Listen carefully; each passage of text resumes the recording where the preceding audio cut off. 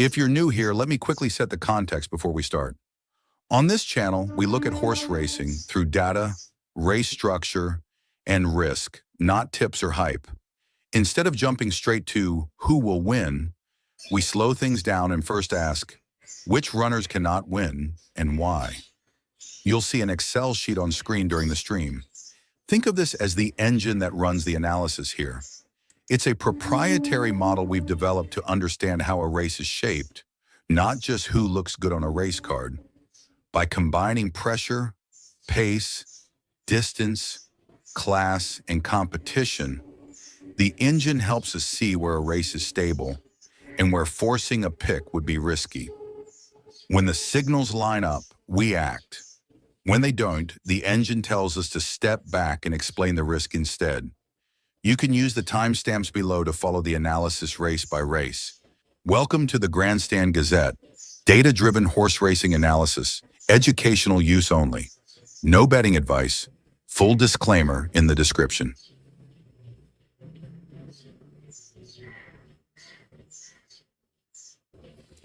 Good morning. Today is 11th of April 2026 and we're going to be doing some analytics today here at Randwick. Now Randwick is hands down one of the top tracks in New South Wales and we have raced here a few times. The ground reading is soft today and the last finishing mile is about 410 meters from the last bend to the finishing post. We have a partial picture here, but that's the last bend, and here is the finishing post. So that's about 410 meters. And now we've got a few very prestigious races today here at Randwick. We will see what we can do here today. Welcome to Grandstand, and we do horse racing analytics, and we do that in two steps. First, we try and identify the best horses through physics, mathematics, a little bit of understanding of horse racing, and once we have identified the best horses, that's when we take a look at the horses at the paddock when we get the live stream from the paddock or the gates. If we find that all the horses that we have chosen are looking good, we wait for the results to validate them. But if we find that there are better horses at the paddock or there are circumstantial changes, we often give it a shout out and highlight those things. So this is the first one today, which is a listed race. 2-year-olds, 1600 meter. We'll take a market snapshot of what's going on.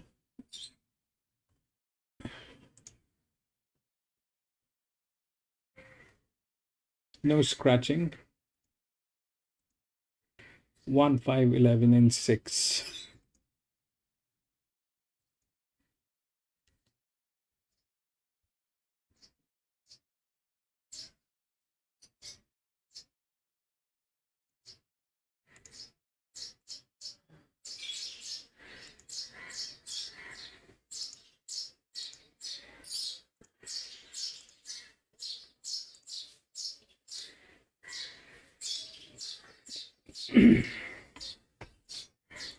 So I'm going to be doing this during the analytics today.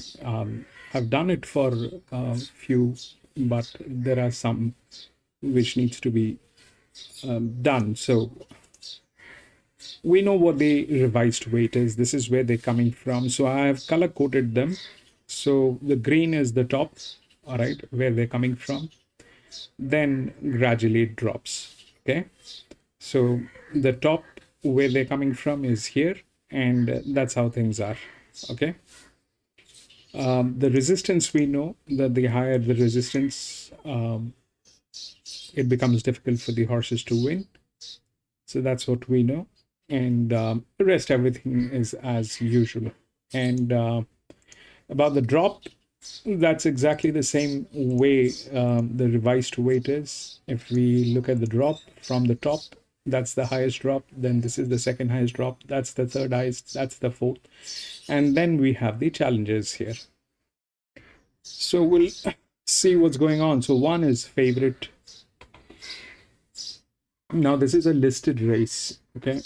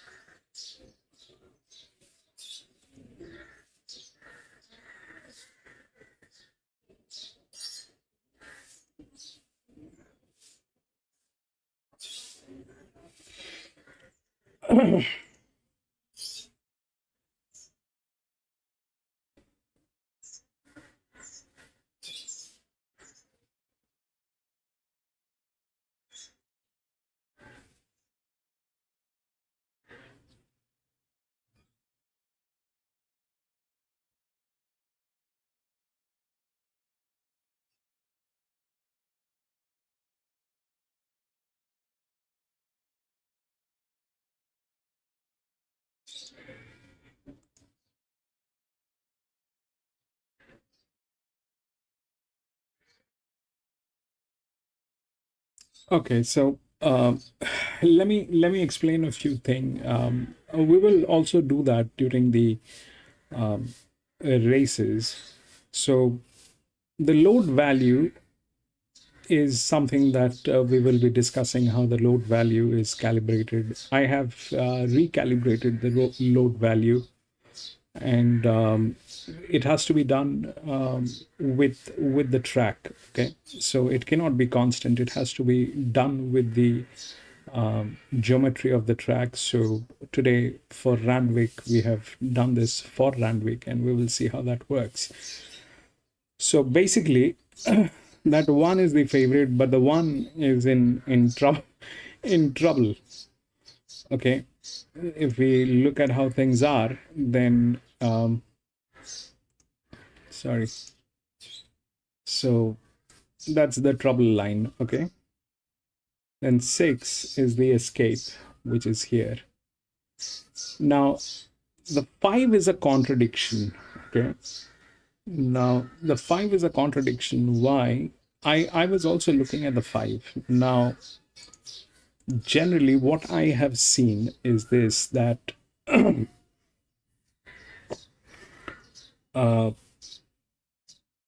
so when you have the challenges, all right, the higher is better. For the challenges, the load value has to be higher. For the drop-in class, it has to be lower. The one which is lower. Okay. So now, if we look at what's going on, so the 1 is definitely in trouble. 6 looks clean as a linear. It doesn't have a problem. So that's what I think it is. Ideally, through the low pressure, it should drop here. The odds are right, about 5. But there's a contradiction here. Why? Because if this is a challenger and the load value drops, we will see how that works. Okay. This is definitely an advantage, but the point is this, that so if we try and understand in simple language, what is a drop-in class? A drop-in class, generally, it should be the non-performing horses. So whatever happened with that horse in the previous race gets a drop-in class in the next. That's ideally is the situation. That's the concept. But there is a problem. The problem is this, that the trainers often downplay. And I mean, that's the only explanation that I could get from the previous races, that the trainers, they do downplay. So what exactly downplaying is? So let's say there are 2 consecutive races, one today and then there is another next week, and the trainer has the horse which he wants to put in the next race. He's actually targeting the next race.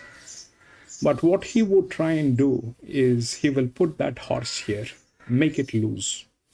What will happen is it'll get a drop-in class. All right. And when it gets a drop-in class, the trainer is fully aware that it is not a drop-in class. It has purposely lost.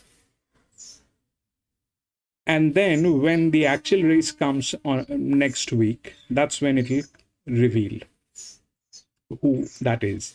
So drop-in class basically is an indication. If it has to be genuine, it'll show an indication that the horse is actually a drop-in class.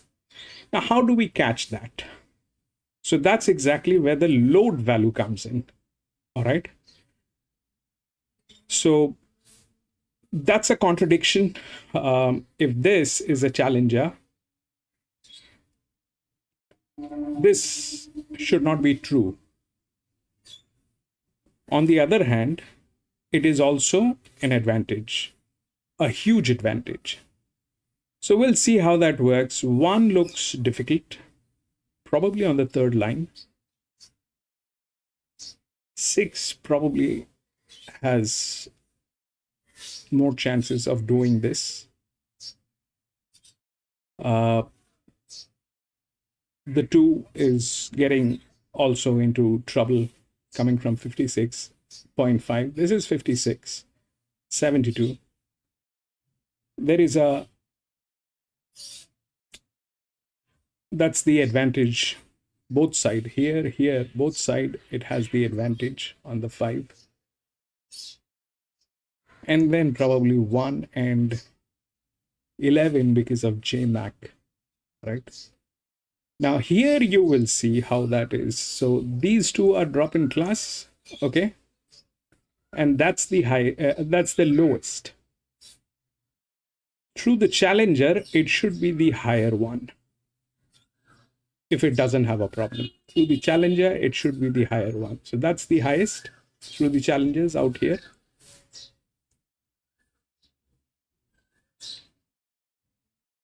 On 56, okay? Here, it is higher, but it gets into trouble. This is higher. This is also getting into trouble. So that's the only safe one, which is here, okay? Ideally, that should be the case. Ideally, that should be the case. We'll see how that works. 6 is clean. 1 is in trouble.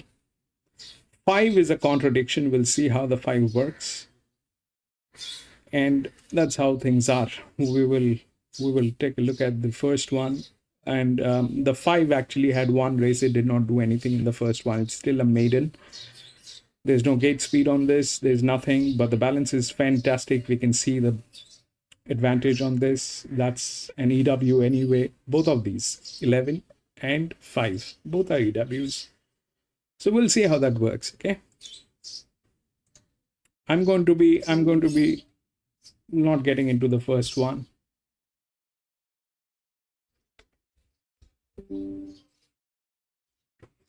Jimmy, welcome back, my friend. Gate, welcome back, my friend. Dows, yes, it's a big day, Dows. Thank you for being here, my friend.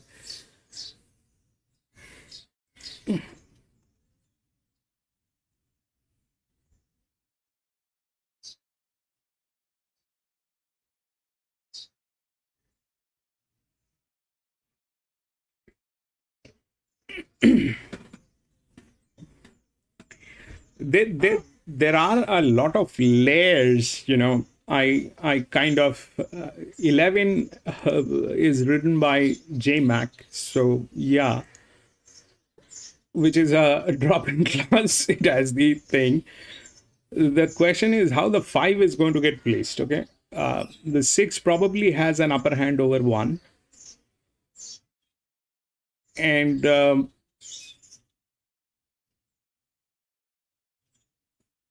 the 5 is the one, you know.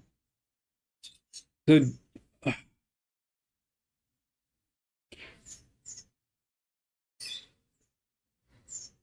we'll see.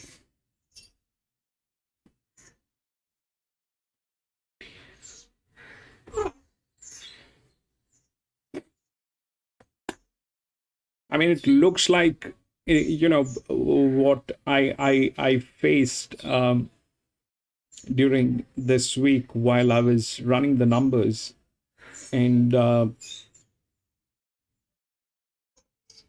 trying to figure out what are we lacking, where we are lacking. So I seriously, I think that we do lack, and you know, where we lack is basically we are looking at it from one perspective, which is from our side. We are looking at, you know, the performing horses, the drop in class, the up in grade, the challengers, the linears, the pressure line, all that is true, okay?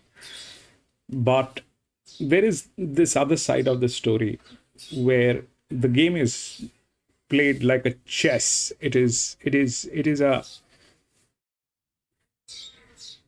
so everybody here, on a horse race, everybody is taking a chance. Now, how they are taking a chance and how we are taking a chance, there's a gap. Especially how the trainers are pushing the horses into the races. For what reason? We can't anticipate all that, but those are the things which are kind of there. Those are there.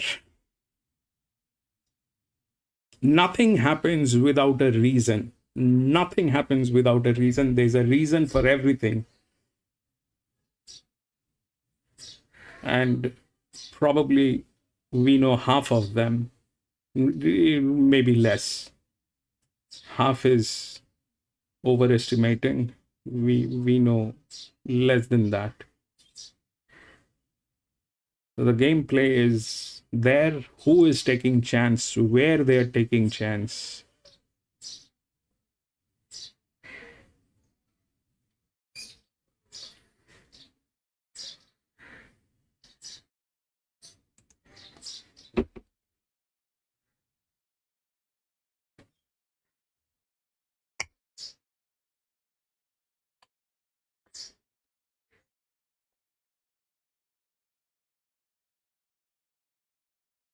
But today there's a whirlpool on most of the races. I think at least 2, 3 of them. There's a whirlpool, so we'll get an idea of what's going on.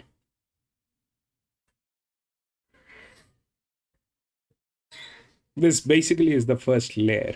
Okay, this basically is the first layer.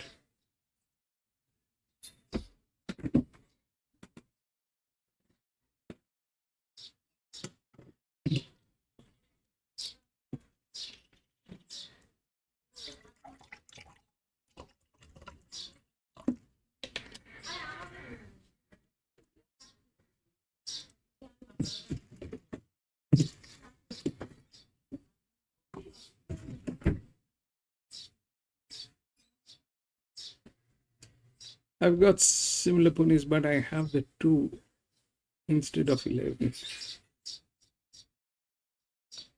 2. The 2 is difficult. I mean, is in a difficult position. It's not very healthy. But we'll see how that works. Okay.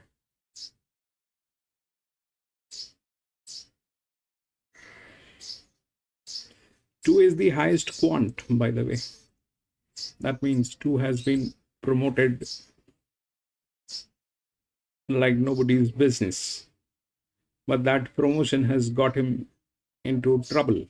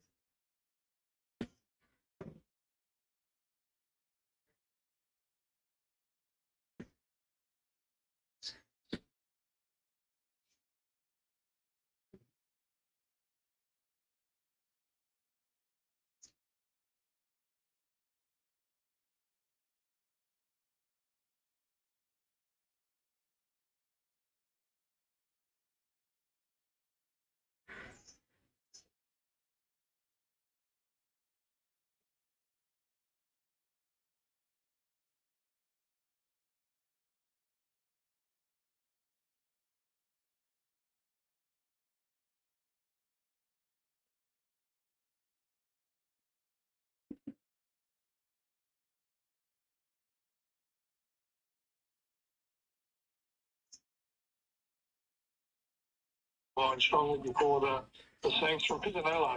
You probably needed a run up clinic. The handles are soft. They'll get sitting on the back half and sweep home. So, not a good race. 11, 2, 9, and 3. The Ilaria Stakes is race number 9. This is over the 1,800 metres, a 3-year-old and a group 3 for the fillies. Favourite is 2 Stung from 360 to 370.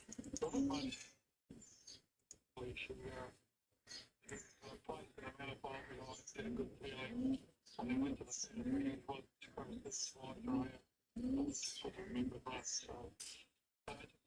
For the 61st up last start, it's possible to start very wide.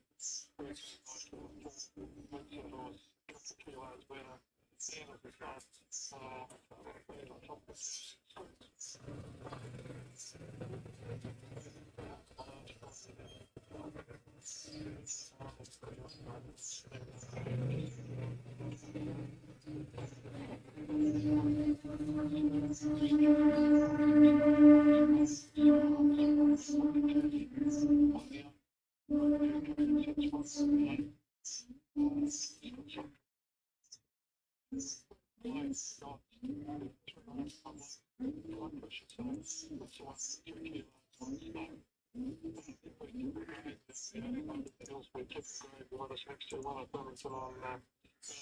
and then one at Sandy and then Classic. So it's going to the before they know it. 6, 2, 3, and 4. And race 10 at Morfordville. This is a handicap. This is the final leg of the quaddy as well as the final race in the program over the 1600. And scandalise the 8 from 290 out to 340, still favourite there. Yeah, it's a competitive race. I went the favourite. It's just like the Autumn Carnival. Fighting second behind Randwick. It's been a big late for us. It's been a good form. Went to Morfordville just left behind and we'll never go to Lewis, welcome back, Lewis.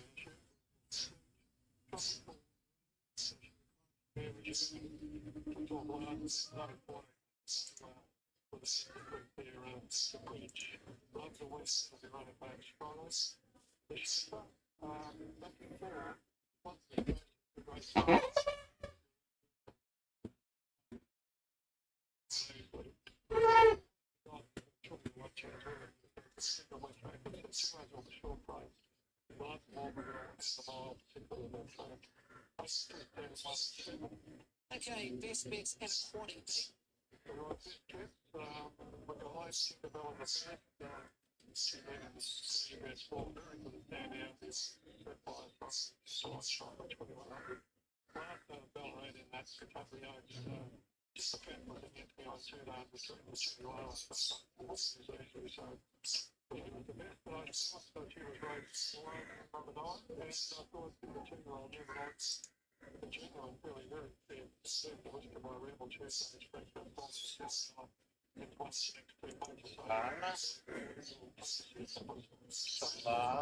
Am I dreaming? Tiger turf.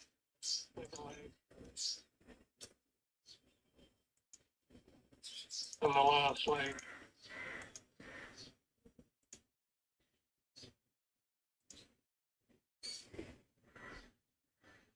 Two-year-olds are behind the starting gates here at the 1600 metres for the opener on day 2 of the championships.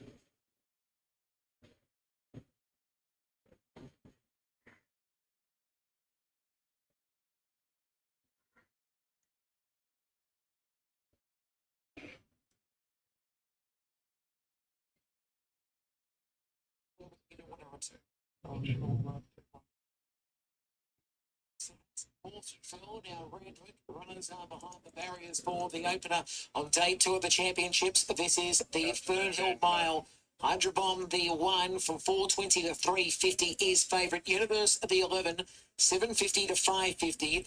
Now we go to the 5 in Stitzer from $6, went to 550, back to 6, and Salan, the 6, 5 to 650. So that's how the market sees this race. Selections here. Corey Brown's got the 8 on top in Sumac.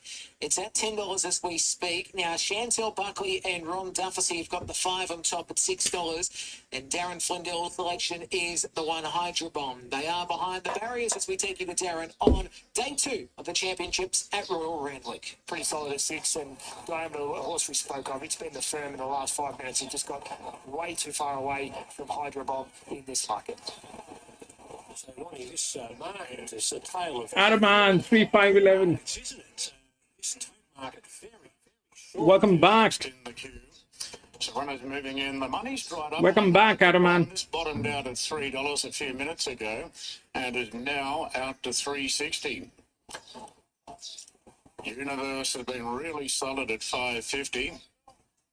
And $6 about Stitzer up to the mile. Universe is moving in, so it's been pretty well supported. It is Hydra Bomb going forward. It was a 2-1 favourite about 8 minutes ago, but out to 3.7, and there's 3 to go in. Sumac, along with Farcolo, and the final stages of loading here for the curtain raiser of day 2 of the championships. Queen Elizabeth Stakes Day with a scratching of Aliana, Autumn Glow, around $1.35 to win the big one today.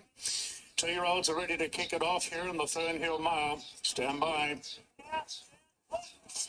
Racing, and the 2-year-olds have jumped in a pretty good line. Don't Look Back was clearly first out. To Dubai We Go is quickly on the scene, and Diameter surging forward. They're followed then by Universe Pretty Handy and Tiger. That was late one. In a more prominent position. Further back to Am I Dreaming together with Hydra Bomb. They're followed further back in the field by Farcolo in a 3-wide position and improving from Salan and Sumac. And Stitzer's ridden Stone Cold last of all. To Dubai We Go leads the way, and Diameter circle the field and goes into a clear second. Don't Look Back in the third. Tiger Turf is now 1 out, 1 back, Farcolo behind. However, in a 3-wide position, followed by Am I Dreaming on the inside there of Universe. Now Hydra Bomb is back 4th last from Sumac, then came Salan. And Stitzer is 2 lengths away at the rear of the field. To Dubai We Go inside the 650, 2 lengths clear from Diameter. Then Don't Look Back, Farcolo starting a run. In advance at Tiger Turf. Now Hydra Bomb gets going, being reined up by Lane as they approach the turn.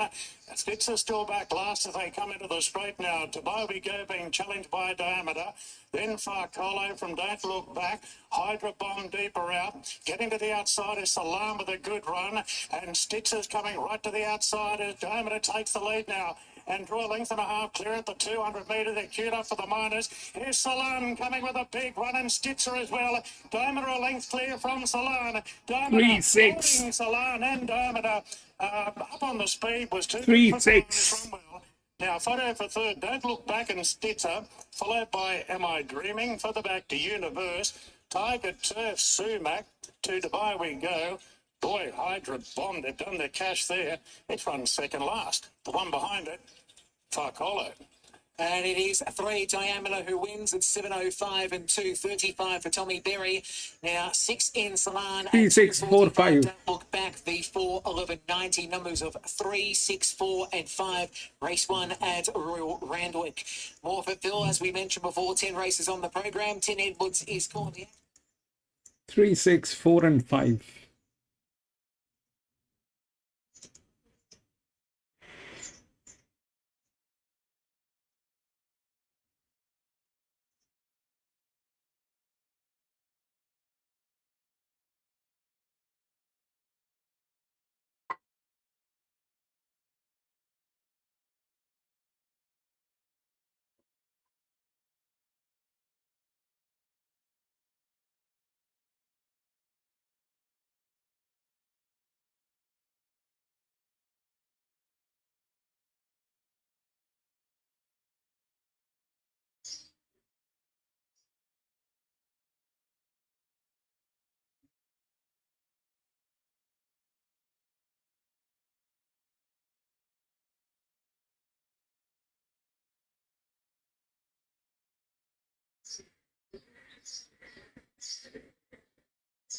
That happened.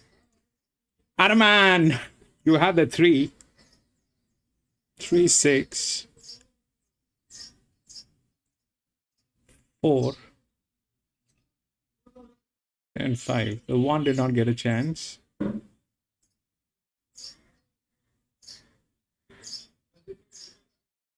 3, 6.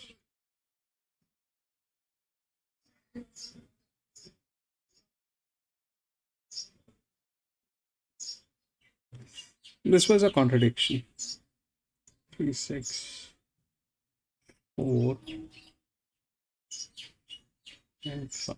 Okay, we'll move on to the next.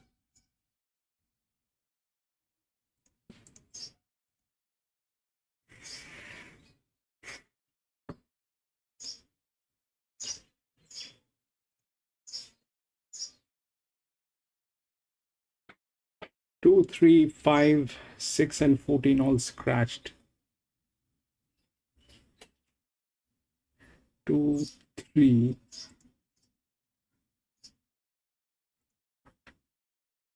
5,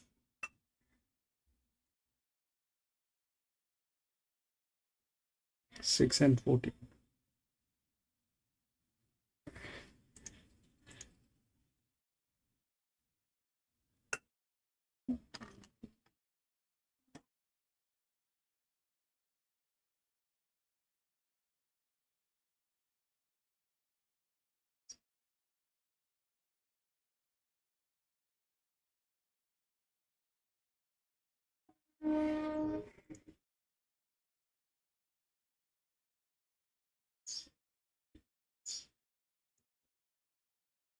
Four, 1, 15, 11.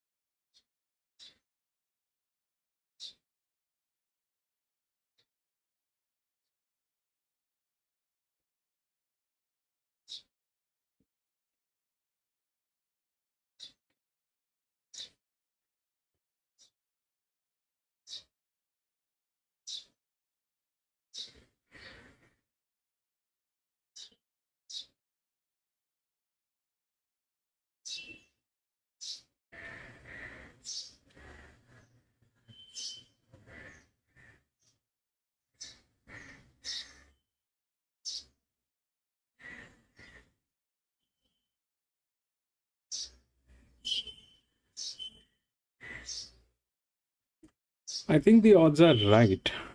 It is, so this is the highest quant, but if you look at what was happening with 2 here, with that quant, it was getting into trouble, okay? That was a lot of trouble. But here, this thing is the highest quant, but it is not getting into trouble.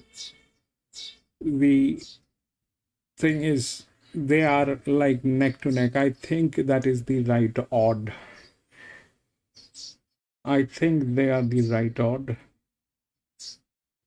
Ideally, ideally, one should win, but it is a neutral. I don't know how that will work, but probably that's that part of the story. Now, there's a so now if we look at the drop-in class, okay, now here are the drop-in class. So out of the drop-in class, this is the lowest load value, but this thing is not doing great. It is not doing great, but it is a 59, which is here. Then it becomes 47. This becomes a trouble without thing. So that's a trouble. Now, if we go down here, then we get this, but that's a 54. There's a, I mean, obviously this one is a better horse, but it is not doing well. And this one, the 8, is a performing horse, but of not the same class, but has the next advantage. Okay. This is not doing well. After that, this is the highest. Let's see how that works. I think I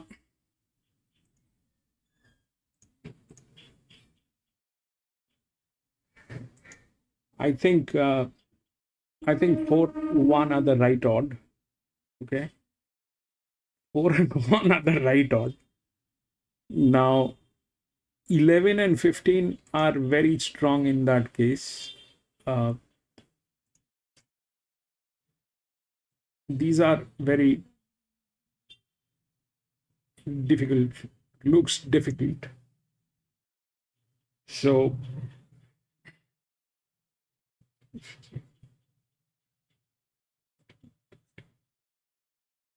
nine, it is here, 9.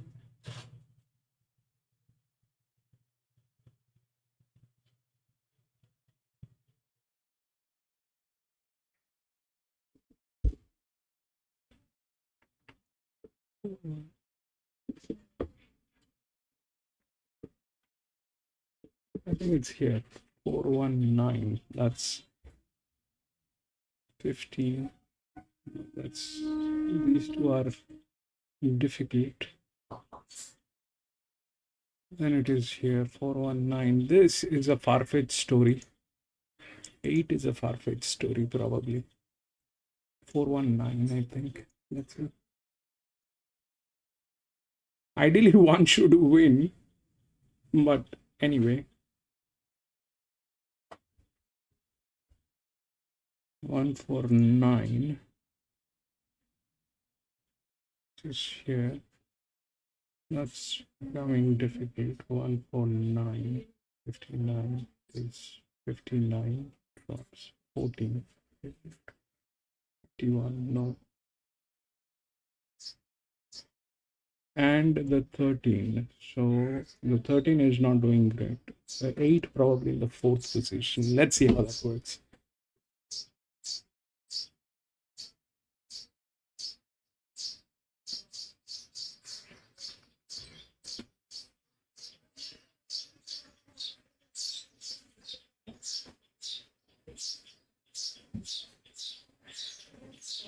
Elena got scratched. Who else got scratched? You're talking about this one.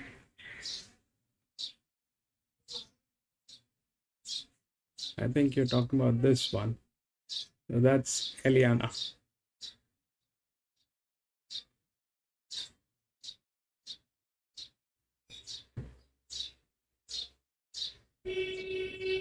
I think it is a good decision. I think it's very difficult to beat that 7. Is the 7 also scratched? I don't know. Let's check 9. No, just Eliana. I think that's a smart move. They did not want to spoil it.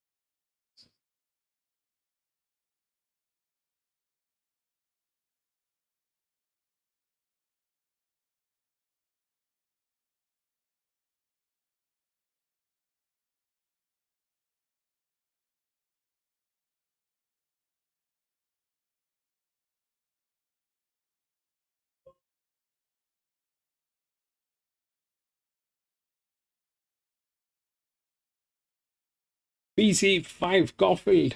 Welcome back, PC.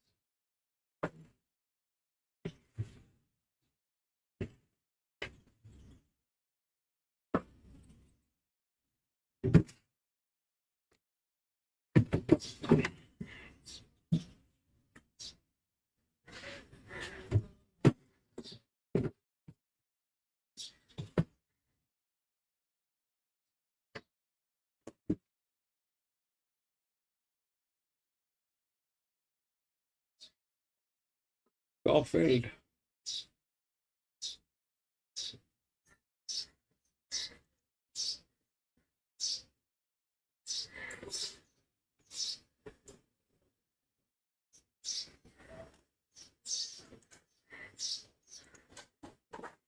So the Thoroughbred Club race day about to get underway here at Caulfield.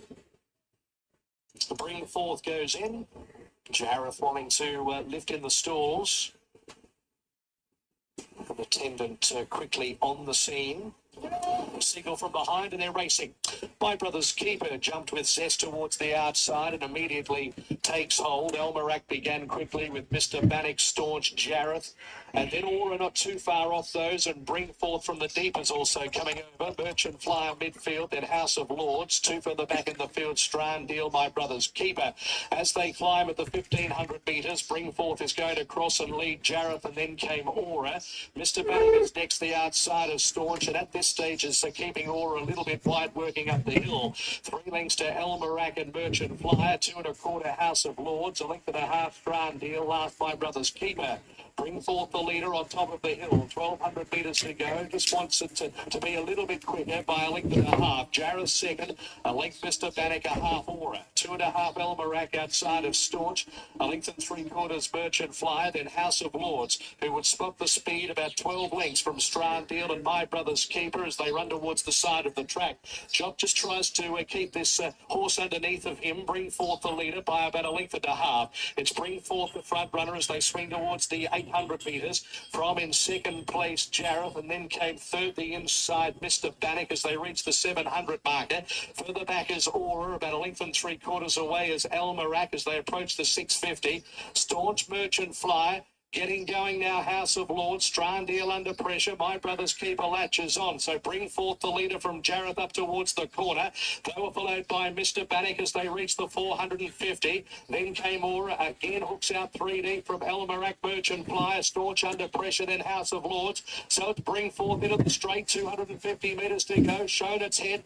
2 lengths Jareth, Aura, Mr. Bannock Merchant Flyer. And then House of Lords down the outside. Bring Forth the leader below the 200 metres. Aura's running a race here on the outside. It's Bring Forth from Aura, Merchant Flyer and My Brother's Keeper. Bring Forth drifting towards the middle but scored. Bring Forth from Aura, Merchant Flyer, My Brother's Keeper, then Jareth. Further back, House of Lords. Next in the field was Elmarac in company then with towards the back Strandale. Then came Mr. Bannock and at the tail of the field was Staunch. Bring Forth the winner. $5 and $2 has led all of the way. Bring Forth the winner at $5 and $2. Molly Burke aboard, so that's another Saturday success for Molly. Of course, coming south for a little bit more of an opportunity and has won here, even though the gelding just wanted to fight Molly a little bit. The gelding by Turn Me Loose has put 2 on end with a win at Morphettville Park, and now here in Melbourne, 2:02.63 the race time, defeating number 13 Aura, Ryan Houston for Team Hawks, and 7 Merchant Flyer, Jason Maskill for Gavin Bedgegood. 4th, number 1, My Brother's Keeper. And number 2 Bring Forth $5 and $2 for Molly Burke in the first at Caulfield. 13 Aura, 7.10, and 7 Merchant Flyer, $2.50.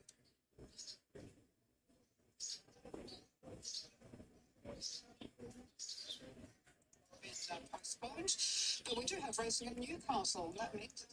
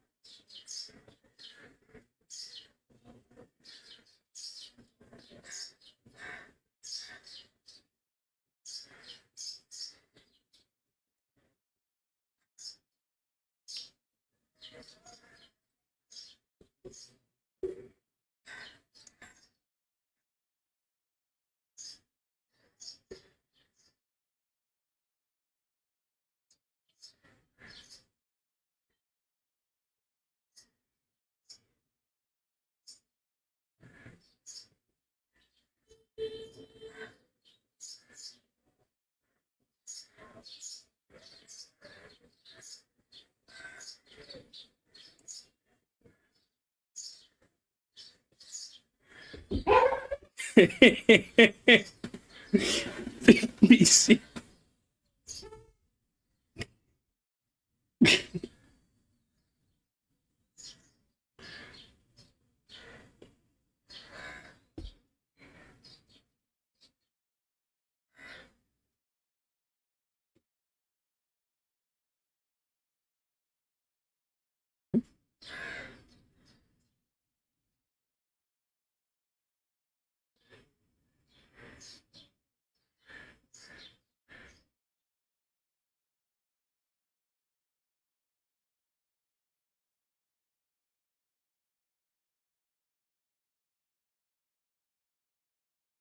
5 minutes to go.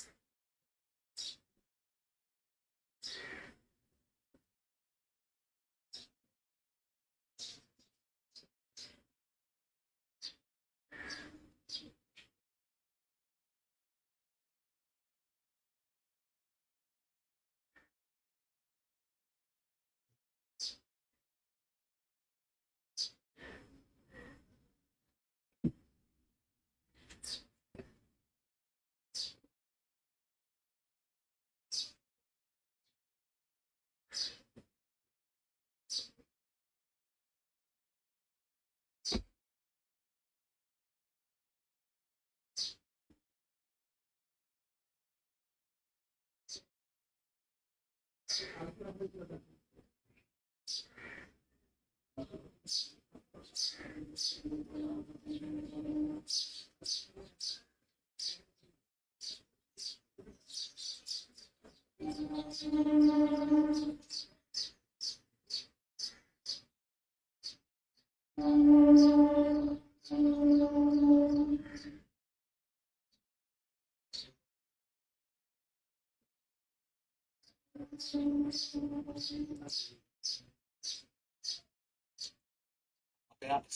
on a good four. The rail is out 9 metres on the course proper here today.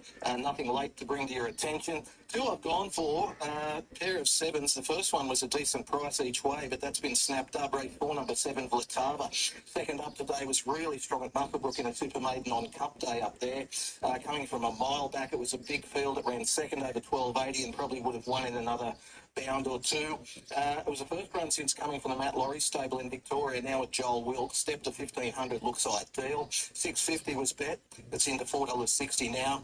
And race 5, number 7, Crappy Kirk. Another one is second up and stepping to 1,500 and getting to the bigger track.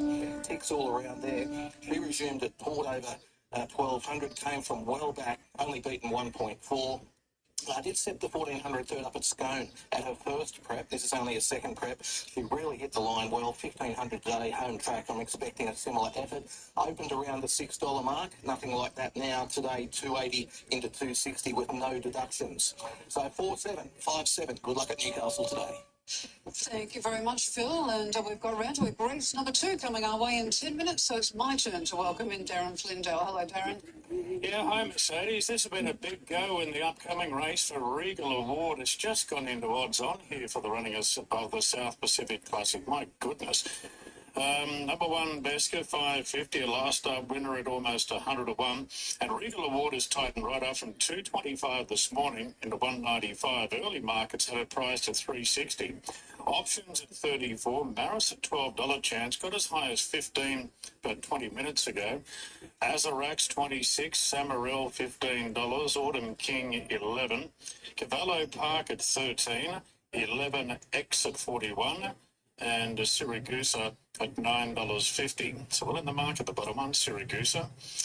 Odds on favourite, Regal Award, $1.95. Race 2 here at Randwick, due at 12. Looking forward to it. Back to you soon, Darren. And Michael Maxworthy and Bernadette Cooper are today at Doomben. Specials, Maxie? I'm going to make it without parallel, and I'll tell you tonight at the 8 and the 250, the value runner, but I really can't see them beating ramping up today in race 2. So you're going to tell me tonight, a winner?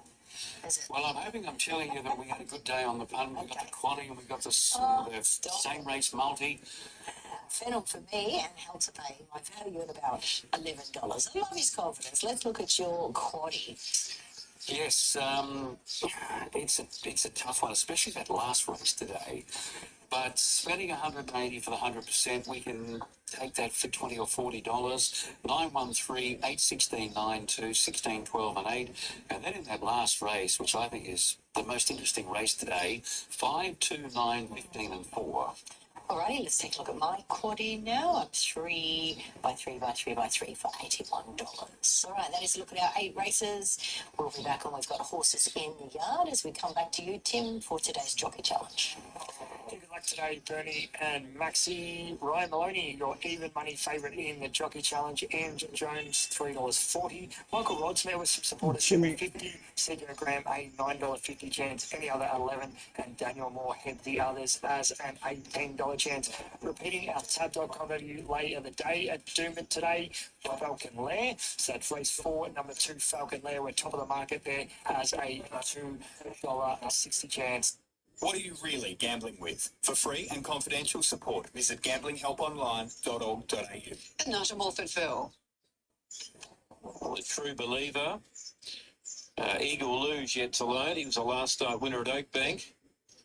And the Highlander's the other one that's yet to go in either. So Empress of the Sun's going up. Here is Lady Thinkerbell taking her position. So they're moving in for race 1, Morfordville. First of 10 races. In South Australia, overcast conditions around 17 degrees here. By Summerville, Regal Award is back in the field. followed then by 11X. It's a bad idea. They're raving that one like nobody's business. Why that monkey is doing that? I don't know. It is. Can you believe that? What he's. By Samarella, the favourite Regal Award is well back in the field. This could have won easily, but now he's raving it. Jesus Christ. By 3 or 4 lengths on Barrett, and then came Cavallo Park. Further back to Azarax on the inside of Samarella, and Regal Award is back on the inside, still about 8 lengths off the lead. Beska coming back to Barrett now, 300 to go. Beska by 2. On Barrett closing in. Further back, Cavallo Park. Regal Award giving away a big start, still 6 off the lead. Beska led by a length on Barrett. She's still coming on the outside. Beska in front of Barrett. Beska trying to fend 1-8. Regal Award late. Beska 1-8-4 12. 1-8-4-12.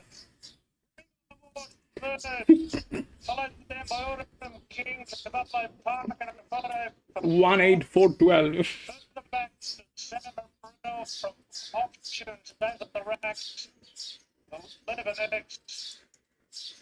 1-8-4-12. 1 8 4 12.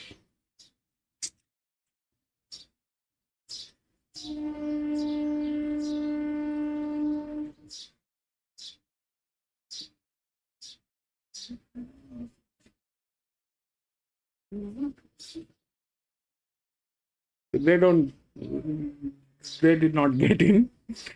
1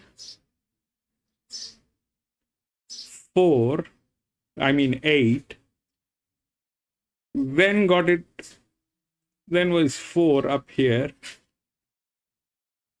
and 12. How the 12 happened and what happened to 9 is I don't know.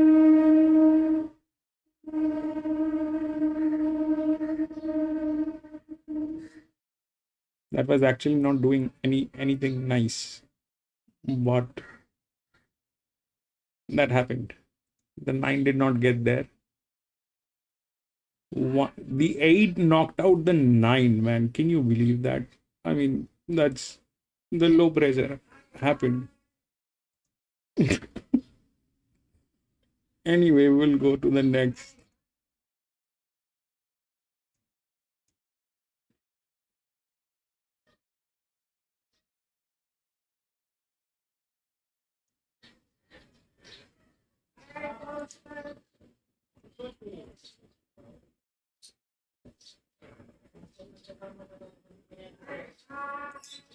Three.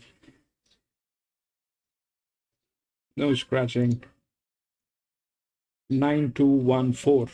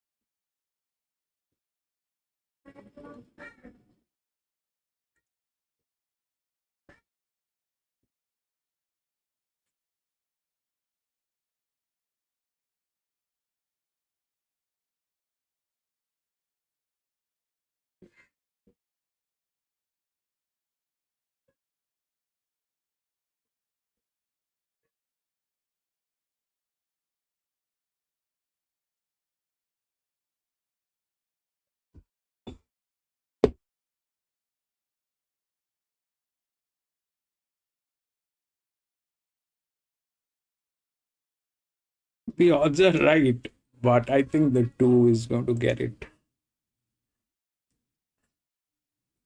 So now this is where it is like we'll be able to compare this once we have the other races. So we don't have the other races to compare this, but right now, if generally, so I have been saying that if they have the same quant, the lower one should win. Okay, that is when they are drop in class. Like for this one here, they have the 4, so that is the that if they have the same quant, they have the drop in class. That's where the 4 stands. Okay, that's where the 4 stands.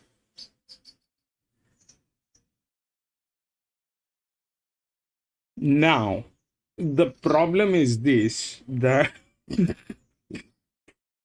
now the problem is this, that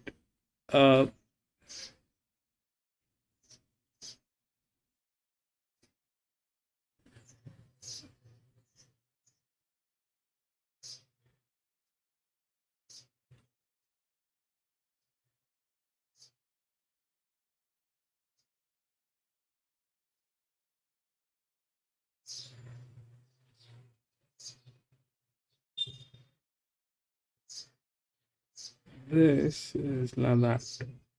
So that 7 is the contradiction, like this one. Okay, the 5, the 7 is the contradiction, so 7 probably is a bad idea, but that's the low pressure.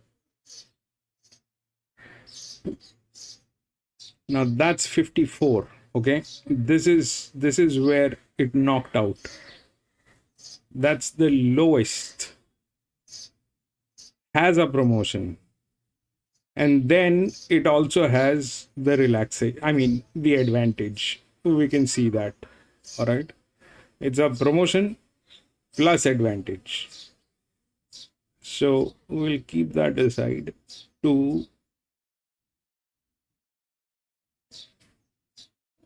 This probably is a bad idea. That is not going to happen. 64.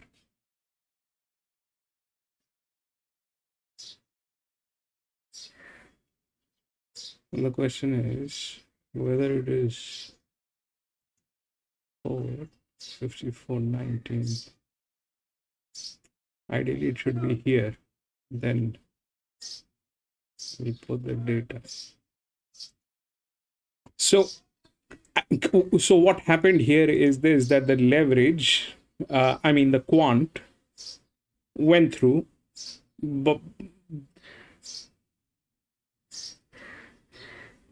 and then came the advantage here, which is something that I did not expect. The thing will happen from that, and it knocked out that 9, which I was hoping, but that happened. I thought the 9 would get in, and then will be the 4, but it just went upside down anyway. So here was the quant. Okay, now here was the quant.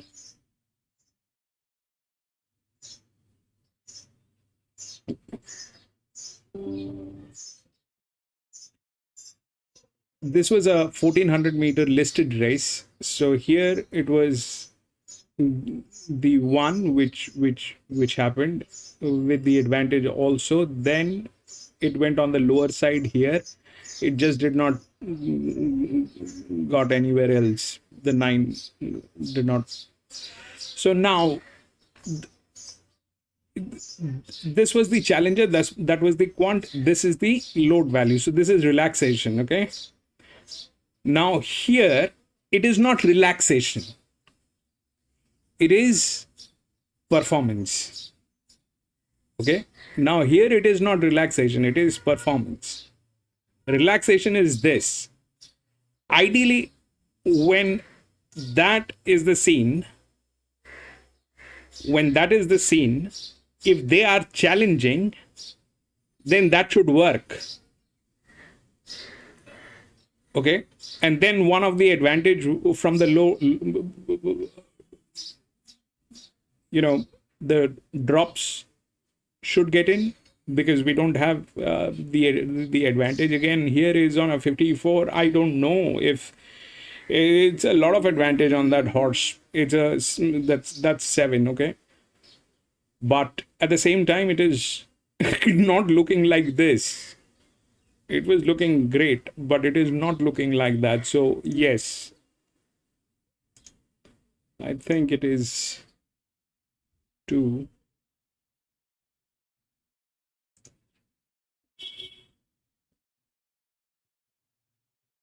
2 will knock. From here it is 4. 9 will have difficulty. So that's a low pressure. Then if the 9 gets in, what's with 3? 3 is on a higher side. 4 is there to tackle.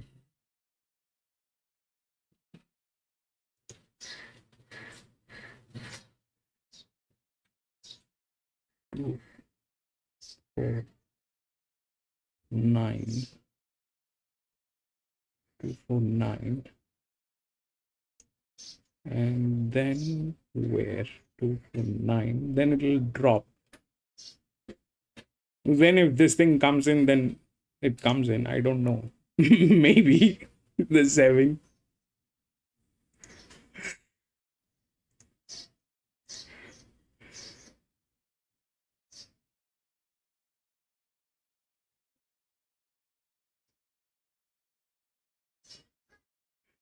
Two coffins.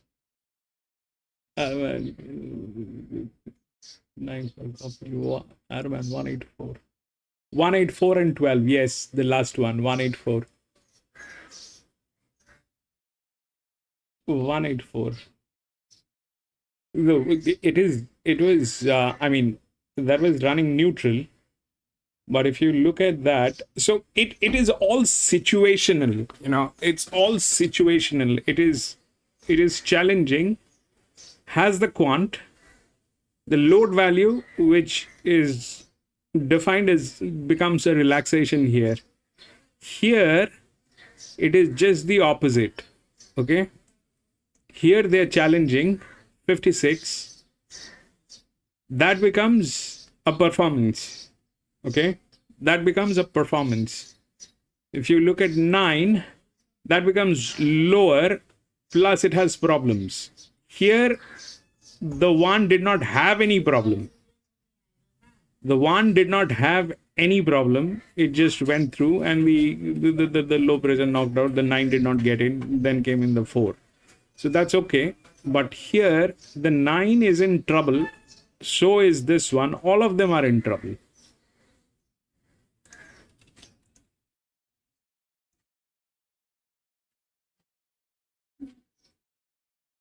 3.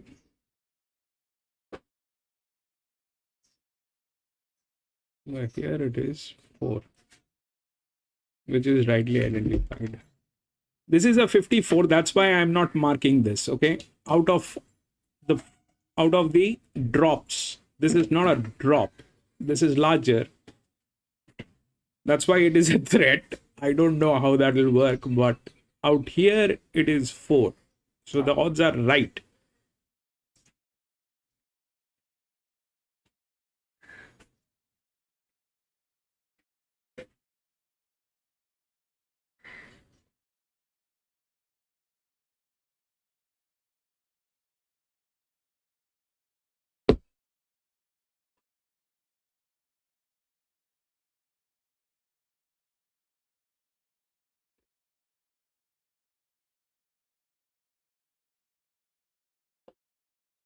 Caulfield.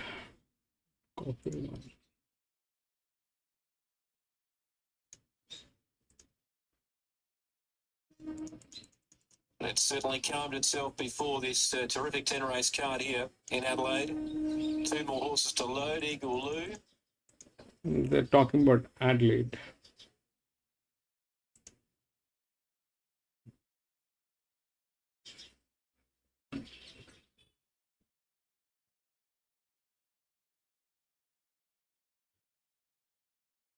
Cover starting to slide into the contest from Everbells, who's 5 off the lead. Shane Braden, Boy Wolfie, and Winsome Star around the turn. Prevailed off the inside running rail. There's a running good enough for Heel Rip on the inside, and they were followed by King to it right down the centre of the track, still prevail. I'll be back from the washroom in a jiffy.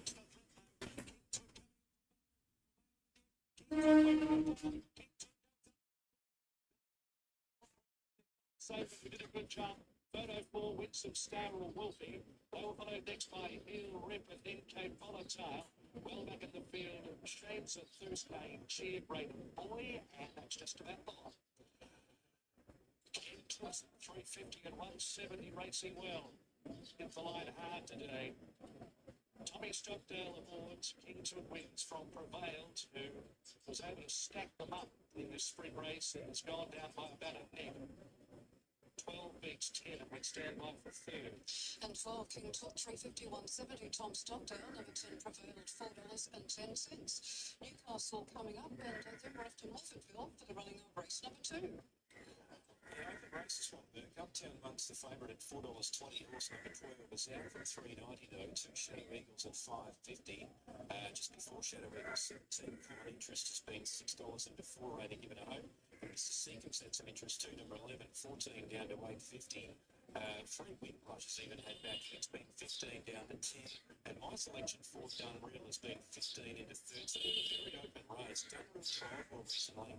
He's only by the race, but he shows a lot of potential done really. So to get back on horse, and I think he'll get enough speed to get the lane. So I was to back in each way done real at a good price on an each way basis. Uptown Monk's the favourite, but continuing to drift. So best back runner is Mr. Seeker. Thanks for heading out. Now, number 8 Shadow of Light mix up top selection here from the yard at Newcastle as they bring them forward. Full number 3 117 to the Lions at Roxon Park. And no racing is on in Rockhampton. They explained that reason. Unfortunately, a sprint lot was left over. We've got one behind for the Kangaroos now as we head to Newcastle for race number 1. Fly's gone in. Come on, Fly goes up into its spot. Landmark Lady being led up now. So Landmark Lady goes in as we welcome everyone into Newcastle this afternoon. 8 events on the card. We're looking at a away maiden over the middle distance. And Shadow of Light. So just getting out late to $3. But we'll jump favourite. 7 rounds.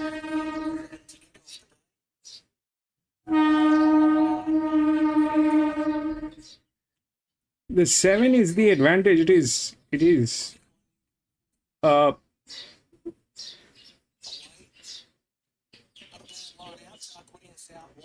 don't think it'll get there. You know what? I don't think it'll get there. I think the odds are right. And I might be wrong, but those things are, if they are present, Dows, you know what kind of a damage they can do. The 7. We just saw that, right, with the 8. That's the damage that it did to 9. I was and 4 both. I mean, look at those horses and look at that. That guy, I mean,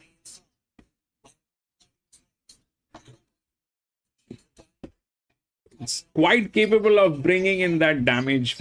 That's the fact, but that's also an opportunity and a risk, both.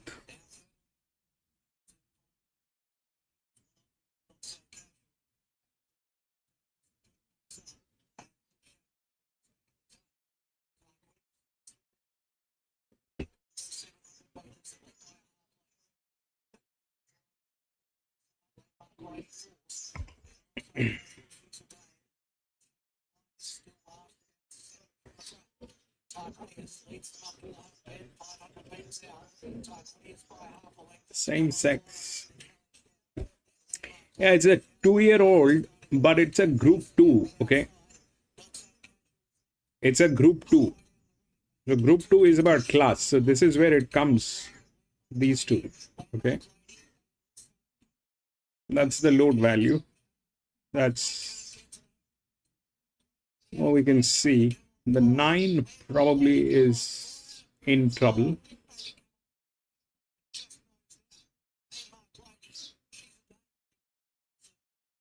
so casual.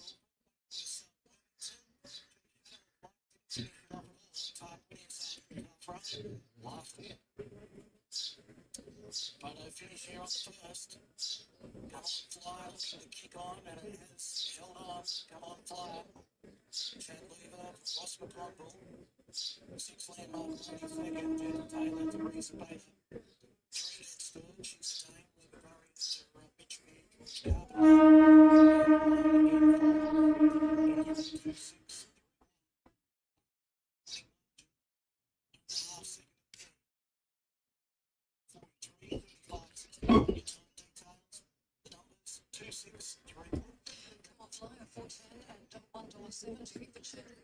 PC boom 12 Caulfield.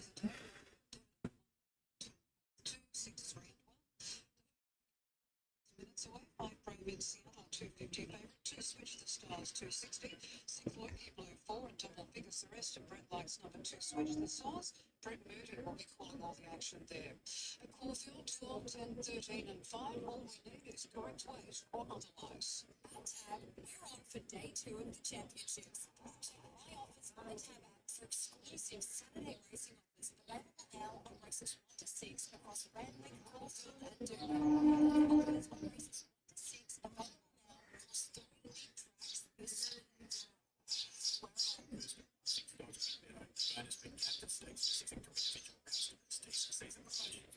Win some, lose more. For free and confidential support, visit gamblinghelponline.org.au. Coverage on the National Racing Service on Sky Sports Radio and Radio Tab. Going towards race number 3 of Randwick now, so let's head there to Darren. The 2-year-old fillies, 1200 the Journey Medicinal is now the race favourite at 390 in from 420 this morning. She's shooting for Adam, man, that is 3 to 3. She's $4.20, was $3.90 earlier today. Lumbini at 17. Screen Icon has been a bit of an inward move. $10 this morning into 9, into 8.50, and now into 7.50. Screen Icon. She's been going well. Kieran Star at $19. Cherry Bombshell at 16. Been at the price all day. Ricini at $9.50. She's extra 15. And Reaching Out, who is the 320 favourite this morning, has eased right out to $4.40. So quite a drift here about the Waterhouse Bot filly. Reaching Out, big drifter out to $4.40.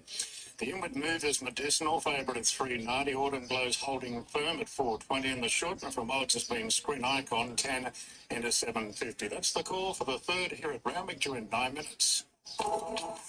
Make the switch ticket.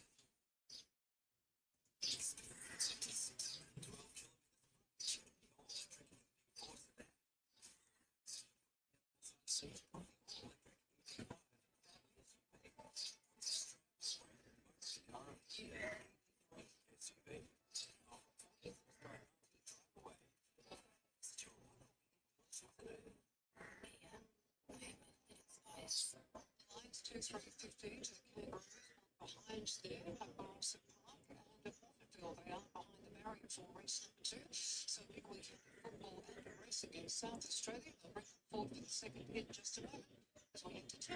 Race number 2. This is the Campline Handicap, 1200 metres. Uptown Monk, the favourite at $3.90. Shadow Eagles have laid backing here, $7.50 down to $5. There's a stack of chances though. It's that type of race. There's been a little bit of interest in Mississippi and drawn barrier 1, 12 into 8.50. Uncommon interest. Down the bottom there, it's been $6.30 solid. There's been Nibbles for Windrush. And Nibbles also for Done Real. Very open race. Taking Omaha the next delivery. And Regal Secret waiting its turn to go in. So with the 4 scratchings, we've got a field of 14 in this. 7, 6, 2, 3. 7, 6.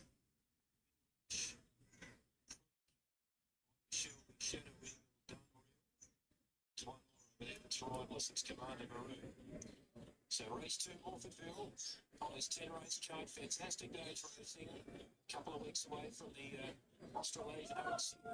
in South Australia to start the carnival, and we've got some great racing here today that leads to those races. Looking forward to the Auraria a bit later on. Riddell, the Urban, they're cracking races as well, as is the Guineas. Fantastic day for racing here today. So Shadow Eagle, one of the better back runners coming in. I'm sure we races to Windrush. Moving in. Windrush goes in. I'm Shelby, Sassy for sure. Creek and Dunn. Johnson had a chance at this until he trialled well recently. And first up for is okay. Daniel Stackhouse brought for the line significant leg two for Dunreal. Well, Sassy for sure coming in. Right, I'm sure he goes in. Little leg three. He's got an outside gate. Sax base running. They're all in the gates. I think Commander Maroon is rider in the gates. Higher. Stand by for a red light for race number two. Just wanting to see the starter. There he is now, so that's looking better. Open betting race. Lights on.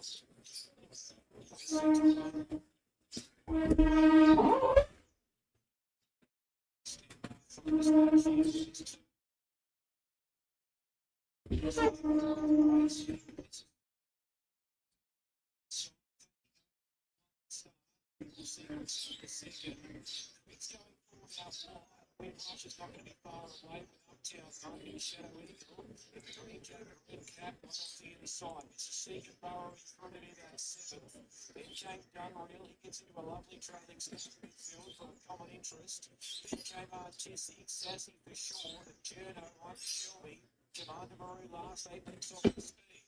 Speed set by taking over half. Eagle second outside the leader and Creek is 3 wide exposed. Uptown knocks on their backs in fourth. Mississippi at the inside.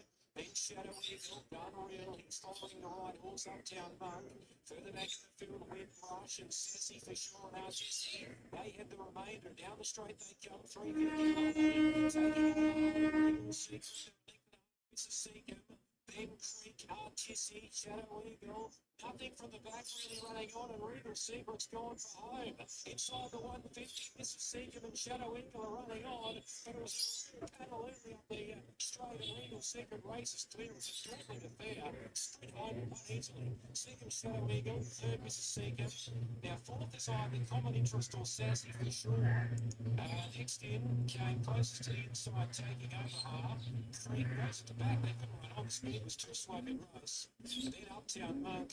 Windrush, Dunreal, and I'm sure we'll be back with those.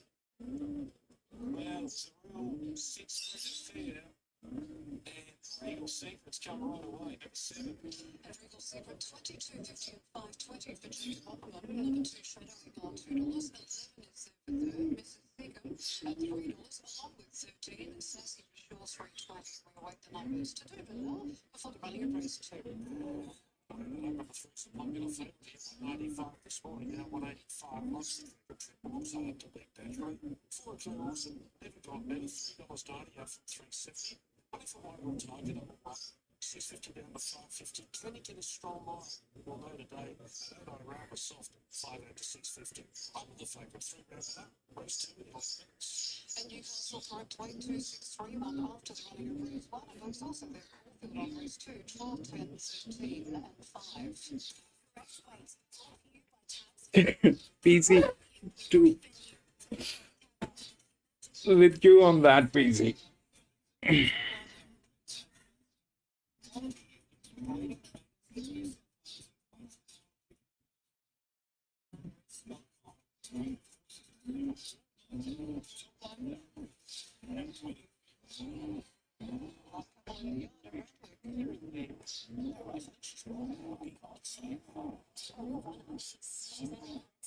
She's very crazy.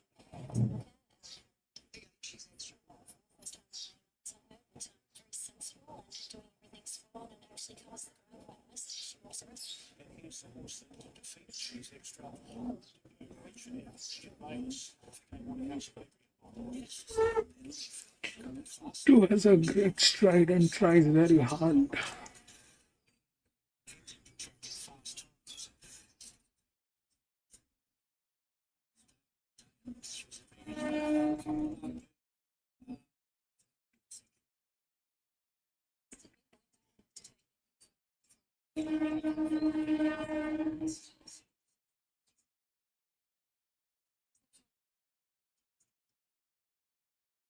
The 4 has tactical advantage, PC. The 4 has tactical advantage over these 3 horses. Okay.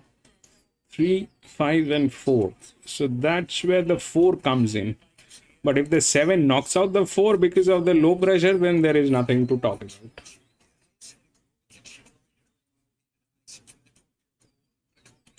The 4 is like that. So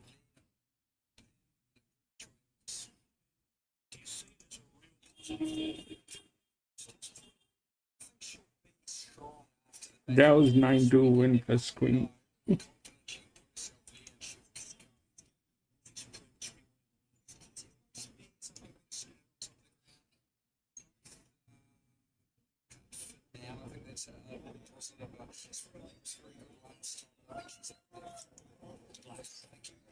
Proprietary had a wonderful Saturday on day one, winning the Derby with green spaces. Okay, here's the Percy sides, Group 2, Chantel and Corey. I'm with Medicinal. I really liked her. First one, I had late eyes on her, but she just paraded so well. She didn't support us at Emas. She had a little bit of a look around when she first got here, which is, first one here. But I just think it matched perfect. She should see outside lead and be very, very hard to beat. Yeah, I didn't mind her actually. I had a really good look at her down the time. So I'm actually going to go Screen Icon, who I think you and I both tipped her last start. She looks like she's been kept up to the mark with that 6-week gap in between. So Medicinal and the Screen Icon from the yard. 2, 4, 6. Looks a good betting race, this. They get into a mark and then with a second rally for the bottom one now. So I'm happy with Medicinal. I hope she gets across, travels sweetly, helps herself conserving energy. And I think she's got a terrific sprint on her. So Tono Glow's the one I think is going to be strong late, along with Screen Icon doing no work from barrier 1. And I'll throw in 6 Cherry Bombs. So 1, 2, 4, 5, 6. And they're bringing them forward. Now, Medicinal, she's shooting for 3 in a row. Jamie Mellon in the saddle and has had a tick-over trial here at Randwick on March 27. Now, Satono Glow has been pretty soft and the betting moves in. Cherry Bombshell goes forward. And Labini, drawn the outside, is the last to move in. So more money for Medicinal. She's the clear favourite now. Medicinal, outright favourite, and there's the light. Ready now on the tab, Percy Sykes. And they're racing, and Screen Icon left well off the inside. The favourite Medicinal, one of the first into stride from She's Extra. Regini bound.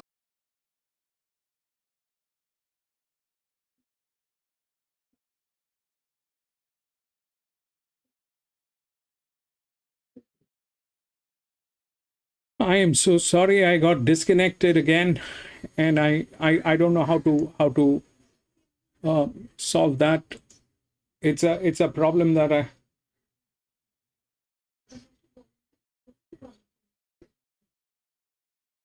Okay, yeah, I got disconnected badly. I got disconnected. Everything just crashed. My systems are not able to handle what's going on anyway. But good thing is we're back anyway. I'll just check what's going on.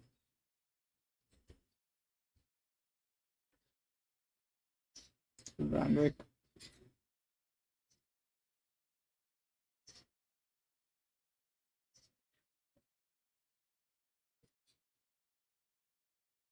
The other 3.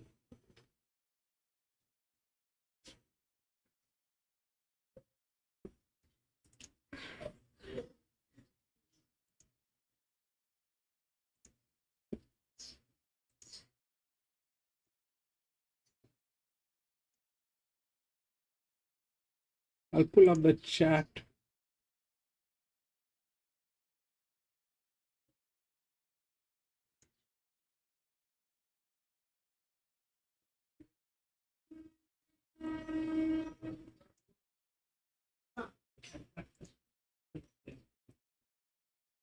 Okay. Jesus Christ, man, I'm sorry for this. I kind of, I don't know how to handle this. Everything just went off. Everything just went off.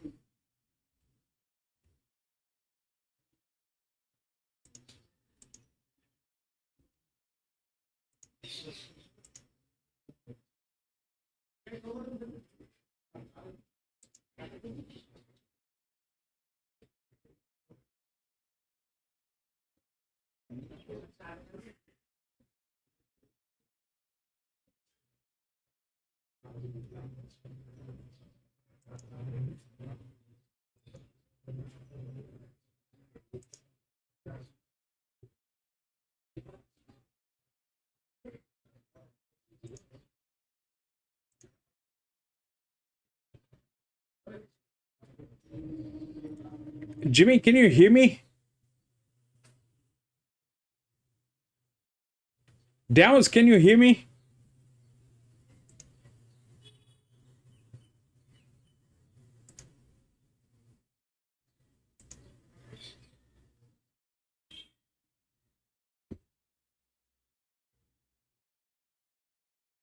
Okay, perfect. Adaman says no.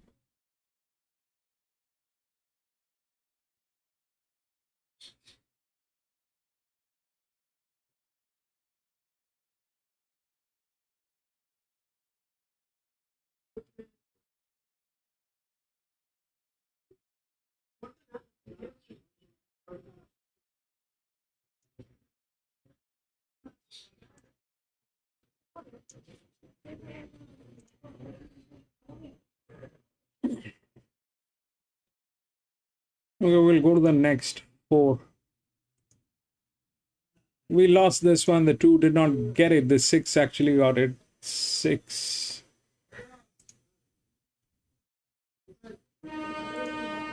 6 1 5 2.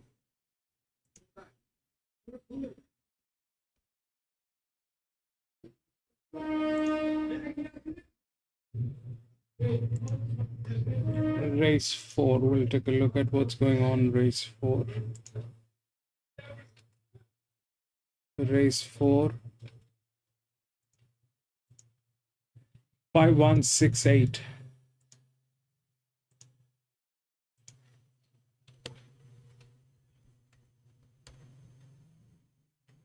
Race 4 5168.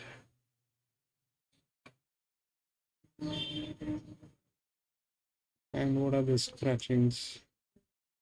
16 and 17 has been scratched.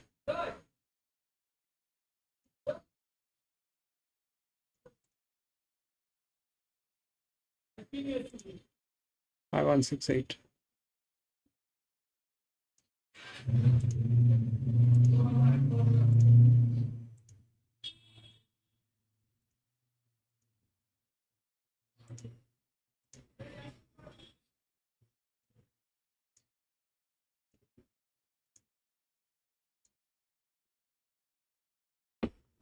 Okay.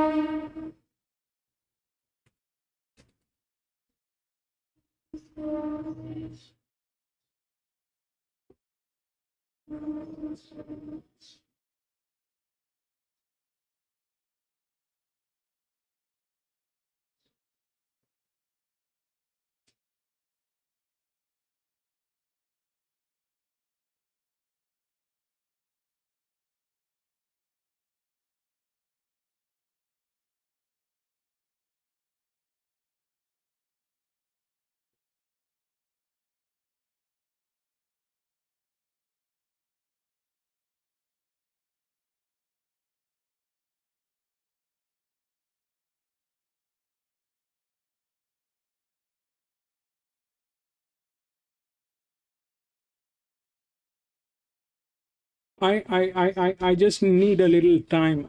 I'm going to put up the poll. I'm going to pass this one.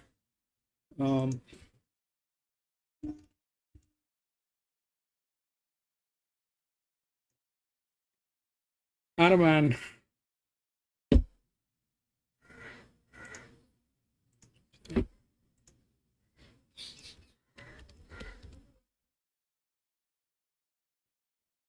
I'll just have to go take a quick look at my servers. I don't know what is going on, but I'm not going to get into this one. The five, I mean, if I don't have the time to do the numberings, and I can't avoid the server room, so I'll just quickly go. I'll pass this one.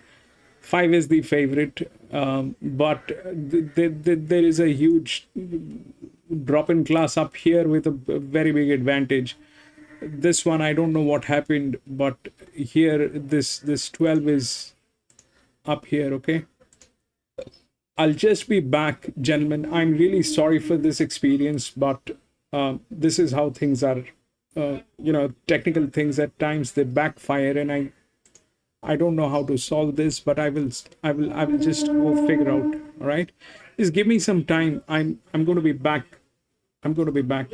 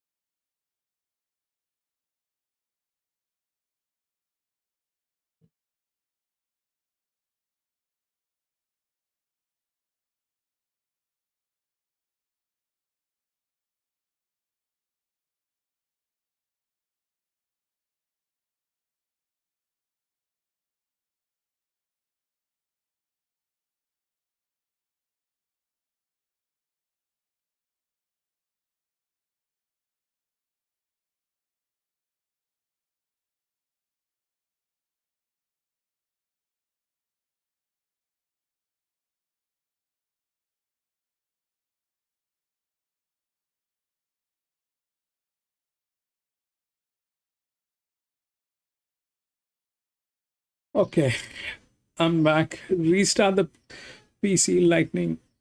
Web Lightning. I hope it was. I wish it was that easy. My PC is least of the problem. The problem is,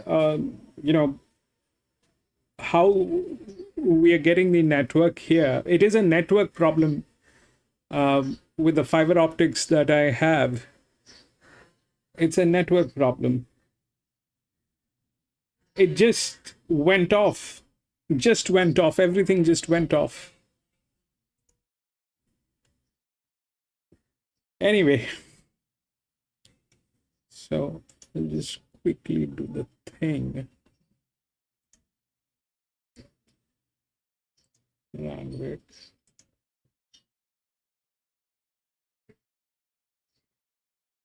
And chat is the RSA. Okay, fair enough. We're good to go. This should not be another problem.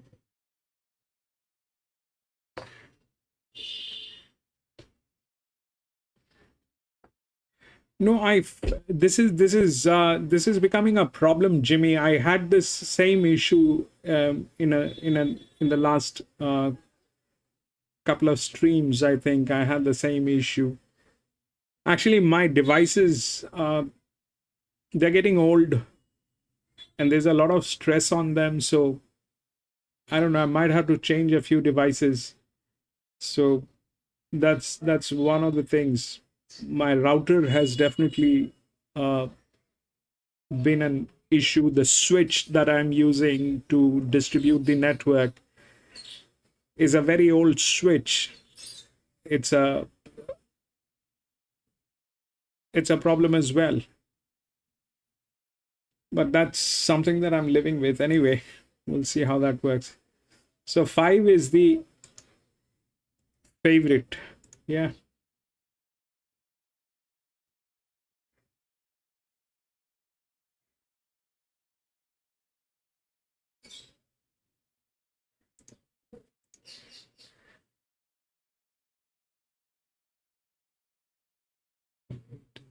Yeah.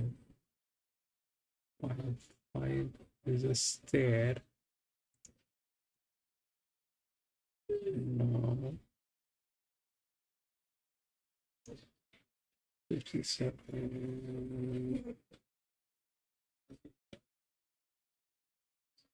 56, 56. The 56. This is workshop.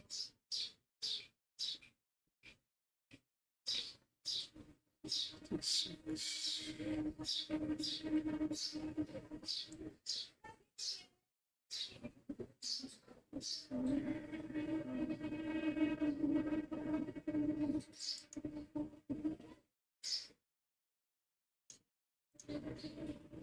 And there's the highest font. And we have the 4 up here, which is like that.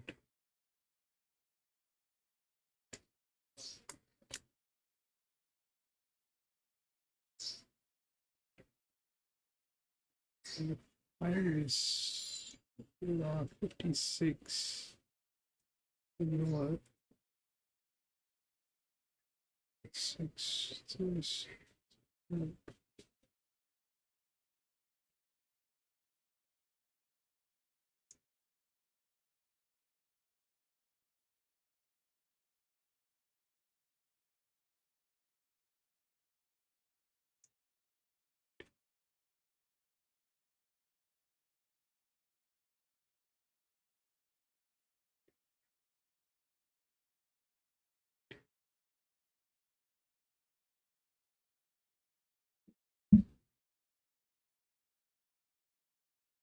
It's I don't know this thing can backfire.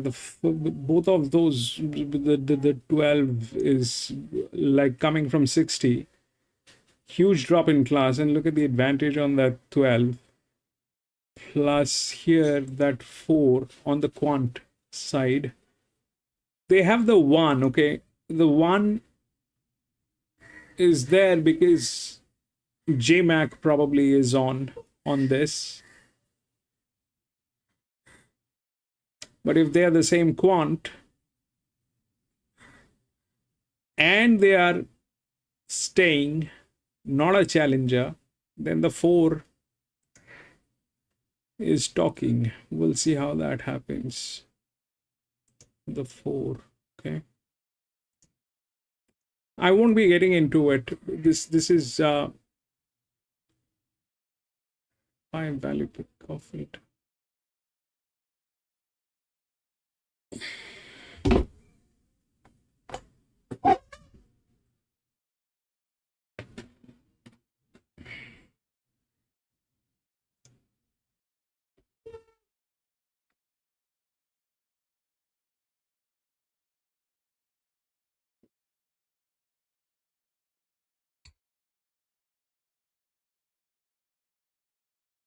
And I'm getting too old for all this thing at the same time giving up. There was a time I could handle this, things going wrong at the same time. Everything going wrong at the same time, I could handle once upon a time. But I'm getting too old for all that. I get very, I don't know, I go blank. I don't know where to look at.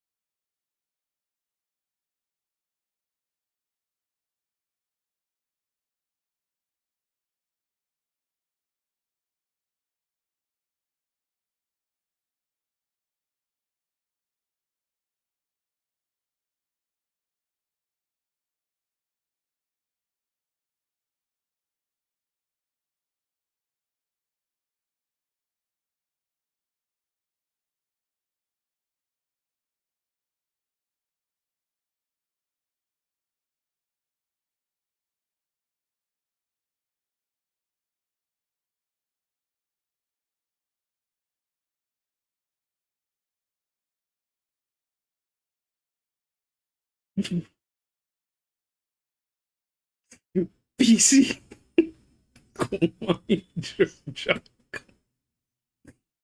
Kuma.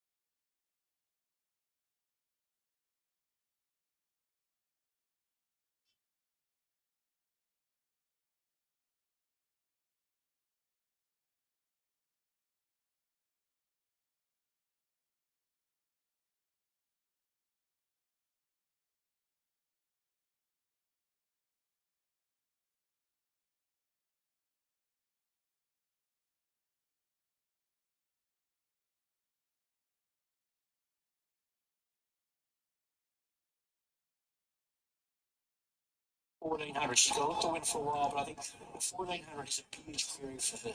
Yeah, she'll be out in the front doing her thing. She'll be on pace. That might suit her with the way some of these races have been run. And the second runner for Damien Lane is Oakfield Sat. And then a roper hit the line nicely first up behind Midnight Opal, but she's genuine, but a sticky draw doesn't help. I love what she did late. She was really attacking the line strong there first time, so that would have just brought her on superbly.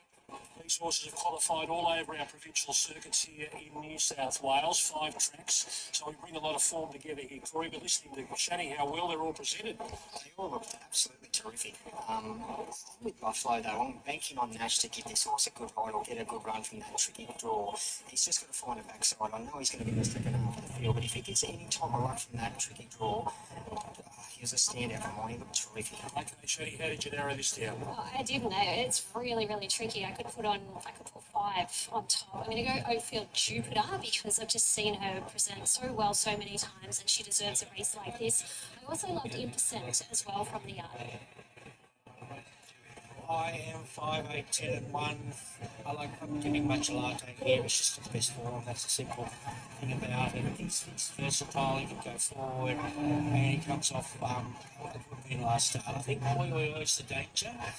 With any luck, just sliding into the right spot here. Oakfield Jupiter, finds a good spot just off the speed here, and should be around the mark. And one Lord of Biscay best next best 5, 8, 10 and 1. That's all heading out there for race number 4, the Provincial Midway Championships final. Luke Marlowe will be along with the call in a moment. At Tab, we're on for day 2 of the championships. Check my offers on the Tab app for exclusive Saturday racing offers available now on races 1 to 6 across Randwick, Caulfield and Dubin. That's offers on races 1 to 6 available now across 3 big tracks this Saturday. Tab, we're on. First on fixed odds win better. The bonus bet capped at stakes specific to individual customers. T's and C's and promotions page. You win some, you lose more. For free and confidential support, visit gamblinghelponline.org.au. Sky Sports Radio and Radio Tab for complete racing and sports coverage of the National Racing Service.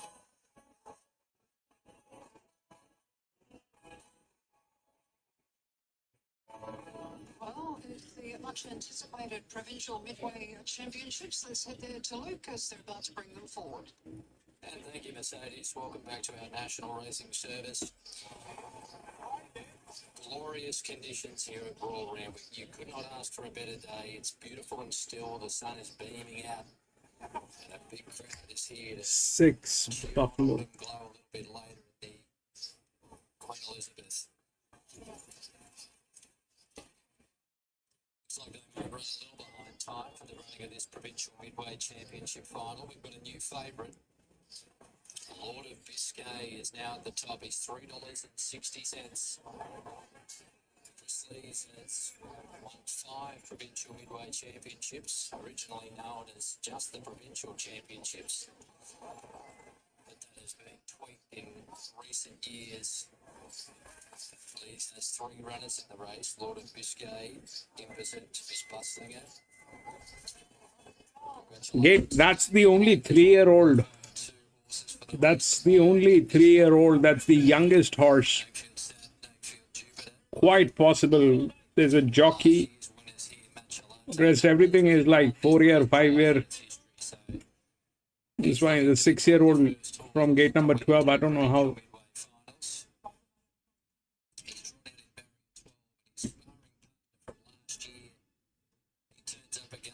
Lord of Biscay, the horse that finished third in the race, is also here. That's Impotent. And she's just gone up for Tyler Schiller.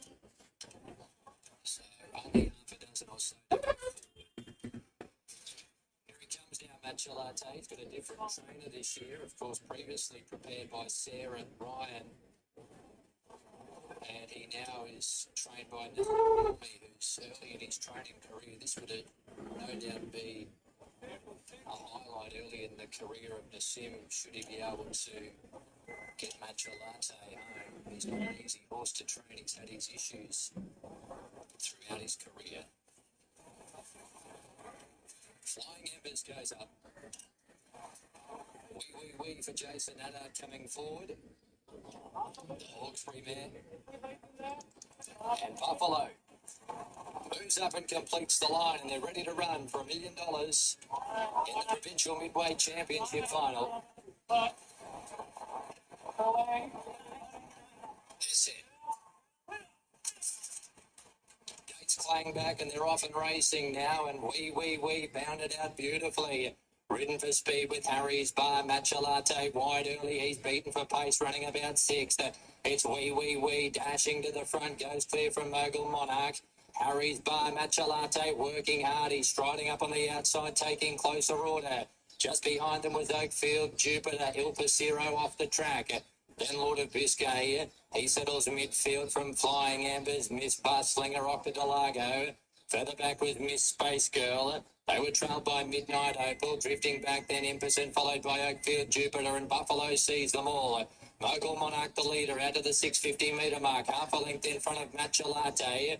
He's up there running second. El Pasiro's 3 wide. Oakfield Jupiter gets a nice run. So does Wee, and Buffalo a bit of cover from the wide draw. He's trying to track up into the race, but he's still last as they track around the home turn. Inside the 400 metres, Mogul Monarch, Machalate, Wee, Oakfield Jupiter held up. Lord of Biscay's going for a tight run and squeezing through. He's starting to run on with Harry's Bar in present. 200 to go. Wee hit the front, but Lord of Biscay is mowing turf. Surges up on the outside and takes the lead. And Lord of Biscay goes one better than last year. Another one for Chris Leith. Lord of Biscay beat the stablemate in present. Photo third. Machalate, Harry's Bar and Buffalo was good from well back. He was just drilled by the draw. Then Oakfield Jupiter, Miss Space Girl, followed by Miss Butslinger. Further back was Wee, Octa Delago. Next in the run, when they pull up, was Mogul Monarch, just ahead of those Midnight Opal, Il Pasiro, Oakfield Saturn and Flying Embers. Lord of Biscay for James McDonald and Chris Lees. They combined a few years ago with Spangler in the same 1-9. He was a grey. But this horse, he's produced a whitewash against his opposition here. The Lord of Biscay dominant this time around. It's a gap job in the Provincial Midway Championships final. And what about the run James McDonald took in the straight? There wasn't a lot of room, but he had the horse to surge through. And Lord of Biscay has race clear to be an emphatic winner of the Provincial Midway Championship final. 1, 9, 5 and 6 are the numbers in 121.62. Last 634.47. So that's number 6, I think, for Chris Lees. He's had a really good time of it in this race. 1-9.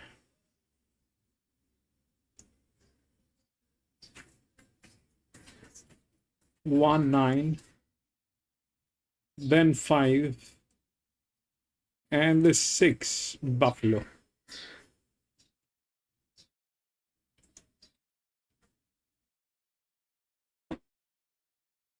I think they don't have one. Here it got 191. So 1.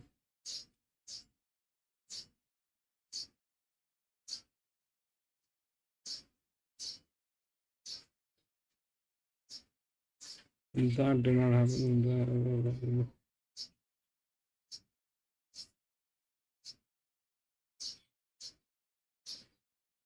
One.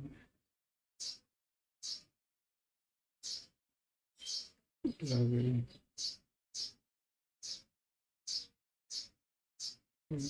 57. There's not a formula.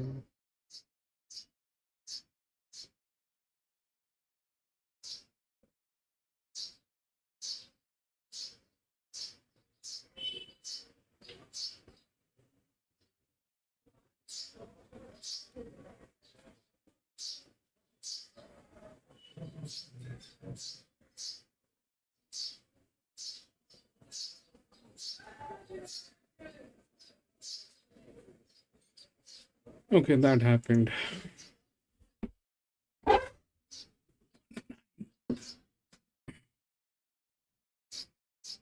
Go to the next. We'll see what happens here.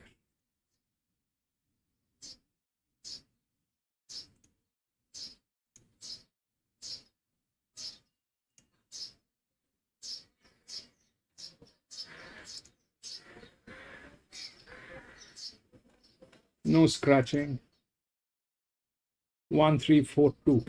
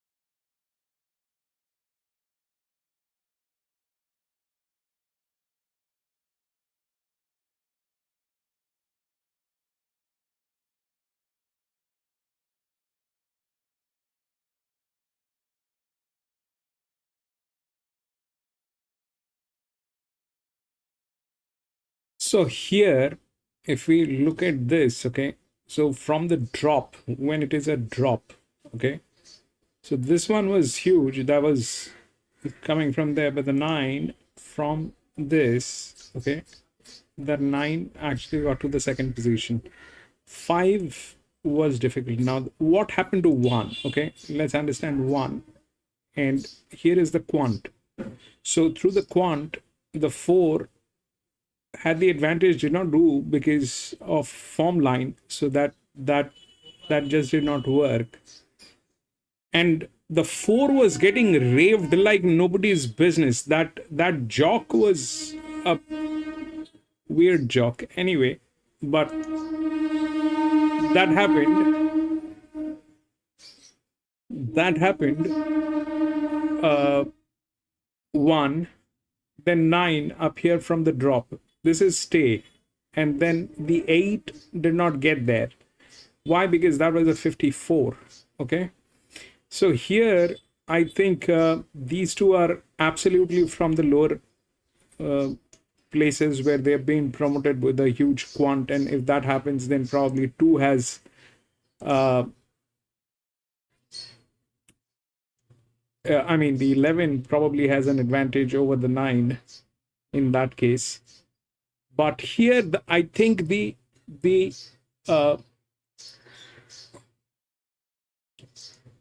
that is a 55. That's good. Which is out of these two. I mean, if they're challenges, then. But this one probably is a bad idea.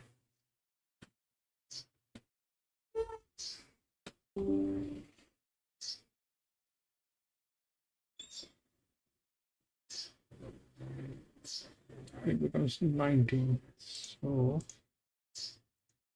6.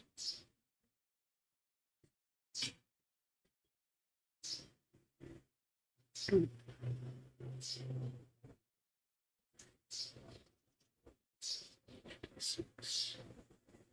6. 6.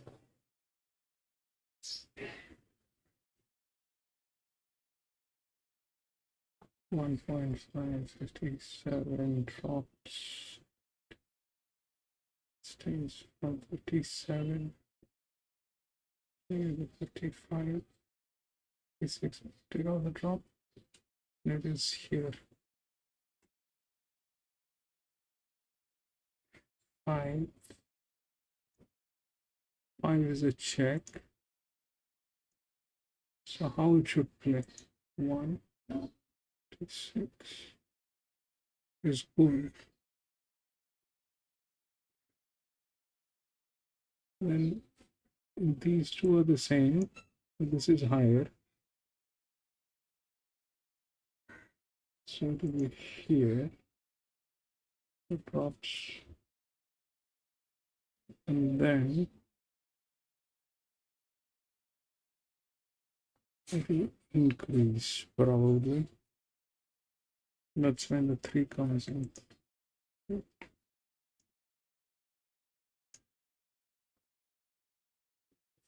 1 times 3. 153. It is here 4. That's 3. That probably it's not a thing. Then 2. 4 through 2. Or it drops below here.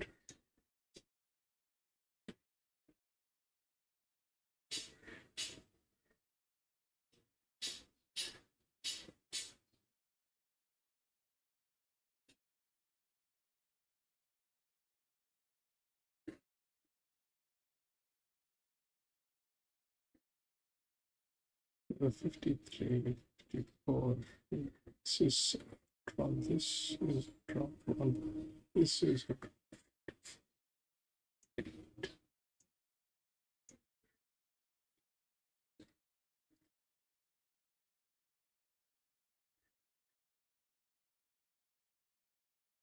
57, 53,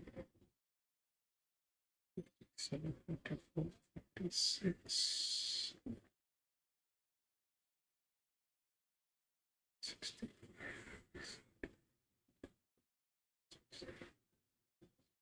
Bad state, but we'll see.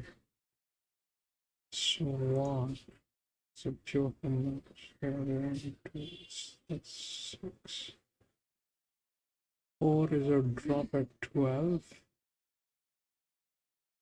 At 57 and 57. This one is with huge advantage. So that's a 57.5. This is a 57.5. If this is here, then this is here. That's why the 4 is being challenged by the 8. All right. And out here, the 5 is being challenged by the 2. I mean, the 2 is being challenged by the 5. Now, what happens to 3? 3 probably is on the third line. So 1, 5, 3. And if the 4 gets knocked out by 8,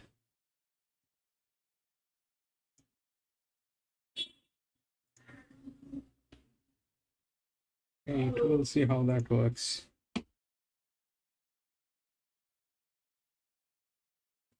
$13 don't bank.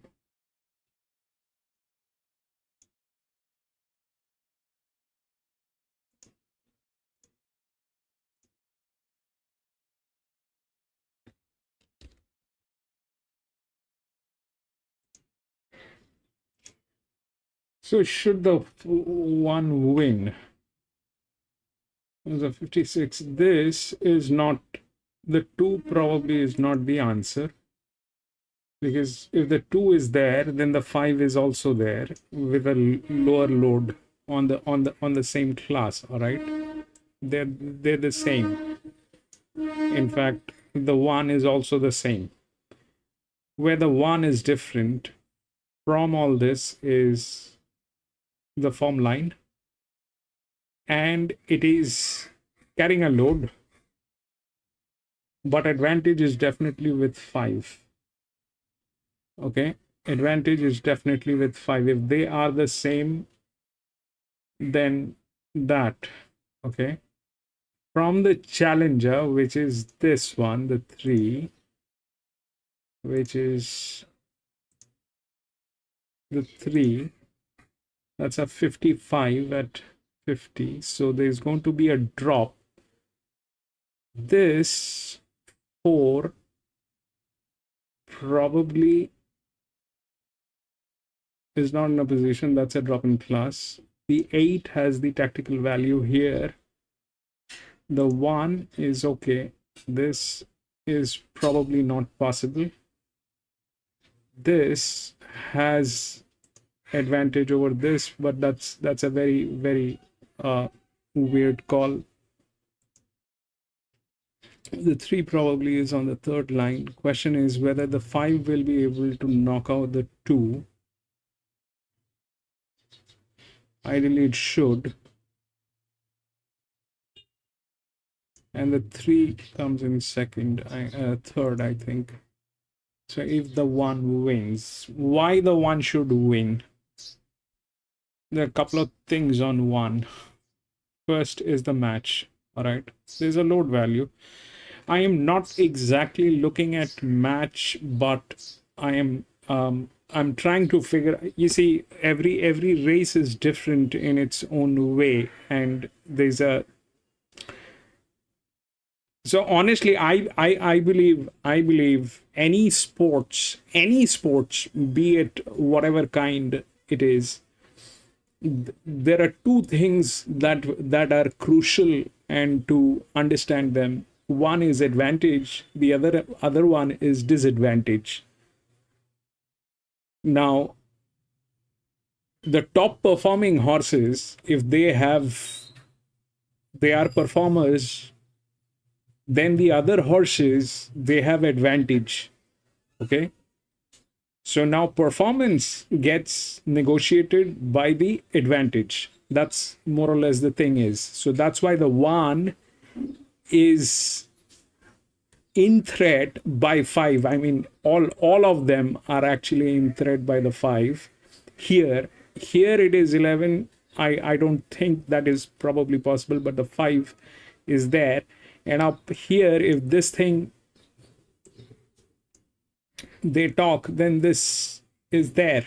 Okay, so we'll see how that works. I kind of think one ideally should win. 56, if that's that, then this will be the low.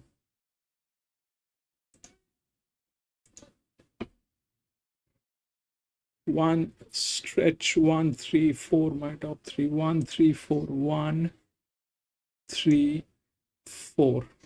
Okay, 1 3 4. We'll see.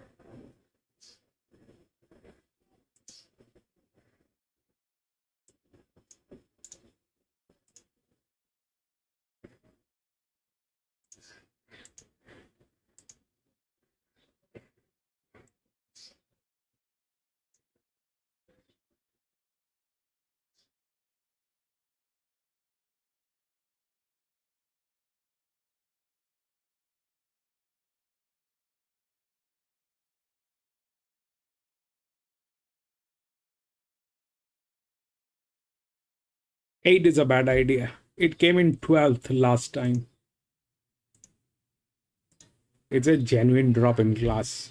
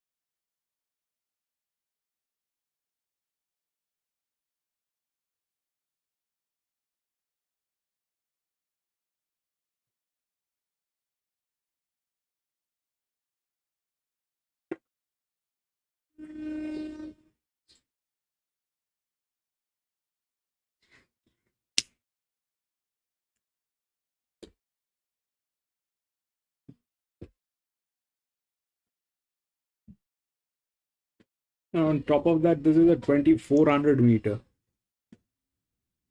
Jesus Christ, man.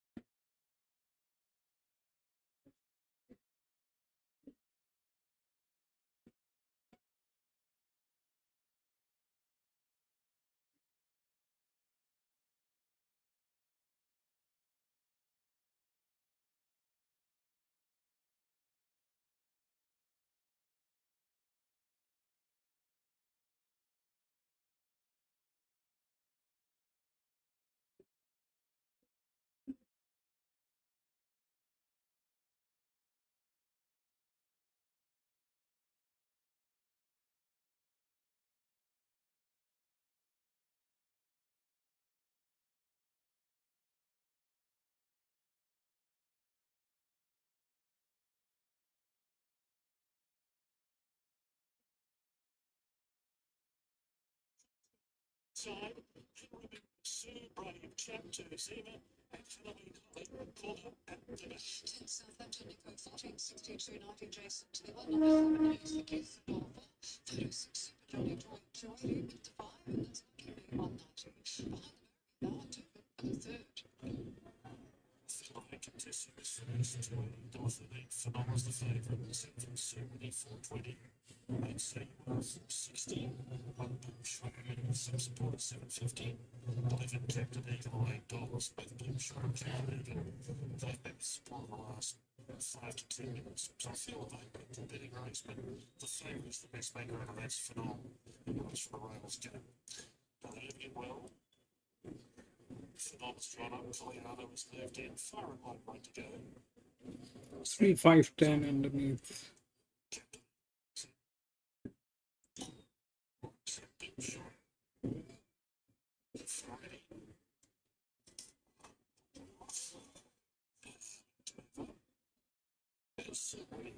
Right on the market, the last one to go. Deep shot goes up. Just about ready to go. This one comes up so much. They're ready to be dispatched. So, I just switch on the red line to think for not waiting for the rails gate. Well back favourite as well. All in set. Jumping up the start for Noel.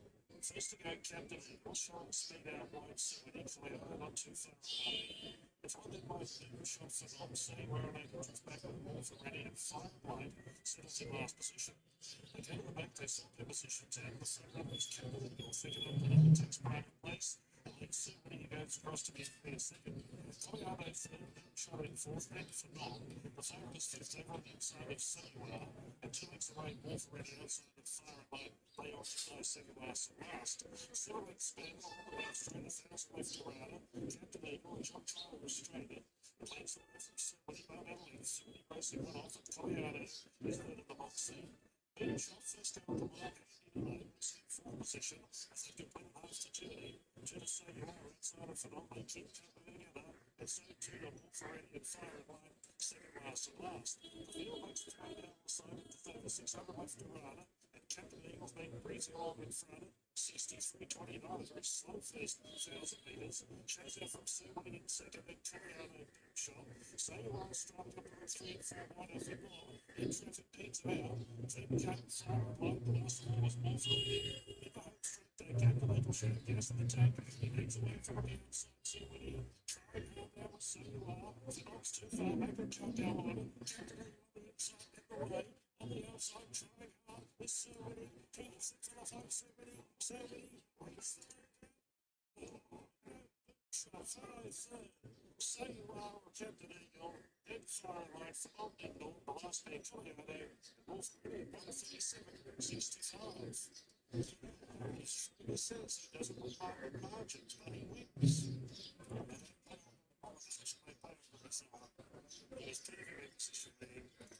He was showing $8. Let's see what he brings on. So you are strong for Captain Eagle leader. This is the top 3 and 4. Just in the 5s and all the spots around the 10.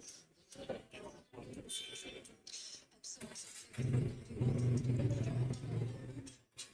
So you are $1.36.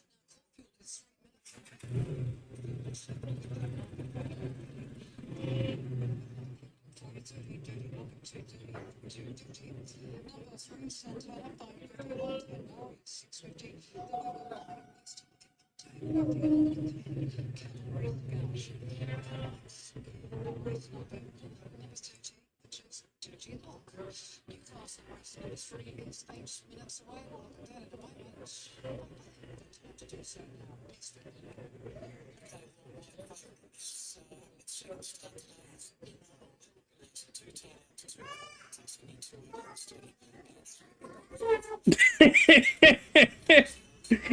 Jimmy, come on.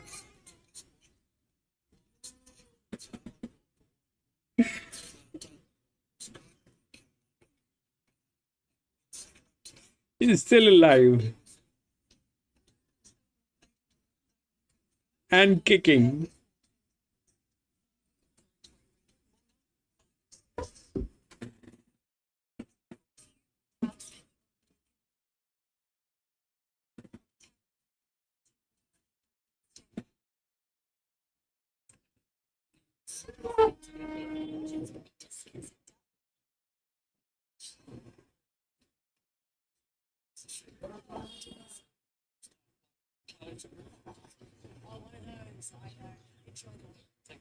Right, excellent job. Well done, Ed. Thank you. I was in love with the horse. Never winning by much, but he knows he's only sort of got to win by a little bit and still get the win. Possibly runs further too. Yeah, for sure. He's so relaxed. So I think he'll keep on setting him up and trip, and he'll still do his best out there. Well done. Thank you. There's she. They're behind the barrier now at Caulfield, and they're also behind the barrier at Goulburn if you're having a bet there. And if they clash, we'll just bring you the result. As we've got Newcastle race 3 coming up in 6 minutes, and then we're back to Morfordville for the running of race number 4. Your electric kicker.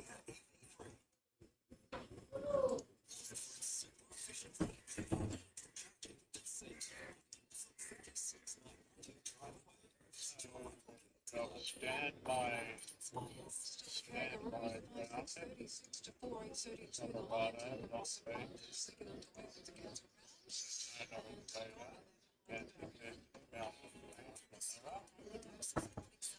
Billy warming up now in preparation for the start of the Asahi Super Drive Australian Oaks over 2,400 metres and the full field at 12 to run.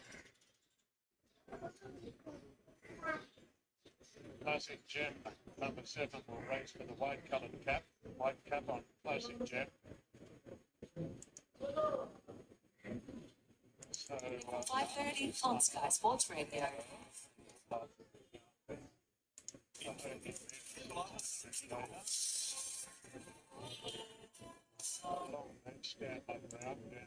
Gonda Jones 7, $8 in for 8 Dixie 2, double figures the rest.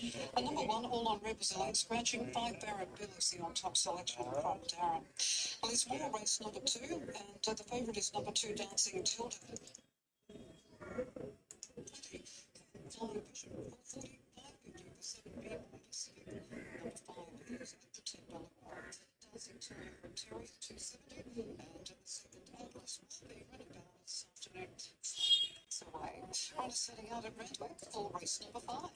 Sales, Dixon Homes, Steaks, Ceramic Turners, 10-free Australian owned builder, 24/7 online access and sign-up bonuses. Since 1959, 18,000 Australians have moved with new Dixon Home, offering over 1,500 designs for granny flats and duplex, extraordinary dwellings, single and two-story homes based on 100 award-winning designs. Schedulers, supervisors and existing subcontractors. Average tenure over 10 years. Third-party quality certified, great payment terms. Visit dixonhomes.com.au.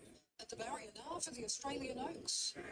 Righto, thanks Mercedes. So the latest in the betting, fixed odds, $2.40, family at $3.30. And Soperado's been pretty well back today, into $7.50 after summer best of the rest at $9. Beaten a lip in the binary by Belchevelle, protested unsuccessfully. But we certainly appreciated her downers there in the binary after summer. But I hope he wins the raging favourite, the Yulong, now with Yulong, now with Chris Waller here in Sydney, having obliterated her rivals in the New Zealand Oaks on February 21. And I hope he wins, finishing 4th in the binary. There's a raging favourite here for the Oaks as the fillies continue to circle behind the gates, and we're waiting the call up. 2.5, I hope he wins, and 3.3 about profoundly. Outstanding performance to win the Adrian Knox here last Saturday. The Sun and filly, she certainly stayed the 2,000 metres and stayed it strongly. Up they come, Mountain Queen moves into the gates, joining Long Legs. Long Legs has got the inside draw here, and National Winner aboard after summer goes forward along with Queen of Clubs in the all white. So still quite a few to move in. I hope he wins odds on in the world pool, which is customary these days, particularly when James McDonald's in the saddle. But 2.5, the fixed odds. I hope he wins. Now, Satono Invader, who ran well last time out, moving in. Stand My Ground, about to go forward, along with Profoundly and Dance with Destiny. So we're in the final stages of placing the fillies into the gates for the Asahi Super Dray. Australian Oaks, the first of our 4 Group 1s today. One to move in, No Classic Gem in a white-coloured cap. She's looking to break her maiden in style today. Dance with Destiny moves in, and now Stand My Ground completes the lineup, and we're ready to run. Yeah, it should win, Dow. Let's see. Sends them off in the Australian Oaks. Most beat it all by Queen of Clubs. Now wide out, Profoundly being sent forward in the early stages from Lamora Mountain Queen, and Long Legs is not going to give up the fence without a fight. After Summer pushes through into 5th position early. Classic Gem right behind. Silverado takes a spot down on the rails. Stand My Ground is 3 wide in the early part. In advance of the favourite, I hope he wins. They're followed further back by Satono Invader. And the last 2, Queen of Clubs on the inside of Dance with Destiny. So Long Legs push through on the inside, and Long Legs holds the front from the Ruffy Lamora, and another Ruffy Mountain Queen third. Profoundly after the good getaway is up running 4th and only 2.5 off the leader. Stand My Ground's off the course, moving up on the outside is Silverado, and after Summer between them. Then Satono Invader on the inside of Classic Gem. I hope he wins, has switched off nicely back in the field. The favourite is 3rd last from Queen of Clubs, and Dance with Destiny's at the tail of the field. 1,400 metres to go. It's taken a while, but Stand My Ground has licked the field and now takes the lead, out by a length and a half. Lamora goes to 2nd, and Long Legs races 3rd on the inside. Then came Mountain Queen, who effectively is 1 out, 1 back. Profoundly now 5th and about 6 off the lead. Then Silverado. After Summer is next the outside in the red cap, then Satono Invader.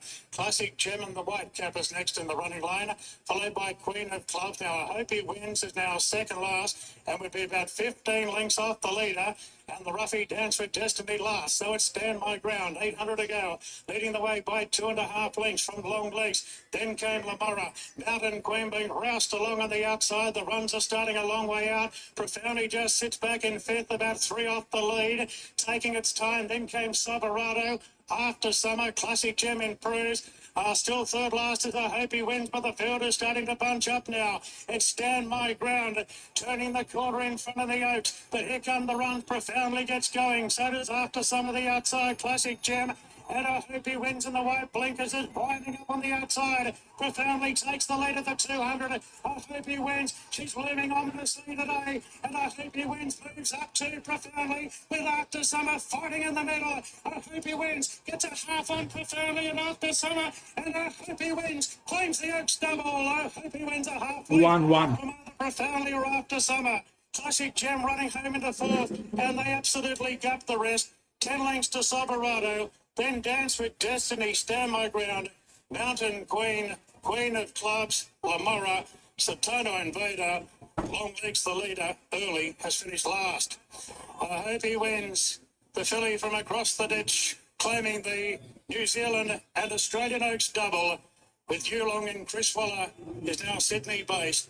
And it was a real down performance by her. The filly by Ocean Park at Australia. One wins. Fixed odds players got 260 SP. Now, who's run second, Profoundly or After Summer? Profoundly was several lengths closer in the run than I hope he wins. The other filly After Summer, we saw in the binary how dour she is, and she was fighting hard a half length away. It looks as though Profoundly might just get second. Yes, here are the numbers now. 1, 3, 2, and 7. 1, 3, 2, and 7. I hope he wins. Landing the New Zealand Oaks, Australian Oaks double in the time of 2. 1, 3, 2, and 7. That's a long run. 1, 3, 2, and 7. 1, 3, 2, and 7. Yes. The 5 got raved very badly. The 5, he kind of did what he did with that horse. 1, 3. That was the challenger. 1, 3, 2, and 7.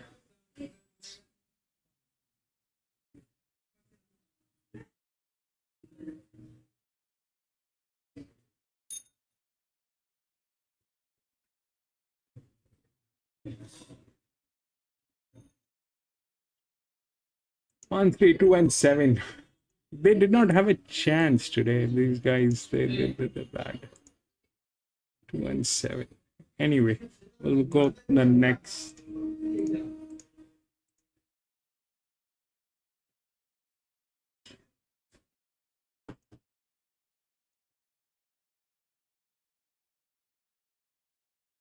Six. Number 1 has been scratched. 9, 8, 3, and 10.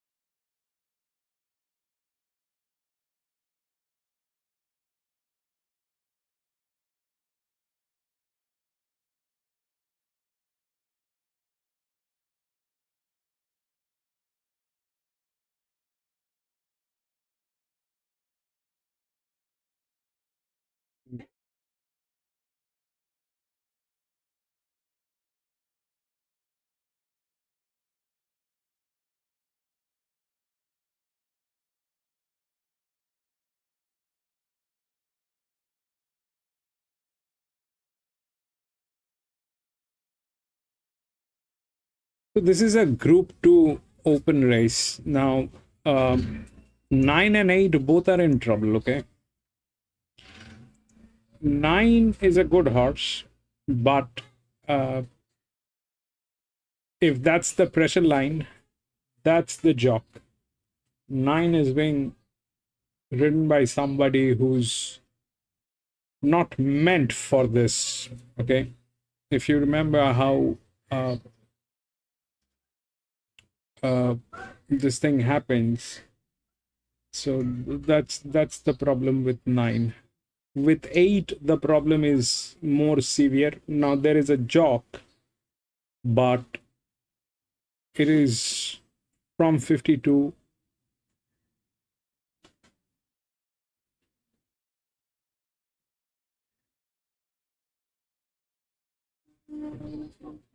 In fact, in this situation, I'd probably prefer 8.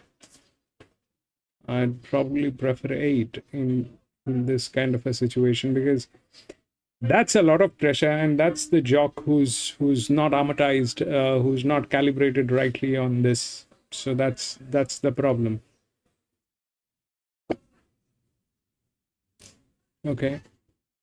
Now, out of these two, I think these are the challenges. That is challenging, but the problem is that's a 52. There are 256 up here, where the challenge is much lesser. All right, and they're not getting into negative or anything. In fact, they have advantage on that. Now the question is, ideally, if the quant is the same, then the lower. But here, both of them are challenges. So this one is probably in some equation. This is lower, okay, which means advantage. But since they are both challenges, then that 9 is in trouble because of the jock. 8 is in trouble because of 52.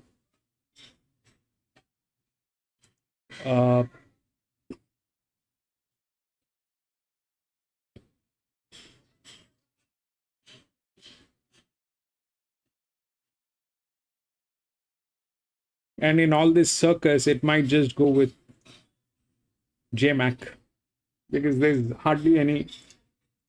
So that's lowest, okay? That is the lowest.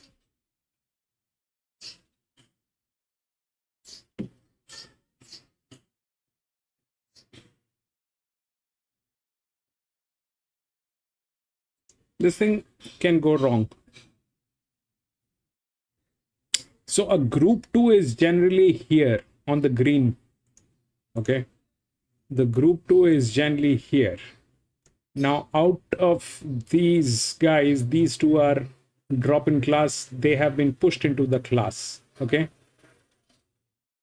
And now these guys have unnecessary pressure on. I mean, they're all fillies, so it's gender biased.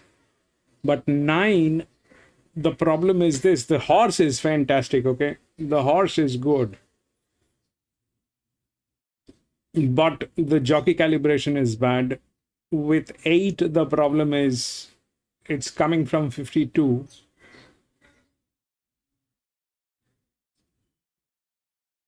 And the struggle is not less, but still there is a jock. And in 56, that's challenging. That is that.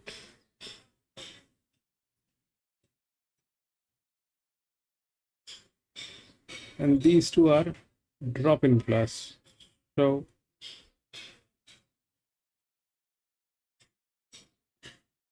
this thing can go wrong, okay? This thing can go wrong. I don't know how this thing will play, but both of these horses, the 9 and the 8, are in trouble.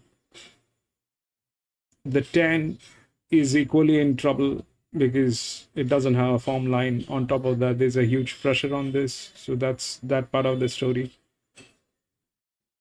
Then JMac is sitting on a horse which has least amount of trouble, which is a drop in class. But if that's that, then we'll see how that works.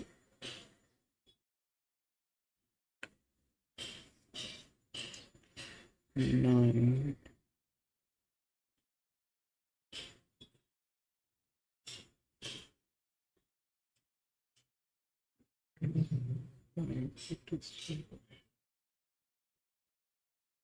This is a contradiction here. Which one will work? The advantage or the neutral? The neutral is being pushed. This one doesn't have a form line, so this here, and then that's a 6.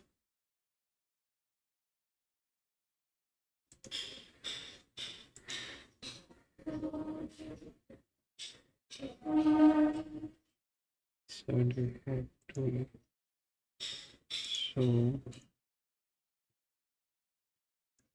7 is down here, 6, 96, 75, 6, 9, and 8 comes after that. This is in trouble. This is a trouble.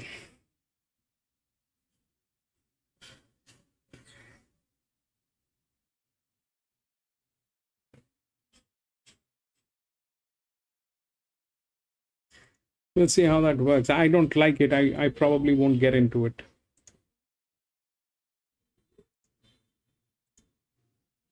One, 3, 2, 7, yes.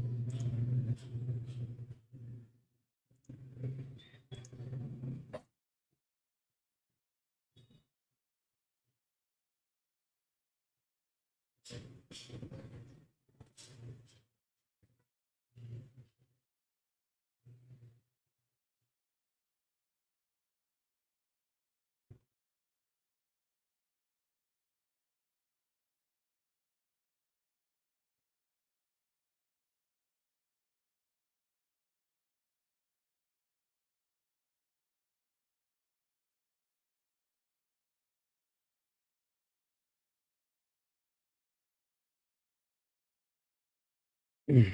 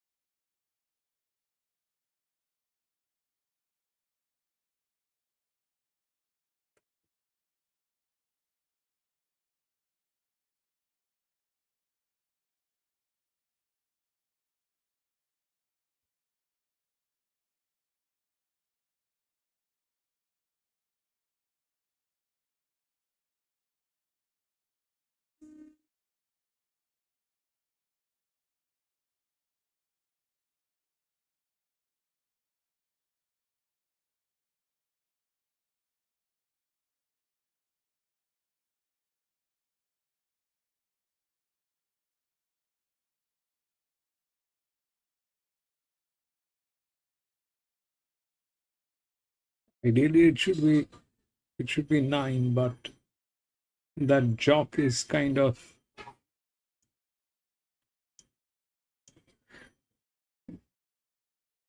I'm not going to put it, but it should be 9 to 8 is how do we expect that 8 to win? 2.5, 2.5, and this is much less, 56.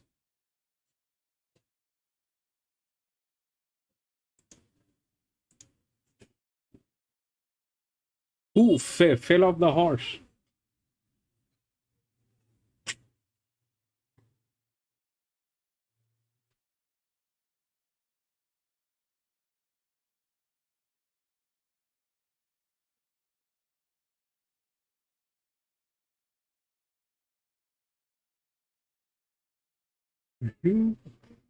And,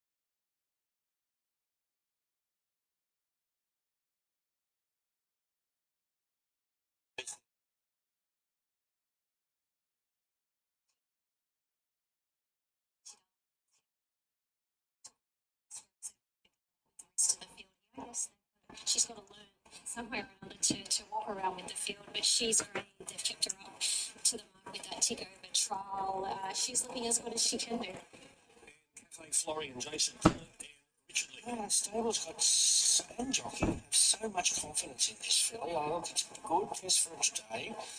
She's been built up for this to peak on the right day, so we'll see how good she is. I think she'll run well. Obviously, she's got that stumbling block, that one above her there, tempted, but she'll be competitive. She's such a beautiful filly to look at. She oozes class as she walks around the yard. She's just I can't talk highly of enough for just her look. She's just an impressive individual to look at, and if she runs up to the log, she might be tempted something. Okay, well, Tempted is the favourite. It's great to see her back. Can't wait to see her in action again. She's going to be very, very hard to beat, but I'm with Cafe Florian. I just really like this horse. Great style of horse. Richard Lee's always turns horses out in fine fashion. She just looks like she's peaking here today. Okay, Cafe Florian from Corey Brown. And who do you like, Chantel? I'm with Cafe Florian as well. Corey and I have tipped her several times this preparation, and she just, if you didn't know, if you walked into the yard and you weren't really a horse person, you'd pick her out straight away. She oozes class. I am 9, 10, 4 and 2. I've got to go with her. She's just a class act. We know back to 1200 is her sweet spot, and she's going to be hard to beat if she brings the A game here. I think the horses out of the Darwin Munro could be the dangers here. Cafe Florian and Skyhawks and Improver. And very wary of different form here with Devil Knight combining with on speed from that good draw. But get away from up 9, 10, 4 and 2, Tim. They're at the barrier, and Ascot race 2 to follow. 1 Acorn 320, number 3 He's Angelic 350, in from 4. Number 2 Go Go Grommet 5, 750 then for 8 Star Supreme, and Darren selects 1 Acorn. Kilcoy result 9, 4, 5, 10 after the running of race 4. 9 Here Comes Santorini 10.90 and 3.30. At Morfordville 5 McWoody 4.30, 1.70. 2 Birdleg at $2. 6 K&A 2.70. 1 Different Gravy officially 4th. It's correct weight at Newcastle. It looks as though the first couple are arriving behind the barrier now at Randwick. Let's go there now, race 6.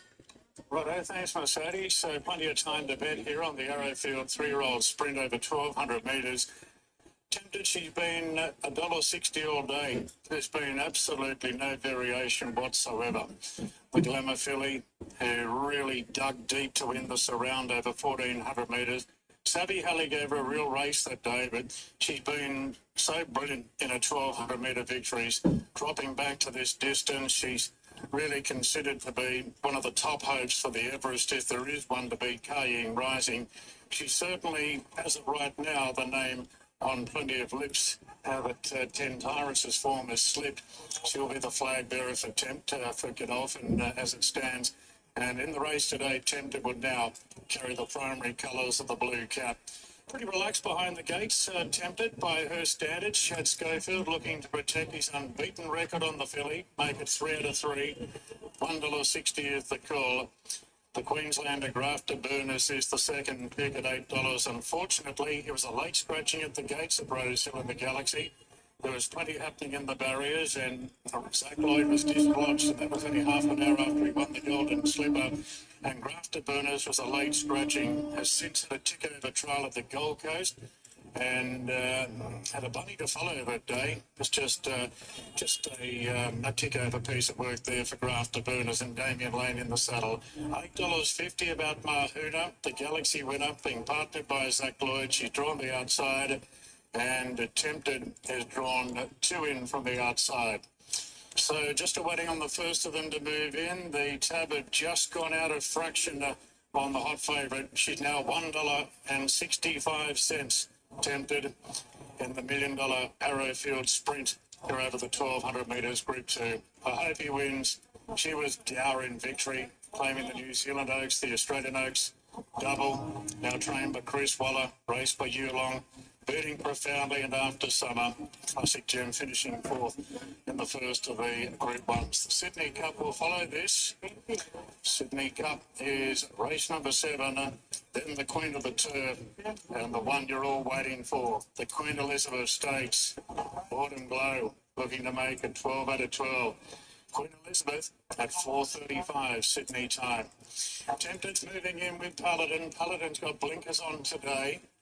Beekman being led forward, Mahuna and Grafter Burners are the remaining runners to go into line. So 9 doing battle. Odds on favourite this year, Tempted. 165 the call. And there's 2 to move in. Grafter Burners stands out in the orange jacket. And Mahuna moving up to the outside gate. There's the light. They're ready now in the Arrowfield. Stand by. The gates are back and they're off and racing. Mahuna jump well. So did Beedman. And Tempted's come out with them, but it's the outside 2 pushing on. Paladin handy and out. Devil Knight is pushing up on the inside of Skyhook. Tempted took hold. Got a trial behind the main body of the field on the outside of Grafter Burners. Then Cafe Florian and Nashville Jack. Mahuna presses on. Devil Knight kicks up. Devil Knight holds the front.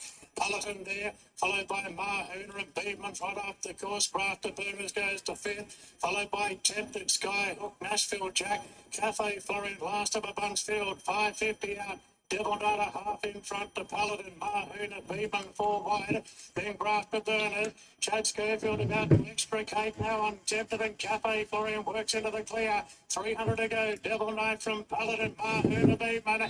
Here she comes. Tempted starting to wind up. 2 further back. Cafe Florian. 200 to go. Devil Knight by a length and a half. But Tempted, she's heading top gear now. And Tempted race past Devil Knight and Grafter Burners. And Tempted with the eyes on the big prize in October. Beats up her 3-year-old compatriots here. Tempted a length to Devil Knight. Grafter Burners 3rd, followed by Mahuna, Cafe Florian, Skyhook. Big gap back to Paladin, Beedman, and tailed off Nashville Jack. Tempted. Perfect ride by Chad Schofield. Absolutely perfect. Took the sit behind all the pace runners. Got her the clear air she required. And she's pounced to beat a very brave Devil Knight, who's run enormous at good odds. Grafter Burners 3rd. 9238. In 4th position. Yes, the eyes on the big prize, the Everest. In 6 months from now, she's run 108. Boy, I didn't think they were going that fast in the race. 108, and they've run Boom. Yes. That's 2, okay? They're the challenger, the highest. That 9-2.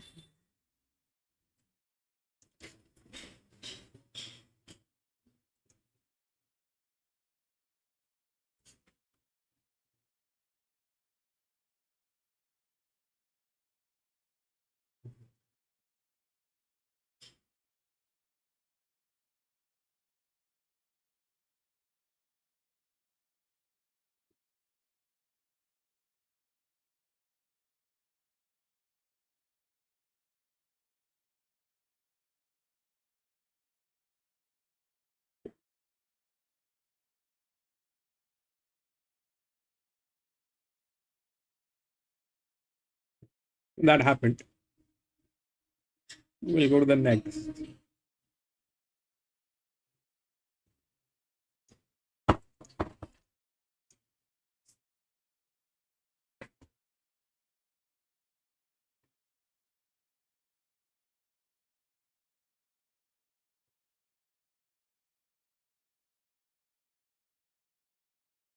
Jesus Christ, it's a 2 and 7 has been scratched.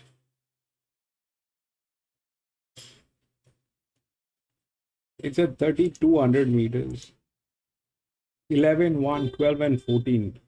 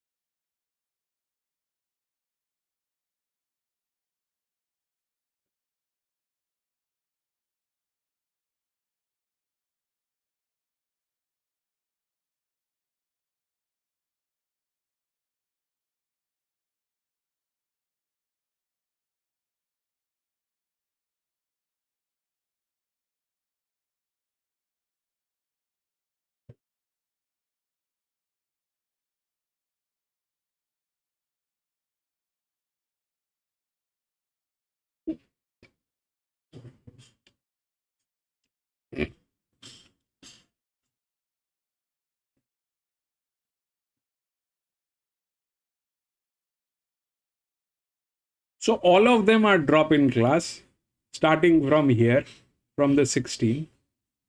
Okay.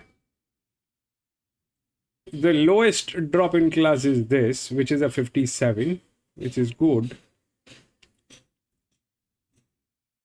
And then this one, which is a 53. Now 53 is anyway low.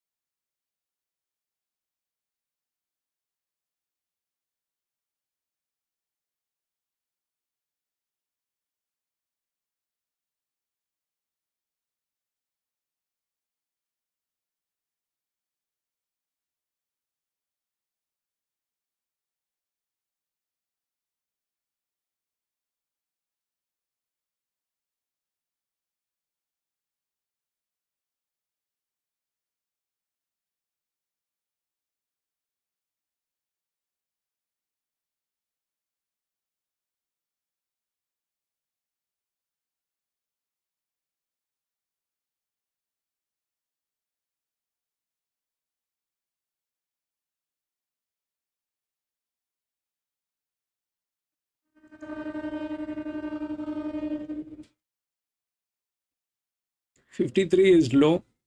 Then the next hope, which is there, is a 7-year-old mare,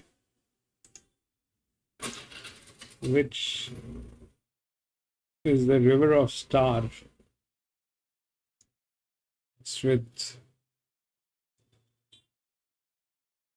that.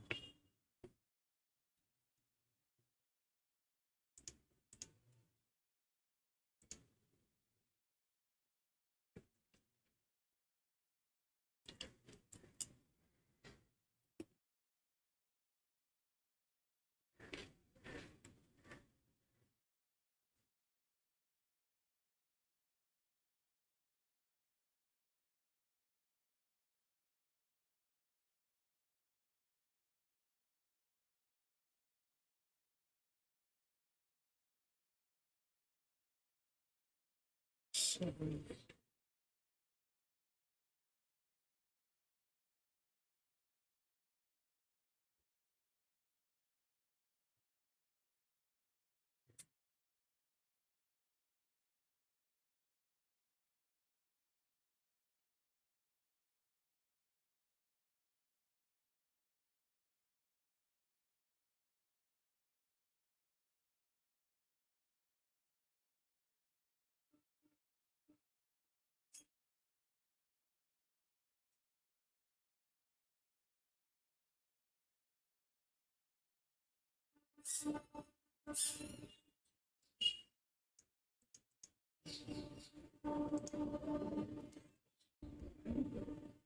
group one.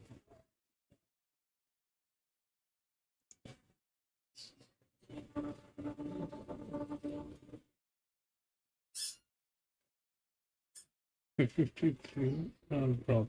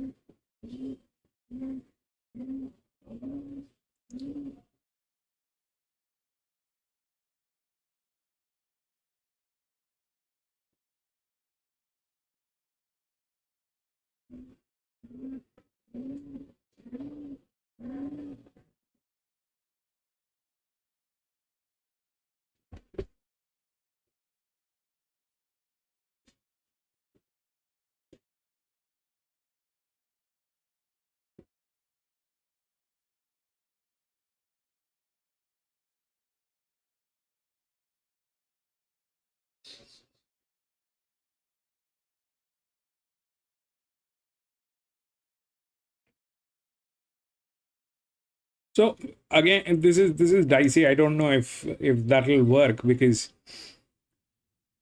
the two of the favorites, I don't know on I mean how things are happening, but this is a 7-year-old mare and this comes from 53.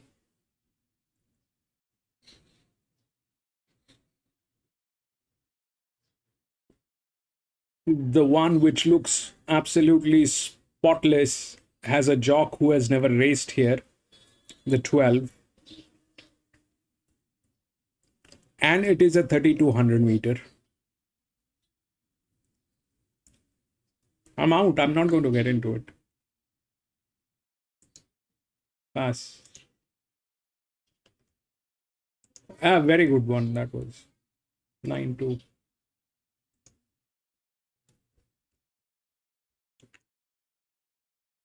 I have no clue what's going on. The 11 is from 53 with a downfall.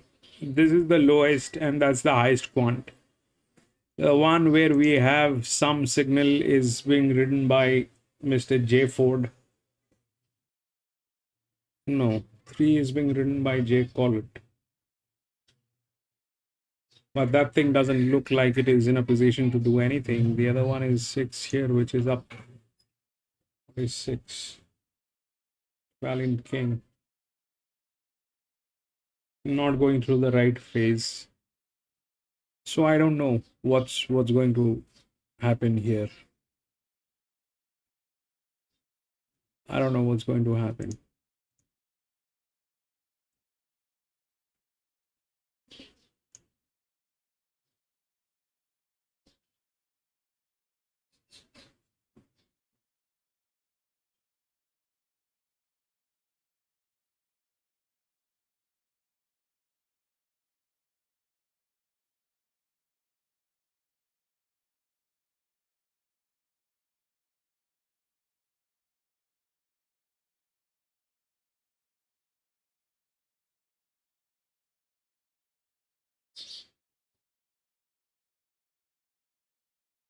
Don't know.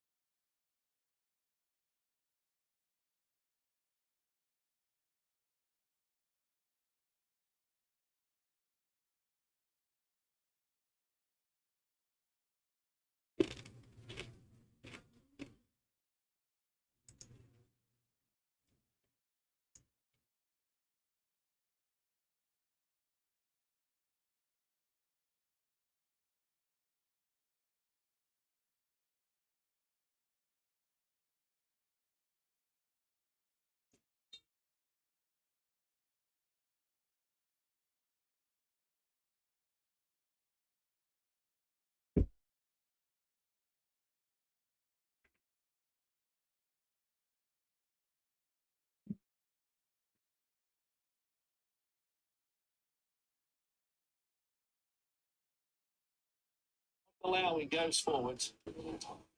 The favourite for the race, Pondalawi, goes in. Stand by for a start. Sixth events.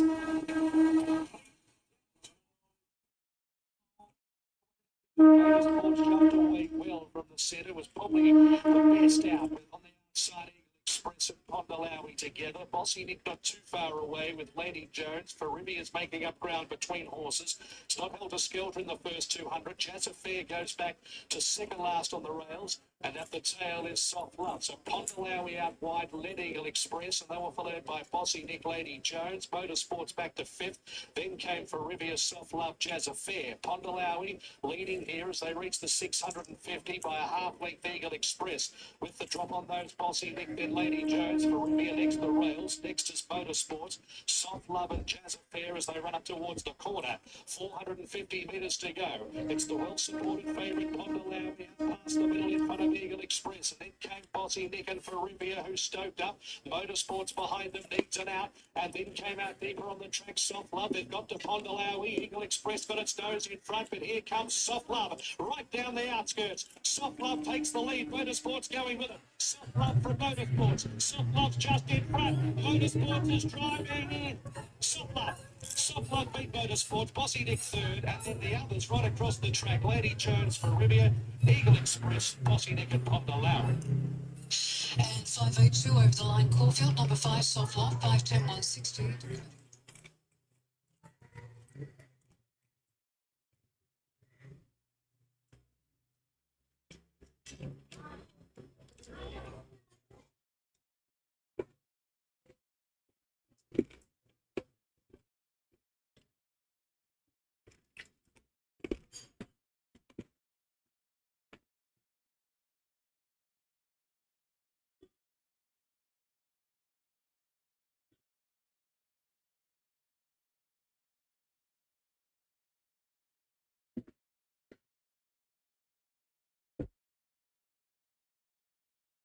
Two, 7, 8, 15. Jimmy.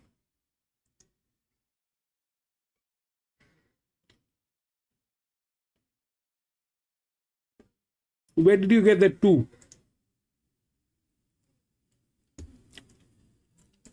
2 is not there. 2 is not. Where is 2?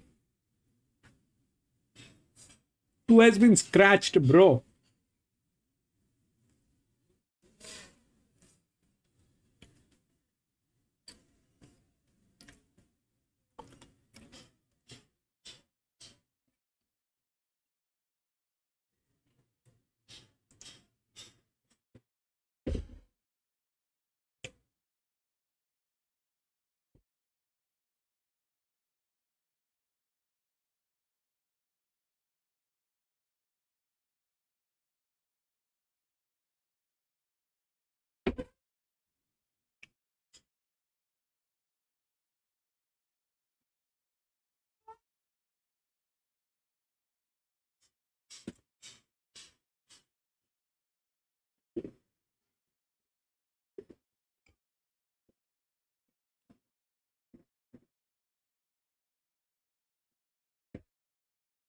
I don't know.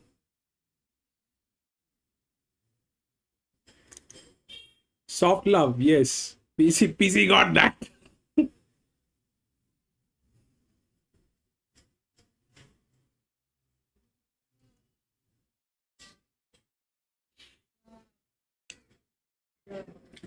Seven, 8, 15.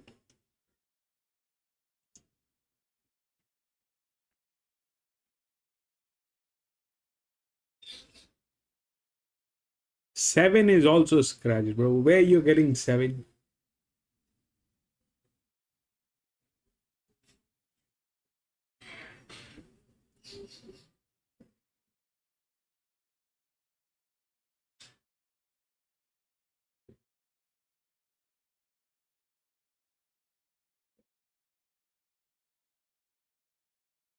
Two and 7 has been scratched. So you.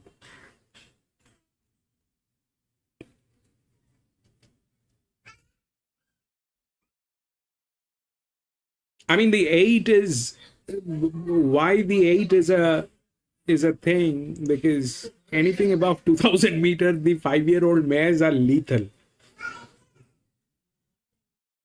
That's that part of the story, but there is nothing much to it. I don't know if I mean that's a long distance, and the two of the horses which are there, one is a 7-year-old mare, the other one is a, you know, 53, and then the one which is looking good as the jock who's never raced here. So everything is kind of a little hodgepodge.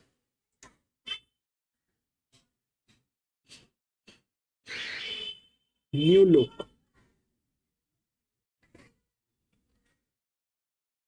$13.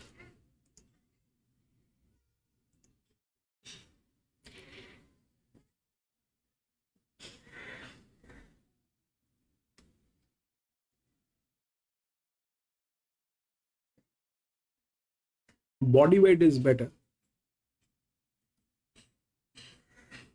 than 11. But they're both 53. I don't know who.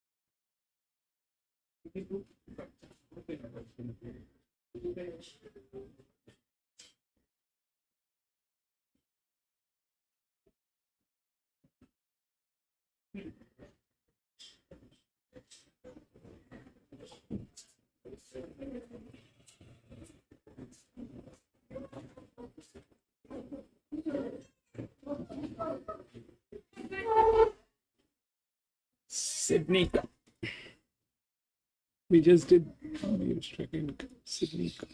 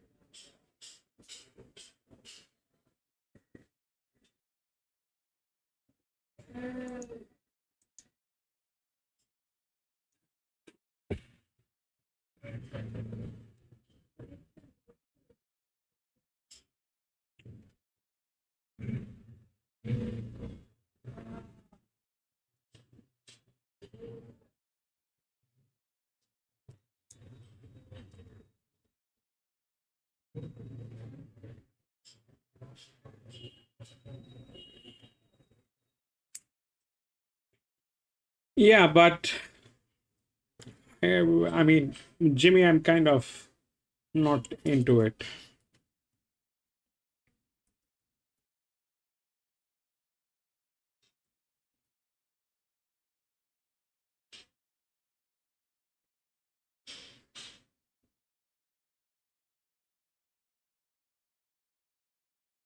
If that 7-year-old mare wins the thing, then it wins. But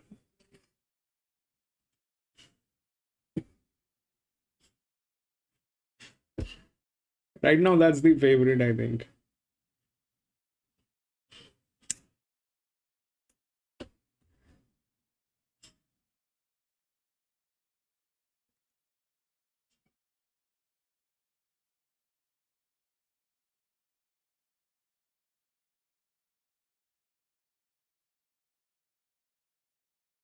Trick. Chicago Storm back for another campaign. He's second up today, Chicago Storm. He was fourth in the Matrice first up. It's a cracking race. Race number 6 here. Now here's Water Sports.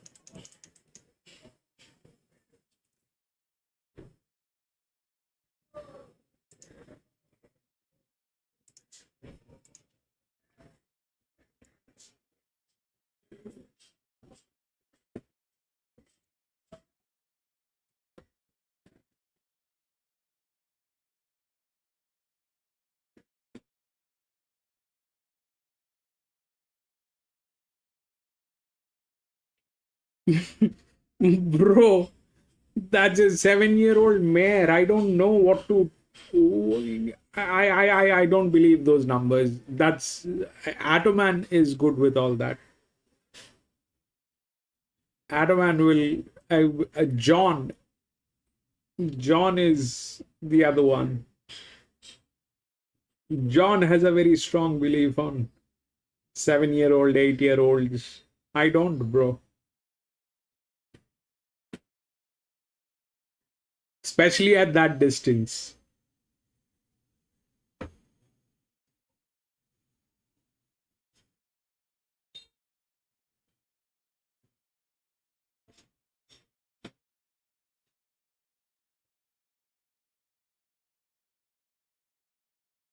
Yeah. The 12 looks spotless, but the jock has never raced here. That's one thing.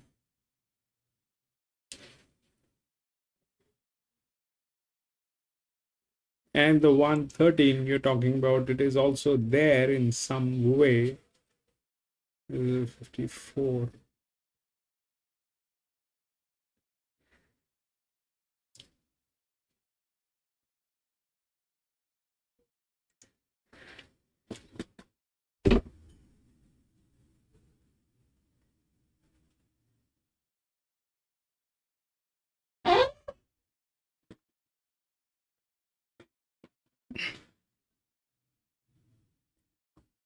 Over the last few days, I was just able to solve this problem that if they are the challengers, whether it is going to be a lower load or a higher load. So that is something that I was able to, I mean, that is what it shows like, that if they are the challengers, then the higher load, not the lower. And if they are drop in class, then the lower.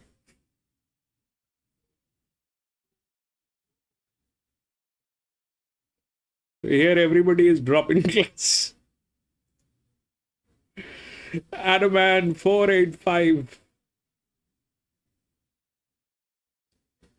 8-win Randwick. That's a 5-year-old mare, Adaman. I find they're very good at anything above 2000 meters, but God knows it's running neutral, which has its upsides and downsides, and I don't know when it's an upside and a downside, but it kind of is one thing to look at. I don't know whether it'll win. I am not in.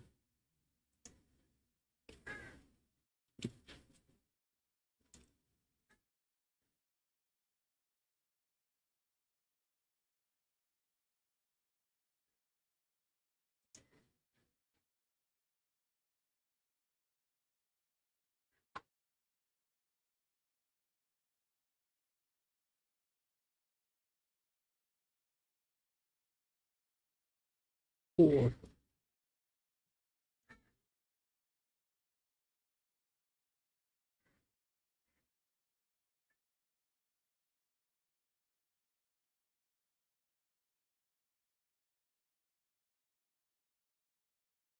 A good map, $6. A nice celestial blaze. They're bringing it back in distance. I think that's the right move.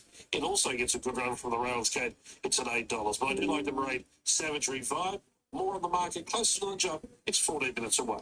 They're looking at the 12 in the yard here. As Ben pointed out to me in an early interview, he said it's pretty much like going from a Cox Plate to a Melbourne Cup, if you want to call it that. So the distance, they're not worried about it at all. They've done a lot of uphill work with her. Apparently at home, she looks fit. She's a big mare, but she doesn't carry a great deal. She's on the leaner side, so I think they've got it pretty right for this.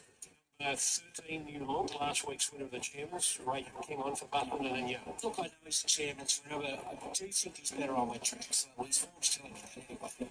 He's come through it really well. He's very bright. I don't think the run's taken anything out of him. Down in the weights, the drag track's probably the only worry for him, but other than his parade. Steel, Victorian, Danny O'Brien, Tyler Schiller. Yeah, nice young staying there in the right stable. Very good.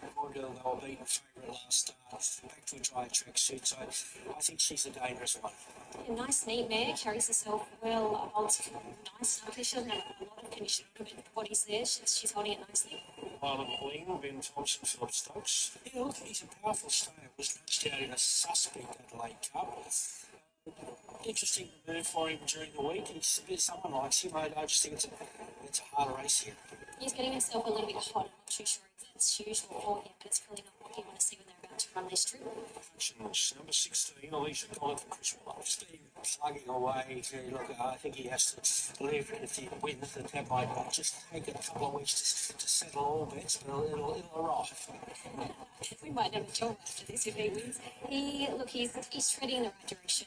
He has won over this trip previously. He's another one that's always full of energy in the yard. We're yet to see the best of him. Today might be the day.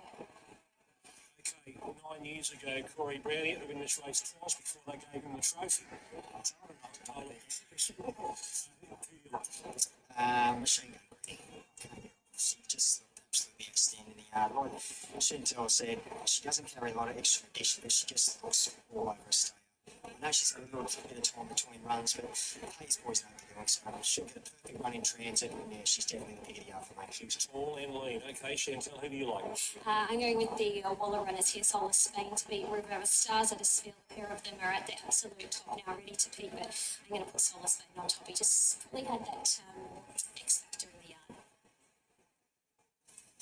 For 14, 1 and 3. It's going to be a great watch, this 2-mile contest here. I think Solar Spain has been trained in a minute as well. He's a lovely horse, and I think he gets his opportunity to put the big Group 1 on the board here. I think Steel, the Melbourne mare, can race really well. River of Stars fits in there well, and the best long shot for me is changing off the guard, number 3. 4, 14, 1 and 3. They are behind the barrier now at Randwick for the running of race number 7. They'll move them forward shortly. The favourite at Ascot is number 2, KTY 230, 1 Tycoon Harry 370, and 2 is the on-top tip from Darren. Let's head to the other Darren, my favourite one, at Randwick for race 7. Oh, you're very kind. Thanks, Mercedes. They're about to move in. Yes, Cousin Daz in Perth can't hear us. Number 1, River of Stars is the Sydney Cup favourite in a pretty open market, $4.80 in front of Mr. Monaco, shooting for 3 in a row, $5.50. And of the rest, Machine Gun Gracie, Luke Cartwright, at $8, the Gun Apprentice from Victoria, teaming up with the Hayes brothers, Ben, Will and JD. Yeah, very interesting runner, Machine Gun Gracie. And the runners are milling around behind the barriers. 3,200 metres the distance of the Sydney Cup. And Good decision, good call. That was...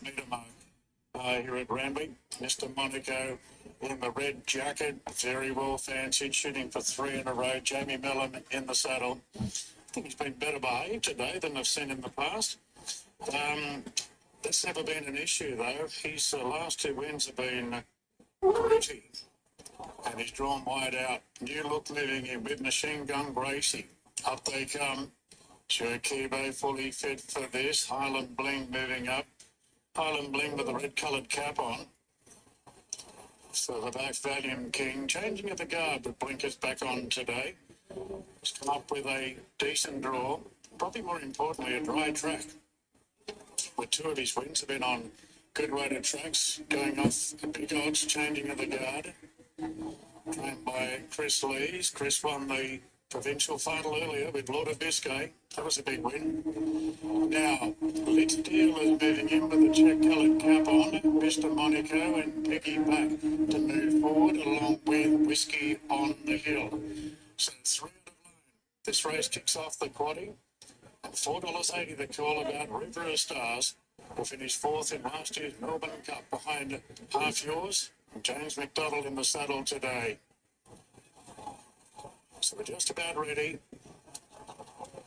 Good to go now. It's Sydney Cup time and the gates are back. They're off and racing over the 2 miles and Let's Deal jump well. So did Mr. Monaco wide out rolling forward.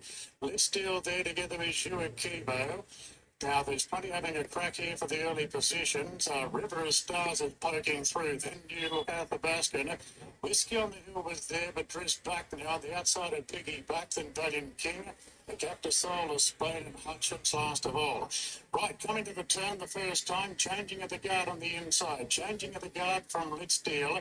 Sure Kibo 3 up, Machine Gun Gracie, Mr. Monaco is the widest, and allowed to roll forward here in the hands of Jamie Mellon, and is pushing on into a forward roll. Just off the speed, then came New Look, position down on the rail. Further back to River of Stars, Highland Bling. Then Athabascan, Valiant King, Piggy back, Hutchins, Soul of Spain. Whiskey on the Hill is the last one. Changing at the guard with the blinkers on. Dry track today. Shows the way here for Jason Collard. And the well-fancied Mr. Monaco gets the spot at his hindquarters. Machine Gun Gracie goes to a clear third. 2 lengths away to Hewitt Kibo. Then New Look 5th down on the rails. Further back then to Let's Deal, well positioned in advance of Highland Bling. Then River of Stars. From Valiant King, Athabascans, Hutchins, Piggy back, Soul of Spain, Whiskey on the Hill is last, and about 16 lengths off the front runner. So it's changing at the guards at the 1,800 metre mark, just loafing along, enjoying his action. Out by 2 lengths on Mr. Monaco. 2 further back to Machine Gun Gracie is travelling pretty strongly there in the third spot. New Look creeping a bit closer on the fence, followed by Hewitt Kibo. Highland Bling is pretty relaxed behind them in the red cap. Further back to Let's Deal. A length into Valiant King on the inside of River of Stars. A length and a half to Hutchins from Athabascan, Piggy back, Soul of Spain, and Whiskey on the Hill is last of all. They've got inside the 1,400 metres in the Sydney Cup of 2026. And one of the long shots in front, changing at the guard by 3 lengths now. On Mr. Monaco, and New Look continues to pinch ground going to third, followed by Machine Gun Gracie sitting a bit wider. Further back to Highland Bling from Hewitt Kibo, Valiant King. River of Stars is taking off from back in the field. James McDonald said it's time to improve his position on the favourite, and River of Stars is starting a good run around the field. Changing at the guard inside the 1,000, leads by 4, now 3, now 2. River of Stars moves up on the outside at New Look. Mr. Monaco has been relegated to 4th. Then came Machine Gun Gracie, followed by Hutchins. Further back then to Highland Bling, improving on the rails from Hewitt Kibo. And look really up Bandy now coming to the turn. 600 metres to run, and New Look now moved up. 2 changing at the guard, and River of Stars is being pushed along in third, having taken off early. Mr. Monaco's under the pump. Further back to Highland Bling, running into it. Into the straight, changing at the guard, giving a great sight from New Look. And Highland Bling's coming off heels. Further back, Soul of Spain running on. Changing at the guard, 250 to go. Beat off New Look. Then Soul of Spain, Highland Bling. Further back to Piggy back. Let's Deal with a big run late. Changing at the guard inside the 100. A narrow leader from Soul of Spain holding. Then came Highland Bling back. Changing of the guard. Changing of the guard. 3. Beating Soul of Spain at Highland Bling. Then Athabascan, Let's Deal. Further back to Piggy back. New Look. River of Stars took off early but didn't see out the distance. Further back, Mr. Monaco, beaten a long way out. Then Valiant King from Hutchins, Machine Gun Gracie, Whiskey on the Hill, and Hewitt Kibo. Blinkers on, dry track, changing of the guard, Chris Lees and Jason Collard have won the Sydney Cup, paying $63.25 a win, $14.50 a place. Soul of Spain, $2.55, and Highland Bling, $3.50. On the turn, there were chances galore, but at the end of the day, it was the leader. He just kept on going, changing of the guard. A horse that has never won over this distance before. However, plenty of successes over a mile and a quarter. The 7-year-old gelding by Galileo out of Lady Lara. Getting onto the dry track today. Changing of the guard, beating Solar Spain, Highland Bling, Athabascans finished in 4th position. Numbers are 3, 4, 15 and 9. Well, last year Arapaho won this, going 3-18-3. 3, 4,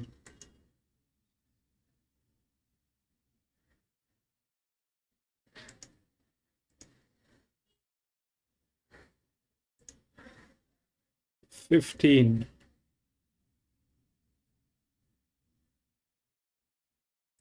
9.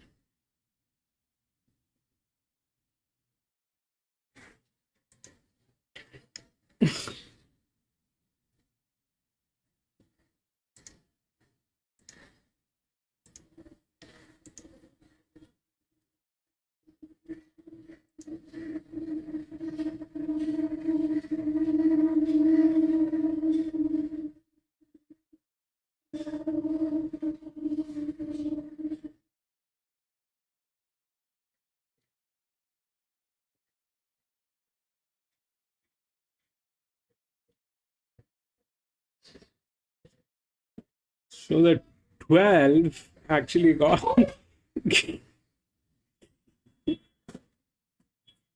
the 12 actually got knocked out because the jock never raced here by this one. Okay. And then that came in. 4. Anyway, that is that part of the story. We'll go to the next.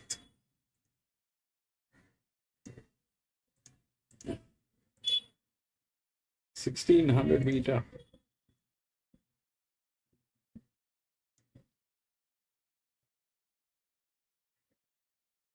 8, 4, 11, 14 all scratched. Okay, 4,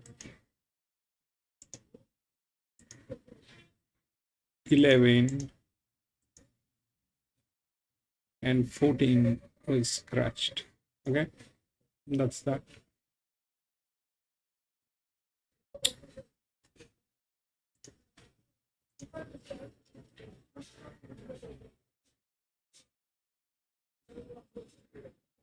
Two, 1, 3, 8.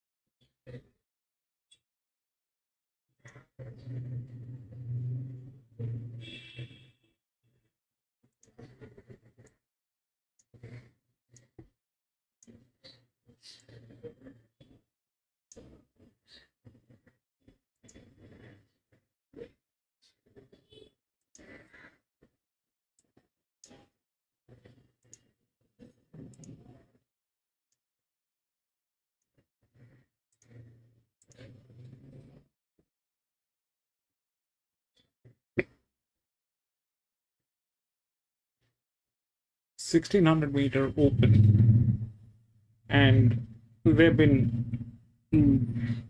put into the same weight, right?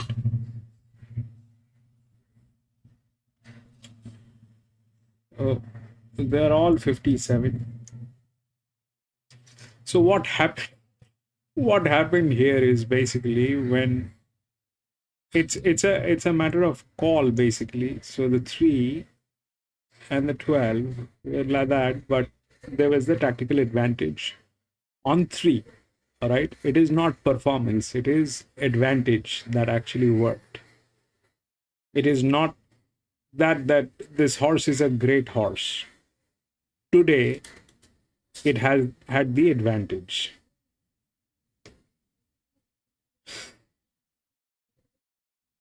So if we look at that,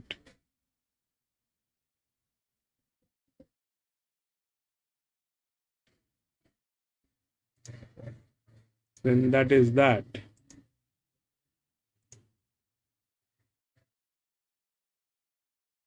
And out here, it will be the largest.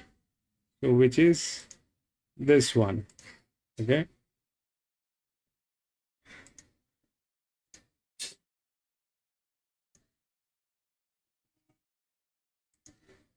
Two is the favorite.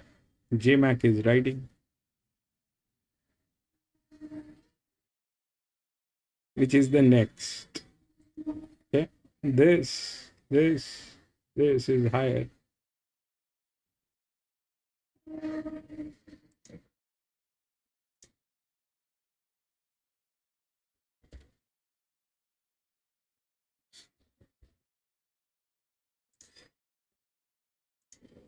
Jenny has the advantage. Okay. But it is an 8-year-old mare. It's the same thing as this 3. All right.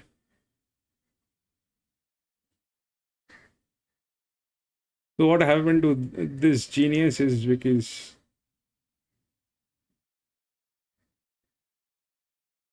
it's a 6-year-old, did not work. A 5-year-old got through. And that is performance.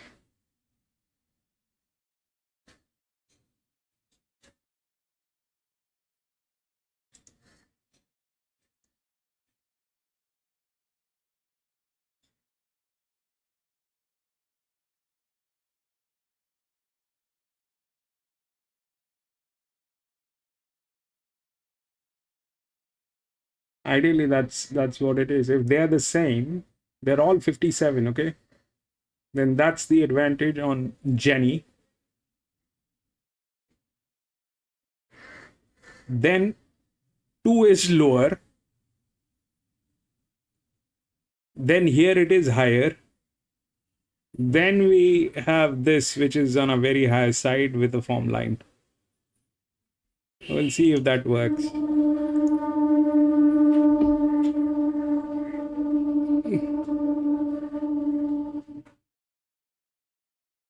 That's 100K super.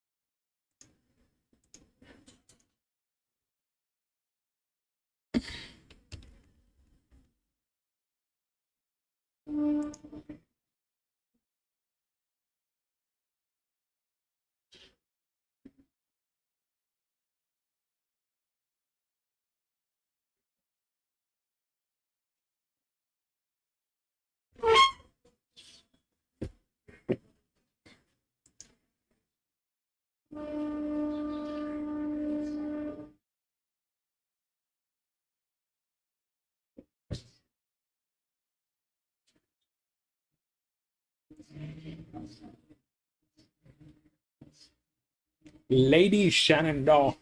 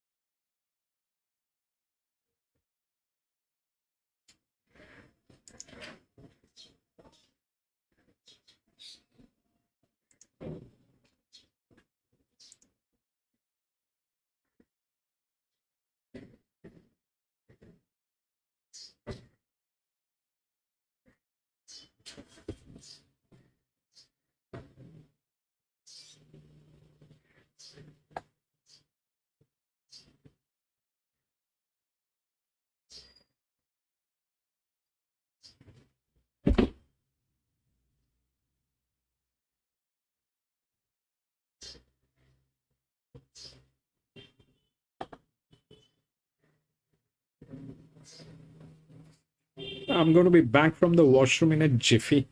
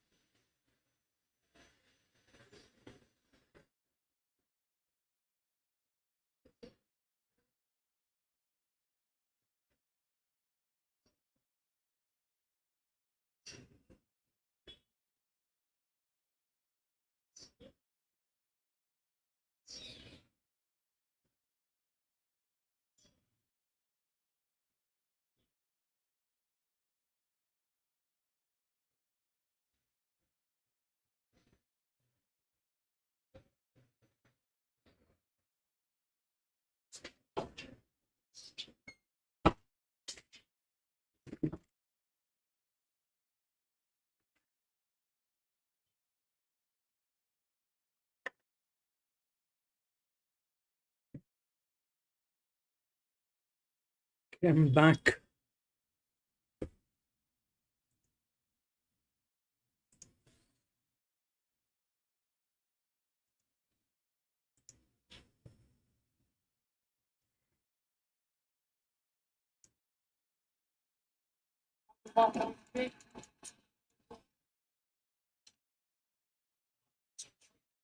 Bits advice, Judge Paul.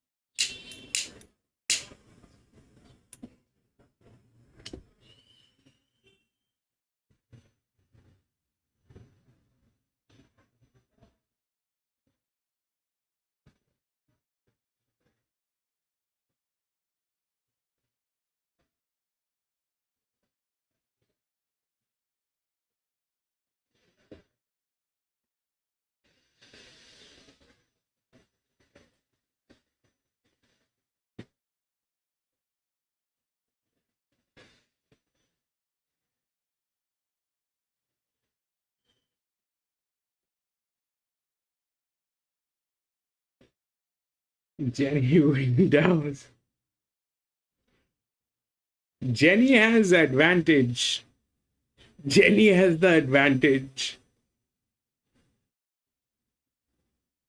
Then it is here. 2. And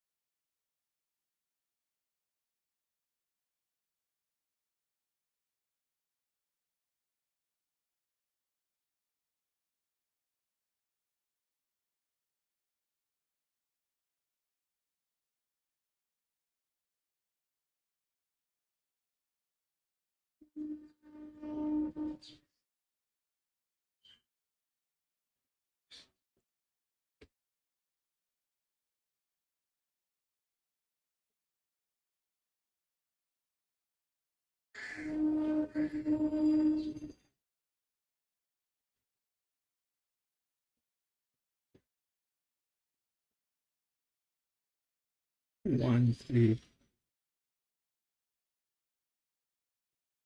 10.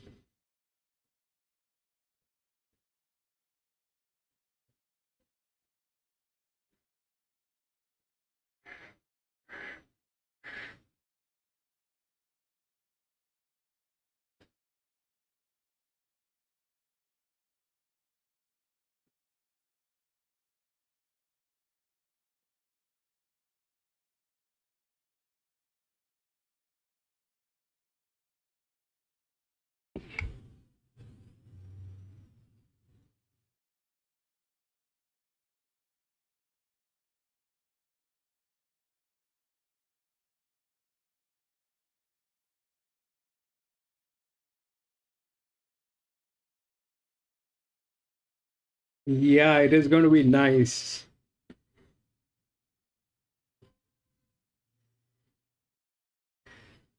I just hope Jenny does the thing.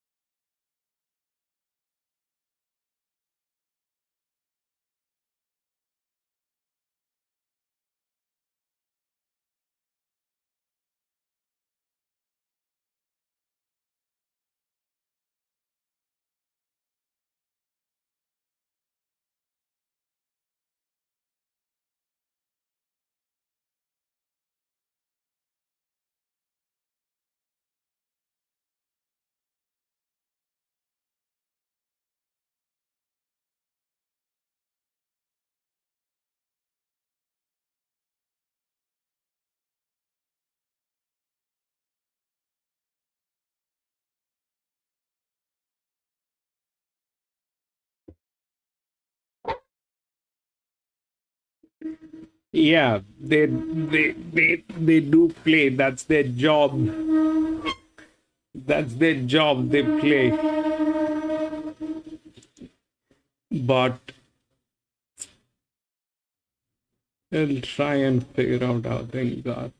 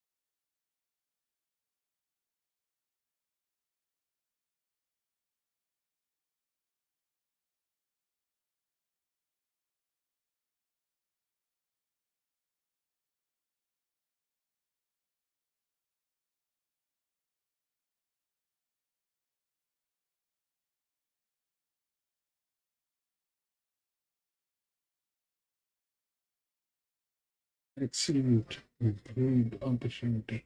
You mean breed?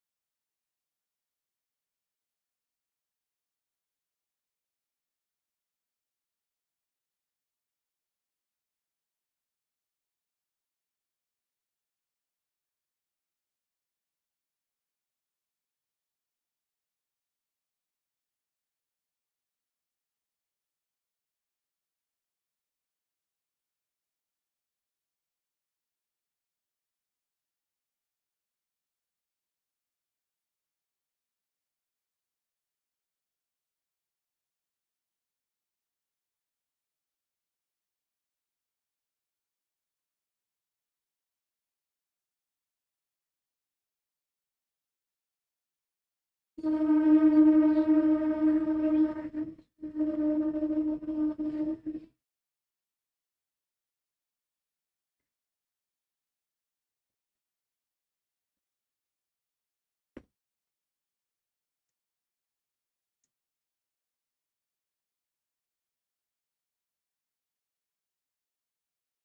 in seventh position early, a length away in the field too. Virtue Illusion, Deep Out, Signature Scent. Well back beyond Misty. Romantic Miss had to lead in the orange jacket, led the way. She's my X the outside, Bassett Baby's third.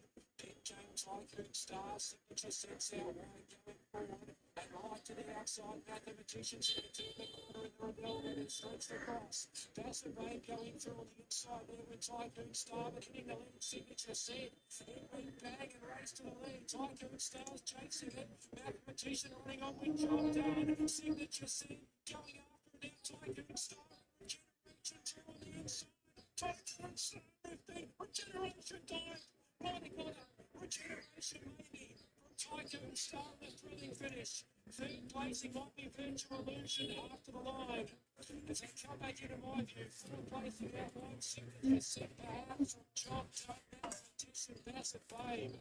Then beyond this thing. This Bill versus Smoke Mercy and She's My Ex for generations driven here. It'll win. Evens and Cattle have won on the inside. Top Cattle wins his second Redelva.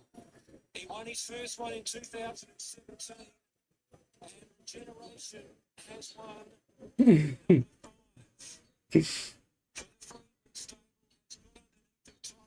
Time to watch Jenny win.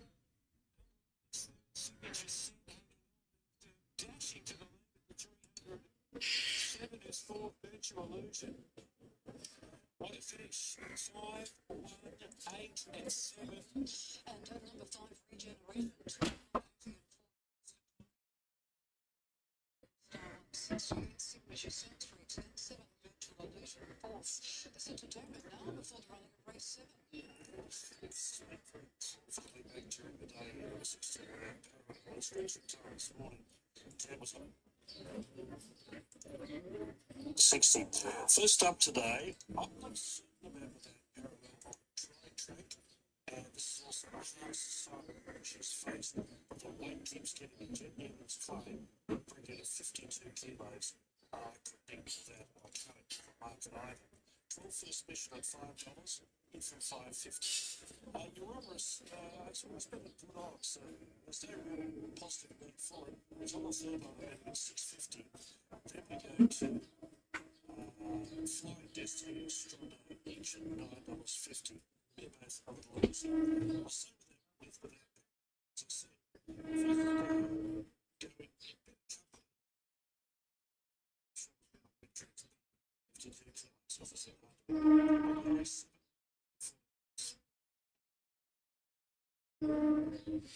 She's also getting old. That's the only hiccup. She's like 8. How long can she keep going? I hope she wins.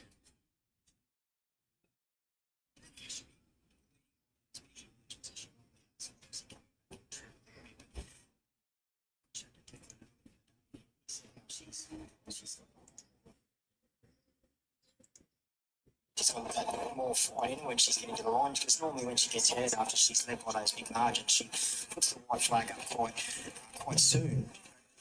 The last couple of runs off her have just been so tough. Like she's just really digging deep and wanting to win. So I haven't got on top though. I've got Lady Shenandoah on top. I think James McDonald will just get a dream run from that area. I know she hasn't been in the winner's store for 12 months or more, but back to her own sex, like Ronnie said. So yeah, I've got on top Lady Shenandoah. Who gets the pick of the yard, Chantel? I'm giving it to her. I don't think I'd ever tipped her from the yard, just thinking back, but her manners were a lot better than they were at Rose Hill last time. She's very hot, very agitated, whereas today she's nice and settled. That's exactly what you want to see from a mare about to go around in a Group 1 race. Arctic Glamour is the other horse that I was quite keen on at double figures. I am 2, 8, 1 and 3 on with Lady Shenandoah as well. I was anticipating a bit of pressure in the week, but they've stuck solid. Obviously, that's Shane's McDonald factor as well, but I think Chris had no doubts about her running a mile. He thinks she'll settle better off a fast speed, and which will help her. So I'm leading her way. I'm still showing Idle Flyer a lot of respect here, along with the Melbourne mares, Pride of Jenny. Interested to see what happens here with her, and Treasure of the Moment is right there also. 2, 8, 1 and 3. They are arriving at the barrier now for the Queen of the Turf, and they'll begin to move up very shortly as we head to Darren. Righto, thanks, Mercedes. And just waiting on the last of the runners to arrive at the start.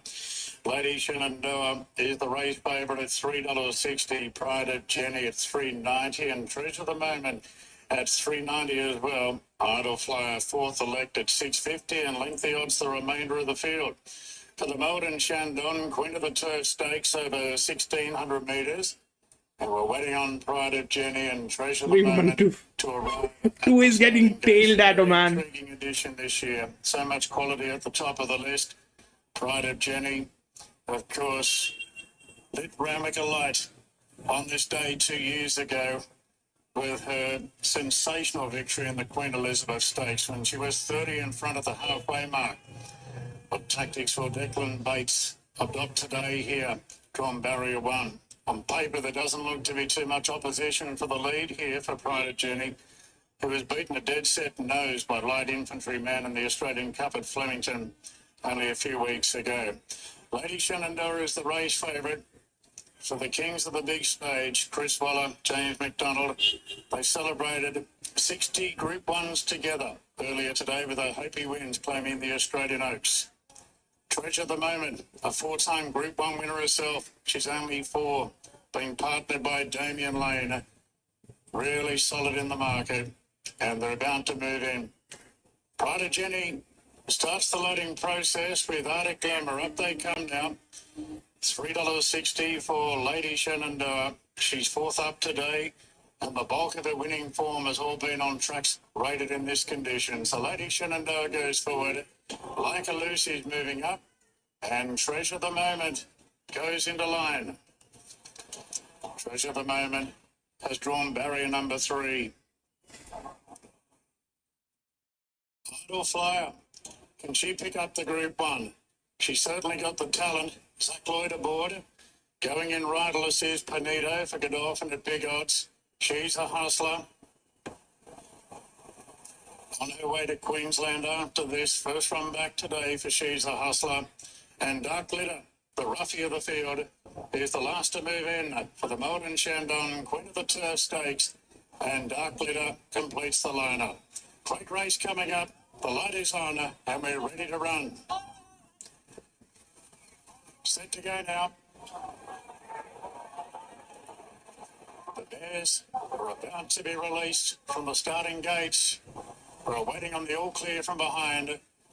Pride of Jenny will be easy to spot. She's drawn barrier 1. There is a slight hold up. Set down. Ready to run, and the Queen of the Turf from the gates are back and they're off. And Pride of Jenny began really well off the inside. And she's the initial leader now. Treasure of the Moment and Lady Shenandoah, they've both bounced out well.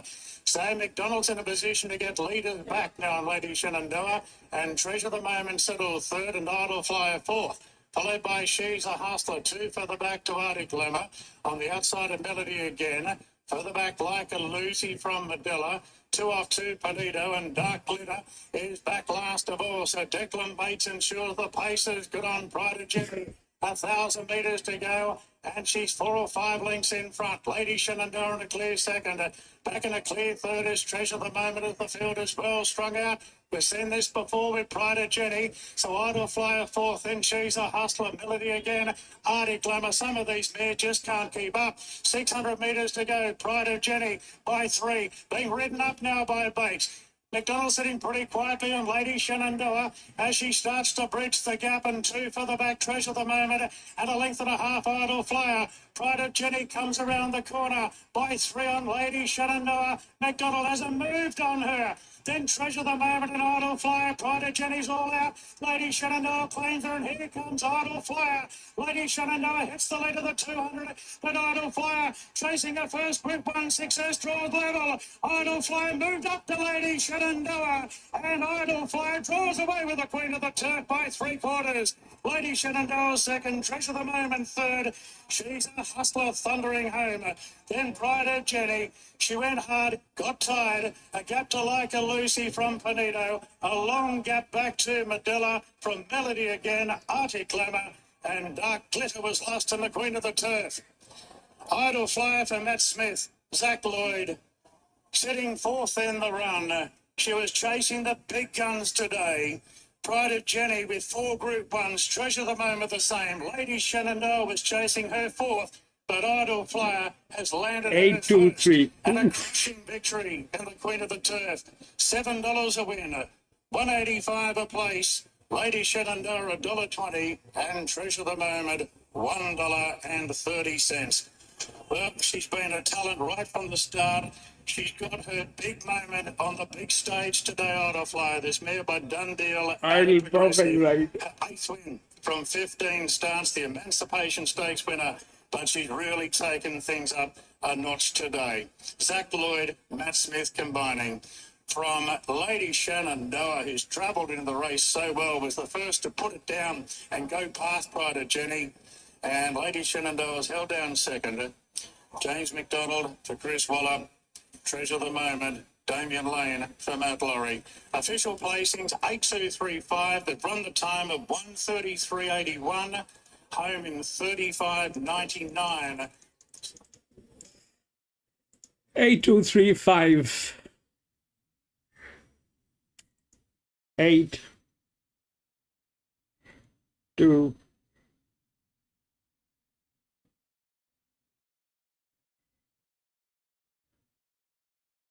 3 5.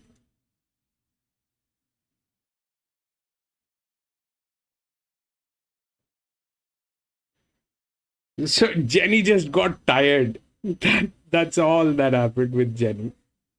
She just got tired. She's an 8-year-old. I mean,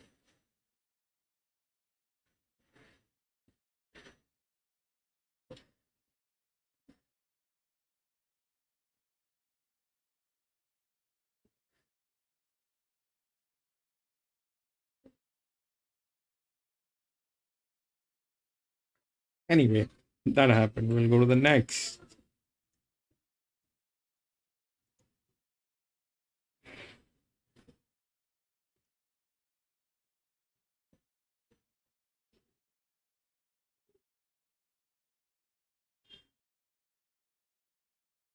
Eight has been scratched, so there is no 8. Height.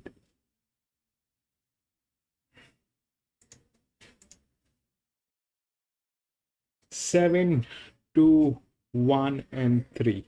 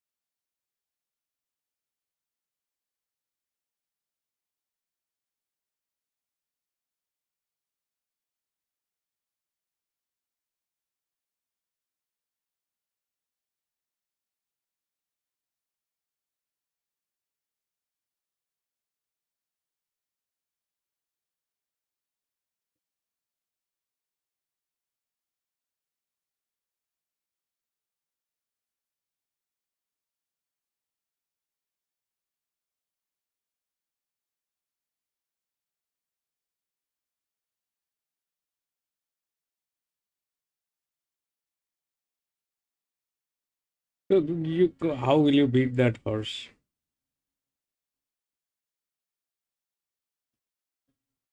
Unless JMac is extremely tired.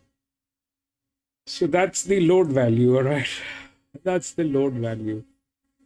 And here it is not like the 5. The 5 had the load value, but the 5 was not in a form line. So that's 7. But what they have is 2 on the second. Okay. So that's 59. And on 59, that's the advantage. That's the tact. Okay. So whether 7 wins or not, to give Sir Delius a close, that thing is there.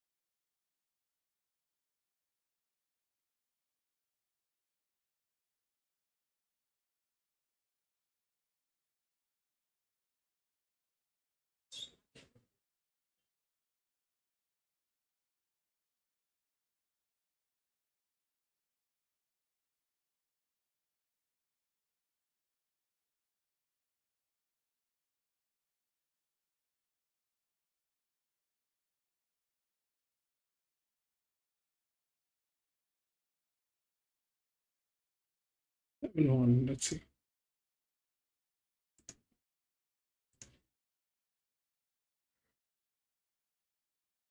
Jimmy, I'm out, guys. I'm very busy next 4 days. Best of luck. Make my brother thank you. Still, we'll get through this.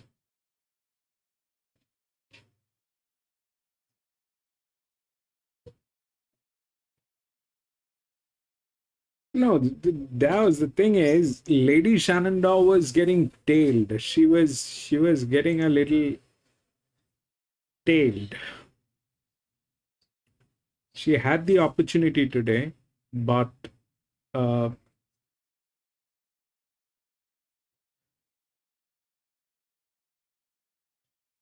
but you also have a point. I mean, if we look at what has happened, so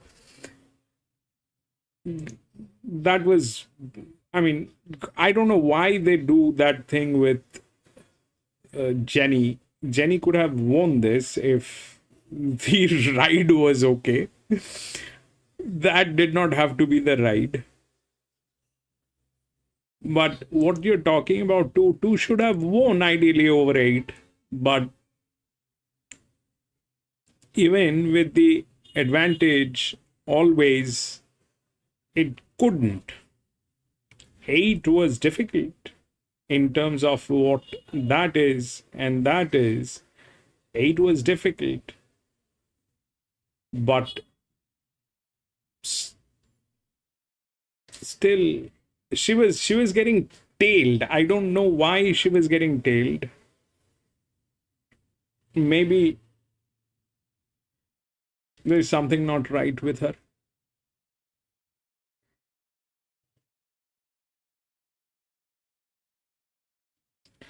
Maybe there's something not right with her.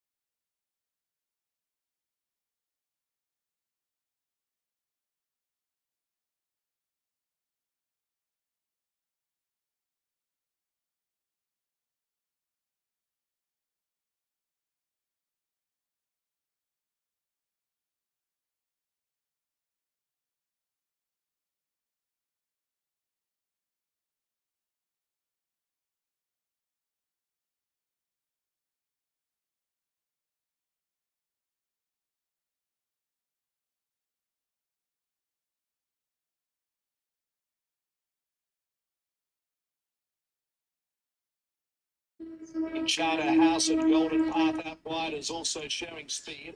Chillicap behind them settling and then on display, followed by Sayadati Sadati, just worse than midfield, passed by Taken as they run to the top of the hill in the driving rain. 1,200 metres to go. Astral Flame, the leader from El Rocco, and El Duca around the outside. Then Charterhouse deeper. Fifth on the fence, Chillicap from on display. And then came Taken Golden Path.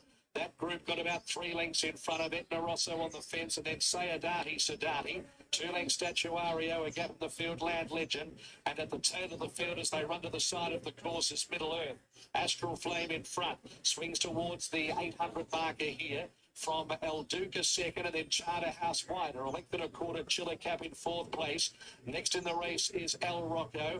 Taken is 6th out wider. 2 lengths Golden Path on display from Land Legend. They were followed by Sayadati Sadati. And then came Etna Rosso, Statuario and Middle Earth. Training cats and dogs in the anniversary bars up towards the corner. Astral Flame in the middle of the track and El Duca together. Then El Rocco, who whacks on in the conditions from Chillicap, who tries to cut the corner.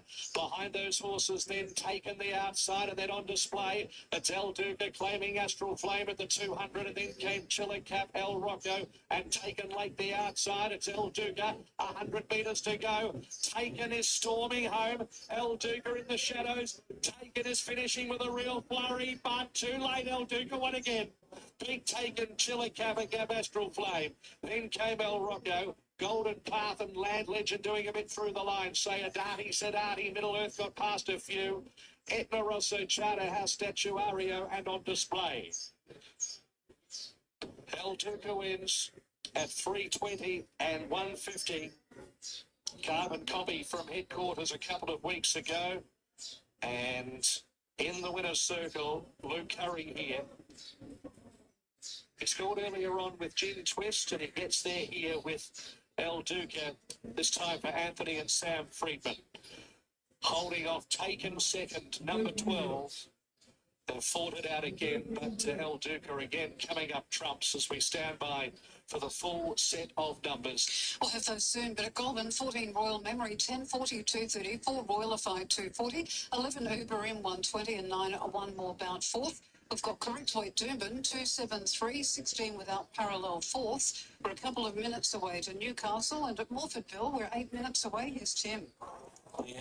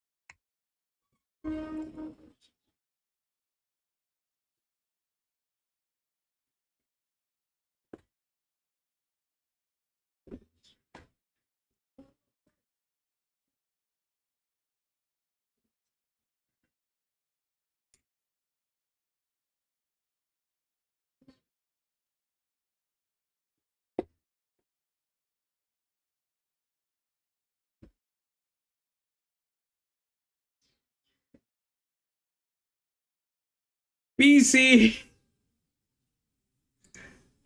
thank you so much for doing that, PC.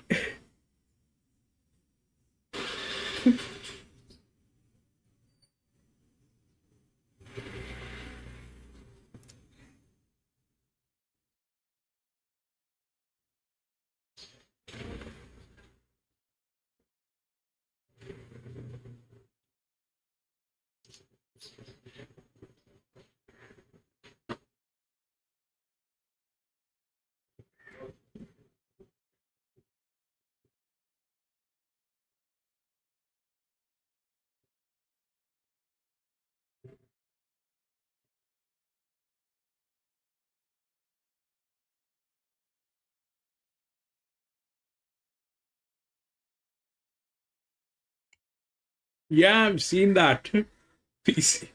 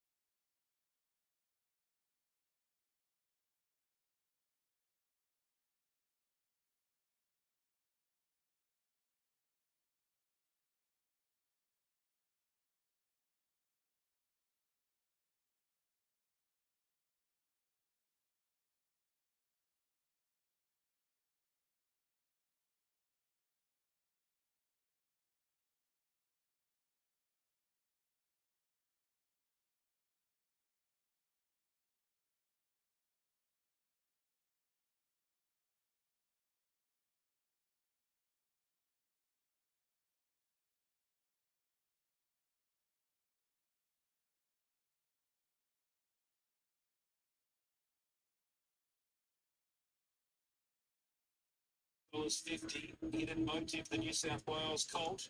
He's getting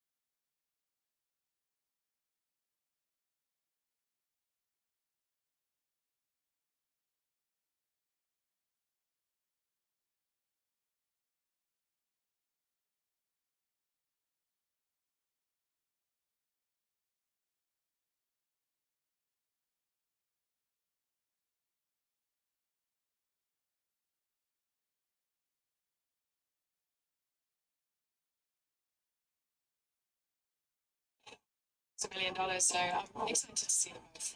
Just on Tommy Markland, do you reckon he's sort of planned in the head, or is he going to keep an open mind out there? I say an open mind, but I say we wouldn't want to be far off the front end, really. You know, it worked last time.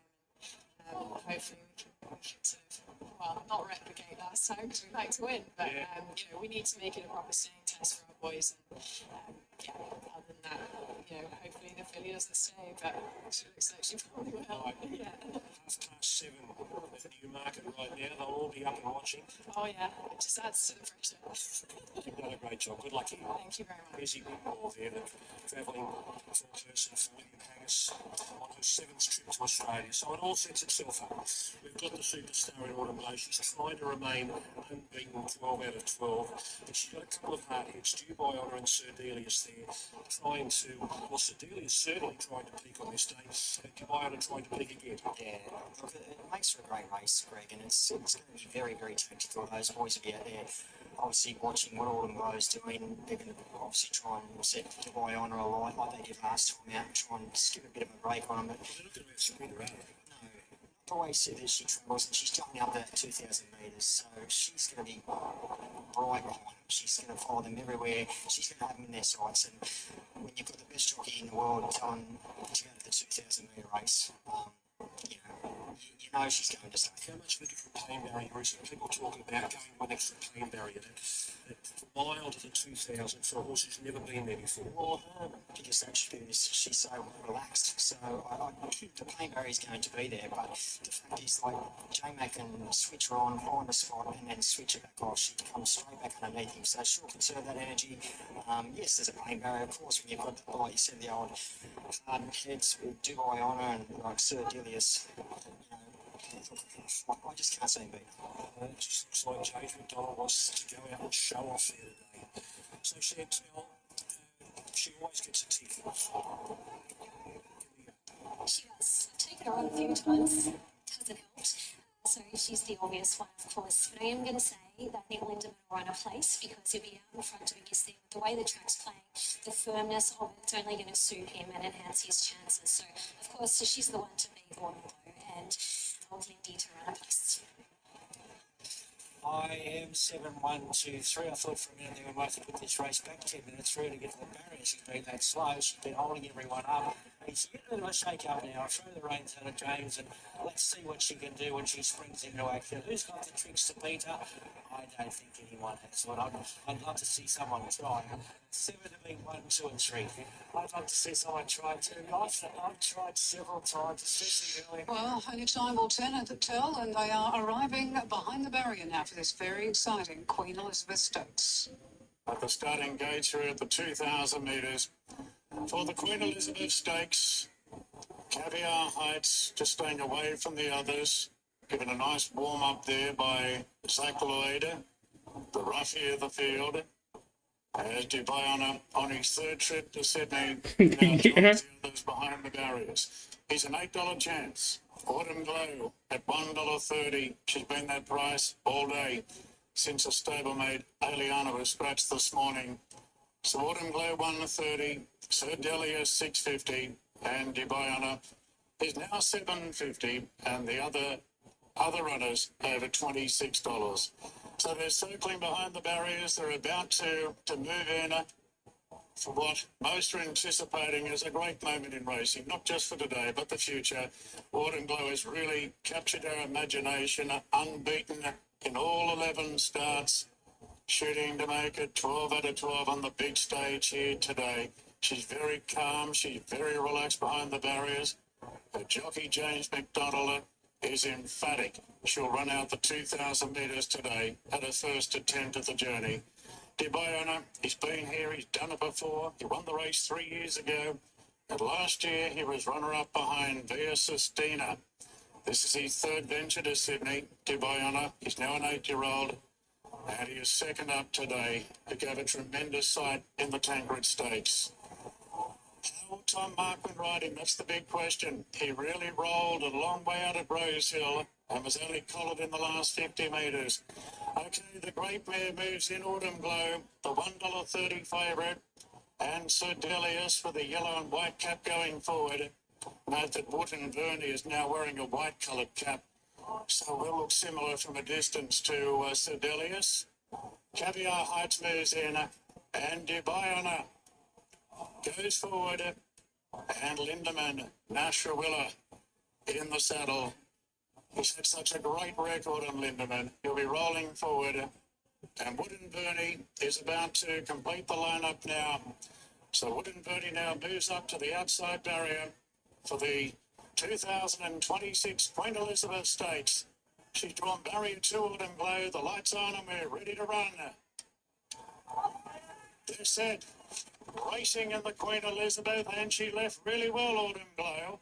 Plenty of going forward though. Light Infantryman right up the inside, leads initially from Autumn Glow.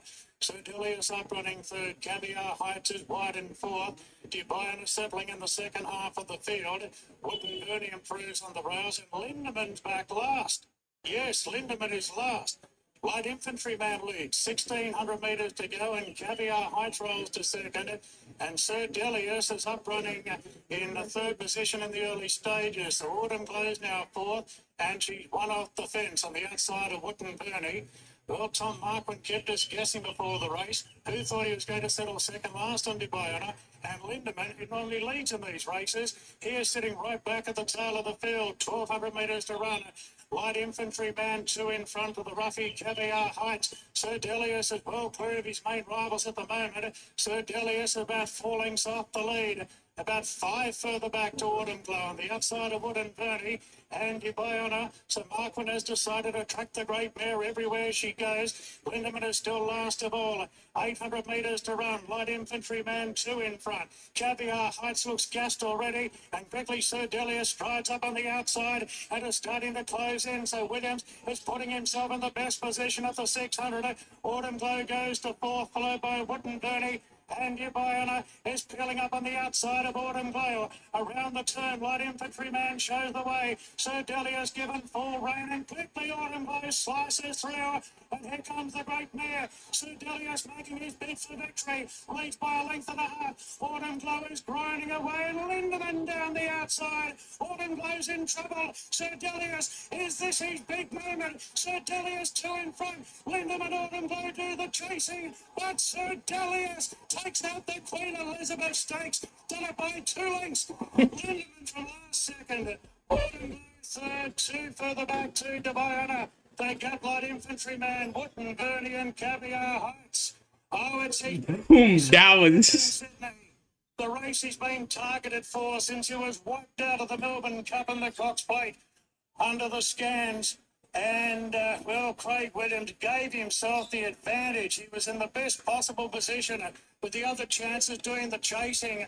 And Sir Delius, that has been a win. That is a statement. Sir Delius trained by Gay and Adrian, handled by Craig Williams.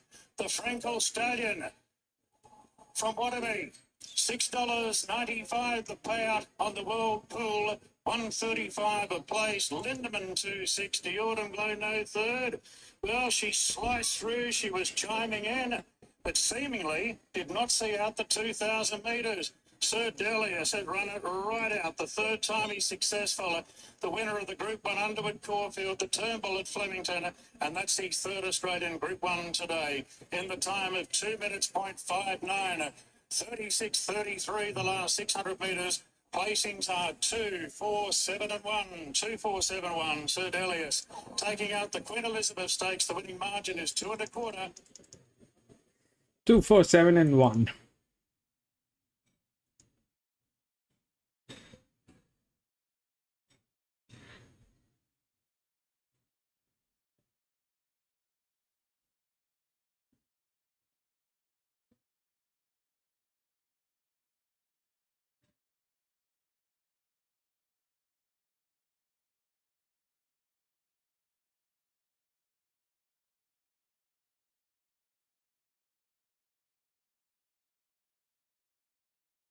That happened. The 7 gave up on that.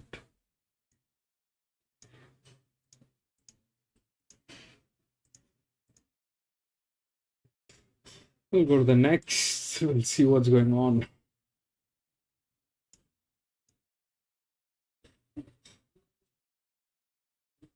Eight and 9 has been scratched. 3614.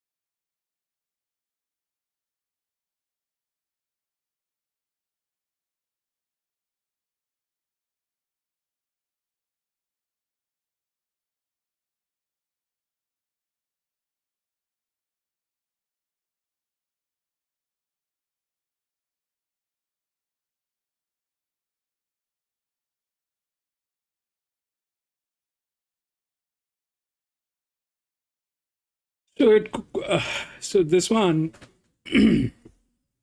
it's difficult. So one thing that, let's just refer to what happened here on the other day. So if you remember this horse, the 15, okay? Now, if you remember, this was a group 1, and here the 15 was the favorite and the 15 won, okay? Now, when we look at what happened with the 15, this was at negative 19, okay? Negative 19. This is at negative 182. So I don't know how many of those actually won today. You know, we'll get to see how things has happened. But definitely, if you look at those two numbers, then those are very difficult, very I mean, this is almost half. So, I mean, what happens basically is when we are taking a chance, and I mean, when I take a chance, I generally like to work with the advantages. If it works, it works. Unless, I mean, I seriously thought the 7 is going to win. Okay, that's the load value. I mean, if that's not able to deliver this, and we have to understand what has happened at 57, that was at 100 and negative 182, that's 158. That's a very strong horse, okay, but the resistance is so big that it could not hold up. It could not hold up.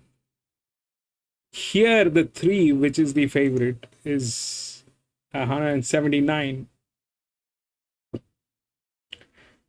It's a good horse, but that's the resistance, okay?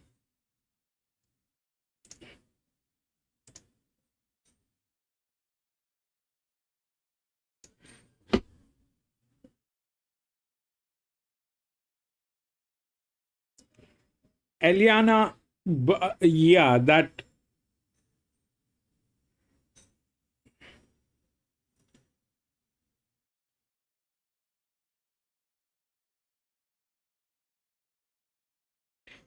Eliana had a better chance today. You're right. If we look at what Eliana was, uh,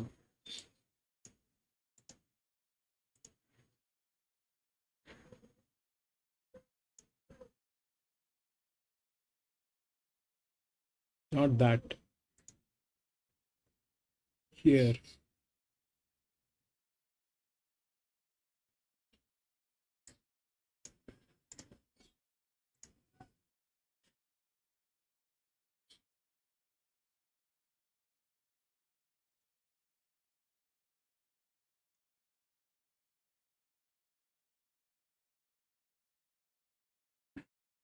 So Eliana was looking like that. They got scratched, okay? Eliana had a chance today, honestly. Eliana could have beaten Sir Delius, but Eliana got scratched. They got scared, I think. That's what has happened. Because the form line was not as good as this one, and they did their own mathematics. What basically is the thing is, if you that was the challenger today, okay? Eliana was challenger and was holding the right position. Eliana was holding the right position, but it got scratched because that's not the highest. This is the highest in the challenges. All right, that's very limited. That's the highest in challenges. So definitely it had the opportunity to do this, but they thought it's a better idea to scratch it.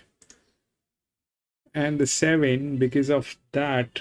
So basically the thing is, when if you look at all the races, so the 5 did not have a chance, okay, though the load value was there. What happened to Jenny is, we have all seen what happened to Jenny. Jenny ran, and Jenny ran like nobody's business, and then she got tired. She's an 8-year-old mare.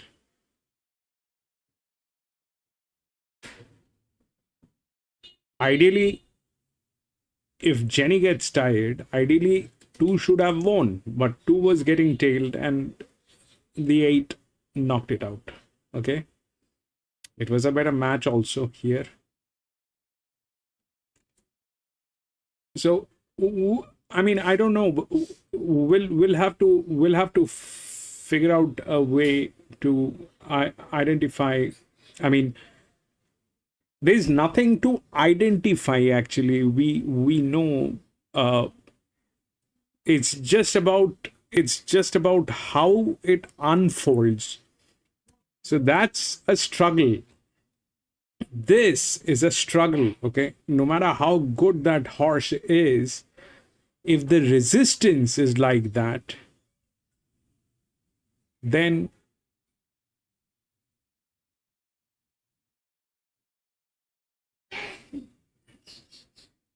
God help.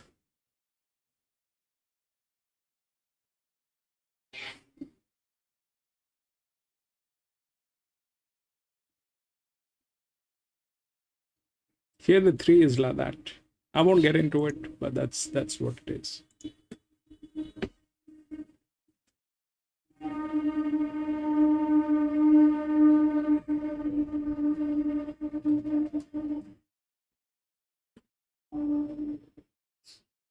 PC had a huge bet on Sir Delius. I don't know. The trainer scratched her to protect Autumn Close. I don't know all that, but apparently it's in front of you. So it could not get over with the resistance. Now I am desperately trying to figure out if that's the disadvantage, how to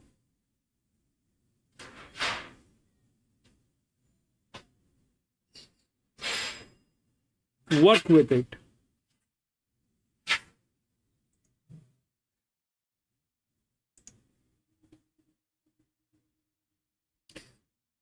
Delicious is a tough animal. Yes, we've just seen that, PC.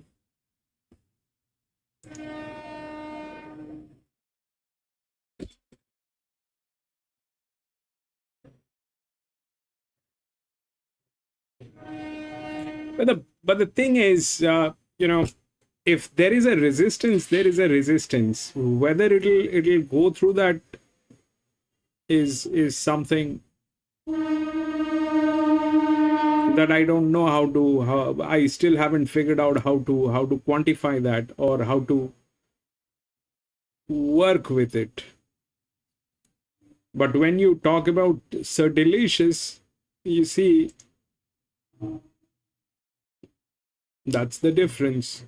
These two, that's almost half. Okay.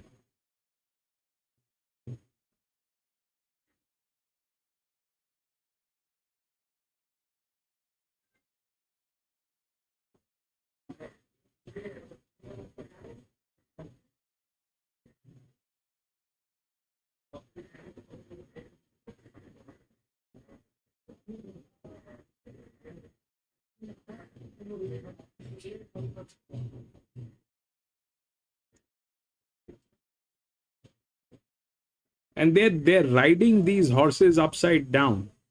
Here also with Jenny, there was no need to rave that horse like that on a 1600 meter. They raved it. here, why do you want to rave a 7-year-old gilding with a low pressure? There's no point. There's no point.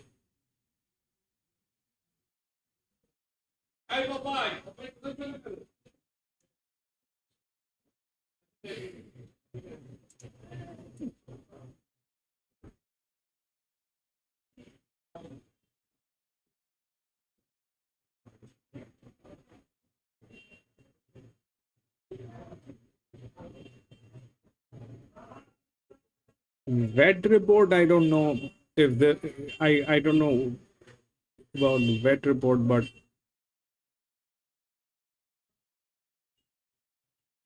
I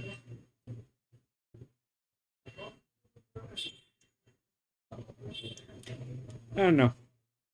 On one 10, 11 queen.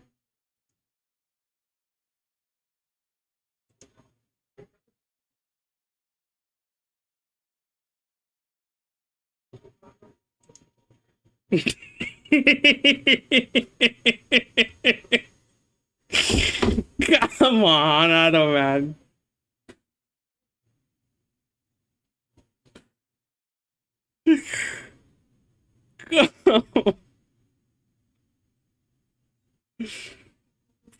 Possible.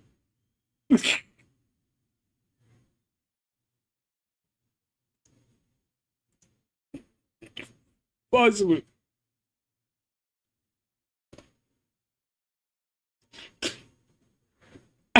I mean, that's just putting upside down. That's just putting it upside down. That's all. Well, the 10 is probably beating these two. 4 and 1. Okay. 3 probably is. I don't know what is going to happen. 6 is in a good position. So if 6 is a high, it'll drop.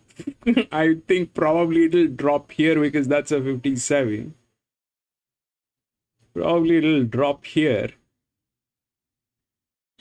Unless that 61, which is here, it's not in a good state, does anything funny.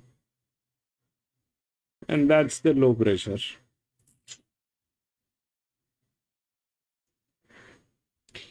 Let's see how that works. I'm out of it. I kind of took a lot of heat. And my mind goes absolutely numb the moment, you know, my technical setup gets a little upset and I don't know what to do, where to look at.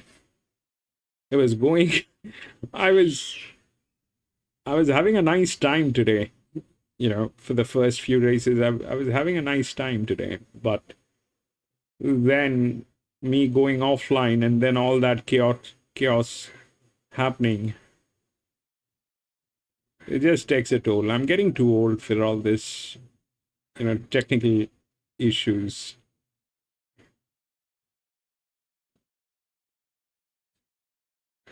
I need a team to handle this, but I can't afford a team right now. We'll have to wait.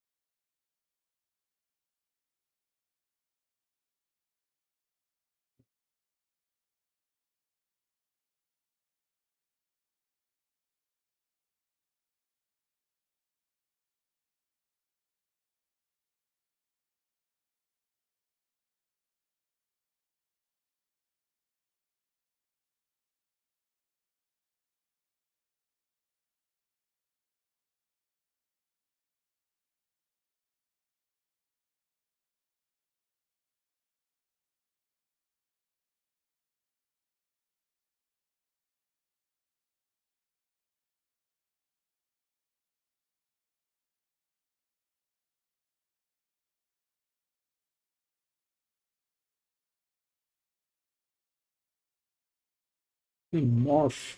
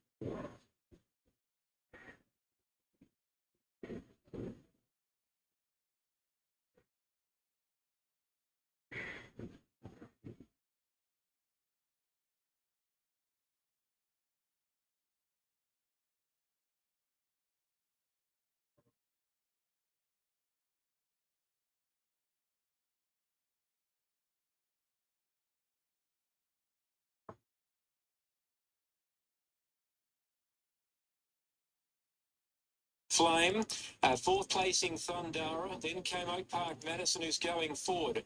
Further back there on the inside, Wee Wee Marcherie. Prancing Lily, Big Rita June, the next pair from Poomaroo, then came further back Morgana. It's around the outside, it's Tasmanian Oxford, which is Carlton Roots halfway down. Halfway into 80 Cool, starts back with those. There's another one just out wide that's still trying to get around them. 2 lengths for Prancing Lily and Angry Angel is last. The one that's put out wide about fifth last. It's Lou Feeder down the back. They work the field here of 16-year-old. They take them down the back. The Raj led. Still trying to run to be second a length away now. And third is Oak Park Madison out 3 leg pressing fourth. Freedom Flame is fourth. They're about a length and a half to Thundara from the outside of Wee Wee Marcherie.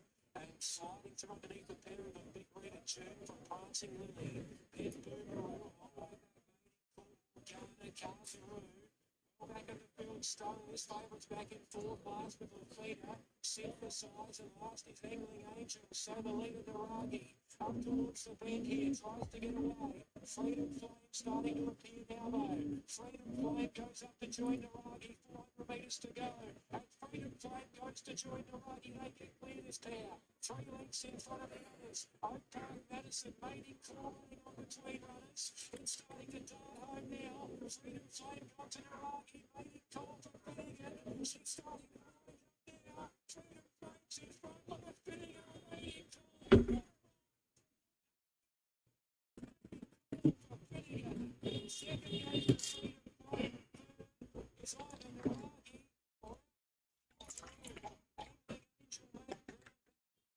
Six. Then came behind them,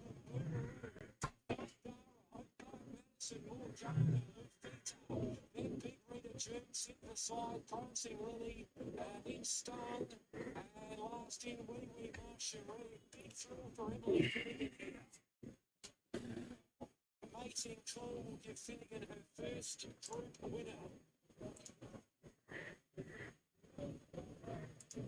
Mating Call has cut a path in the middle of the track and stormed over the top of Freedom Flame, and will give Emily Finnegan her first Group 3 winner. And what a ride for Finnegan.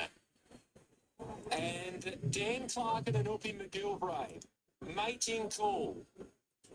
What a star she is. And now to the Oaks, no doubt with her. 4 is second, Freedom Flame, run a gutsy race.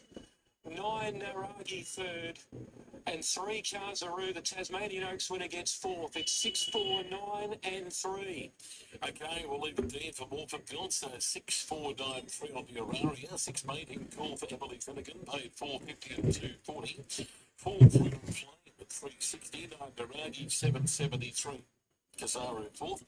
Shani with splashback 72. Splashback, she's a Group 2 winner last preparation. She's got marvellous form fresh. She gets plenty of speed up front. And hopefully she's in touch with them and they're getting a little bit tight today because she can come with a booming finish here. And I'm happy to be with her. I think Gangster Granny is very, very hard to beat and a deserved favourite, I must say. She's the one I want to get past late here. Of the others, I don't know. Flying for Fun has to fit in there somewhere. And Monty Supreme, considering I know we're going back to last preparation, a couple of these line up well through the Gangster Granny Neverson run there, and she is one of them. Monty Supreme, or Terriches is the other one actually. 1, 3, 6, and 10. Tim. So one on top, Splashback, and Chantil with Splashback as her pick of the yard as well. Gangster Granny's favourite, $2 to 2.10. Flying for Fun, 360 to 390. Graham Begg's on a splashback has been $6.50 to $7.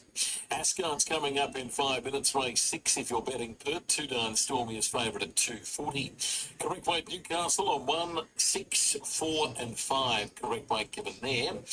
Now the footy, I'll give you a score update here in the Swans Gold Coast clash from Norwood Oval.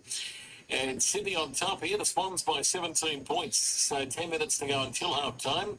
The Sydney Swans at 6-7-43, leading the Gold Coast Suns 4-2-26. And in the NRL, there's a 5:30 match at Optus Stadium, Perth. The Sharks playing the Roosters. It's come kick off there in 20 minutes from now. With the betting on that match, let's have a quick look here. The Roosters $1.80, Cronulla $2, and the line is 1.5 to Cronulla. Righto, we're just awaiting weight now for Morphettville on 6, 4, 9 and 3. Their last race number 10 is for Thomas Farms, which is due in 31 minutes. And Scandalise is the opening favourite at $3.50. A word or two on a big sports breakfast weekend. Excited, wonderful football intensity. Great side. As good as it gets. Pressure. I'm very confident. Rugby league, always a game. Legends. Lovely touch of final starting. Pretty cool. You rip the sports show, a bit of a shock. Australian team. Very happy. Exceptional player. Fantastic Dave Moore and the team. Something really to cheer about. Good story. Simple as that. Good to talk to you, mates. On Radio Tab and Sky Sports Radio. South Carpenters, Z3, Australia Dome Builder, 24/7 online access and sign-up bonuses. Since 1959, 80,000 Australians have moved into a new Dixon home, offering over 1,500 designs for granny flats, duplex, secondary dwelling, single and two-storey homes based on 100 award-winning designs. Supervisors and existing subcontractors. Average tenure over 10 years. Third-party quality certified. Great payment terms. Visit dixonhomes.com.au. Today's racing brought to you by Tab's Venue Mode. Get more value when you're in venue or on the Tab app. What's gambling really costing you? Don't forget the Easter egg is at Wentworth Park tonight. In the Easter egg final, the favourite is Slick Splits. Now, Sunny's at World's been displaced. And Slick... And it's big Easter egg night tonight at Wentworth Park, as well as the final for the Ultra Sense, the Greyhound New South Wales Masters, the Association Cup, and of course the time-honoured the Ambrosoli, with the trophy on course tonight to be presented by the one and only Paul Ambrosoli. Let's head to Darren Flindell for the last race on week 2 of the championships. They come now, moving in here for the last of the day. Graham Begg's runner Splashback, who's got a terrific first-up record. She's won a couple of jump outs prior to a trip to Sydney into $6.50. Gangster Granny is the firm favourite from the wide gate. A lover of the good-rated tracks, Gangster Granny. And she's the $2.10 favourite in front of Bryce Hayes, runner Flying for Fun, $4. Zach Lloyd aboard. Zach winning the Queen of the Turf earlier on a Warwick Farm trained runner. Idle Flyer. Now more territories to move in. And Infancy, Gangster Granny, and Flying for Fun, the last 4, now 3, getting set for the last one. Queen Elizabeth stay. Well, she was rolled today, Autumn Glow. And Sir Delius was the star of the show. Big, bold performance. And very determined ride by Craig Williams as well. Gained Adrian Sedelius winning the main event. And we're just about ready now. Last 10 on day 2 of the championships. The All-Age Stakes next week. Ready to run. Favourite drawn White Out Gangster Granny. Racing, and she jumped out fairly well, Gangster Granny. Monty Cape was nicely in a stride, and Flying for Fun is in a prominent position as well with Monty Cade and Spring Lee. So Spring Lee leads from Monty Cade. Gangster Granny in a wide position. In flight goes up the inside of Huss. Then Catch the Glory, Flying for Fun, caught wide, then Coco Jamboo. Body Supreme back in the field from more territories, then Splash Back and Infancy's last of all. Spring Lee shows the way and does so clearly from Monty Cat, and Gangster Granny moves to third. Flying for Fun off the course, improving. Then in flight on the inside, a Huss, Catch the Glory in the middle of the pack. Further back, Coco Jamboo, Monty Supreme, more territory, Splash Back, and Infancy's last of all. Spring Lee turns the corner in front by 2 on Monty Kate.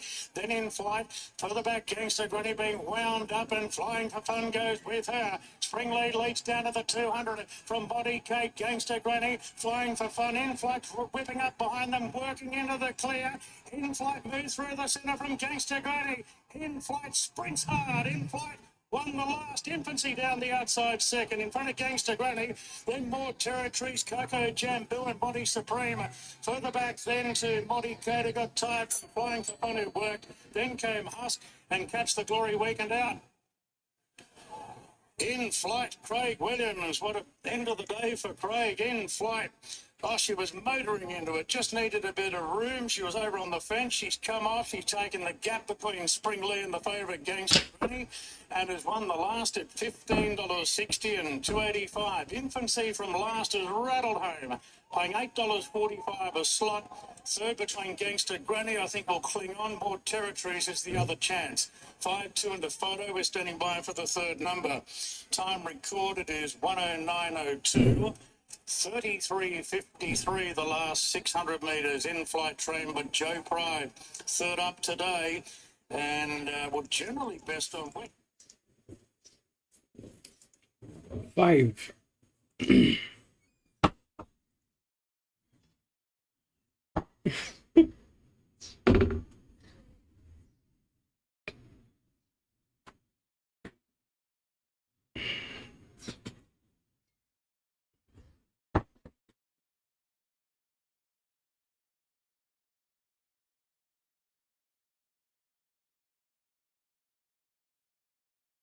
Five and 2.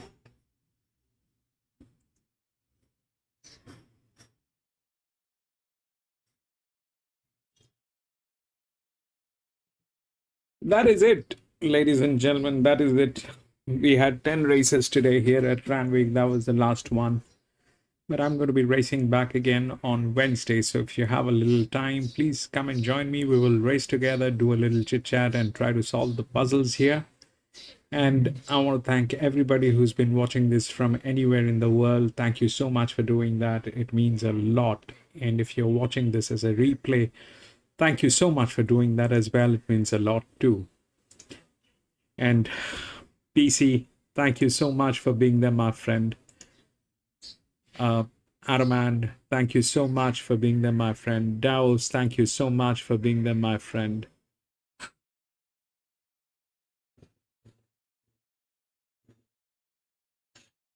Jimmy, thank you so much for being there, my friend. Gate, thank you so much for being there, my friend. Lightning, thank you so much for being there, my friend.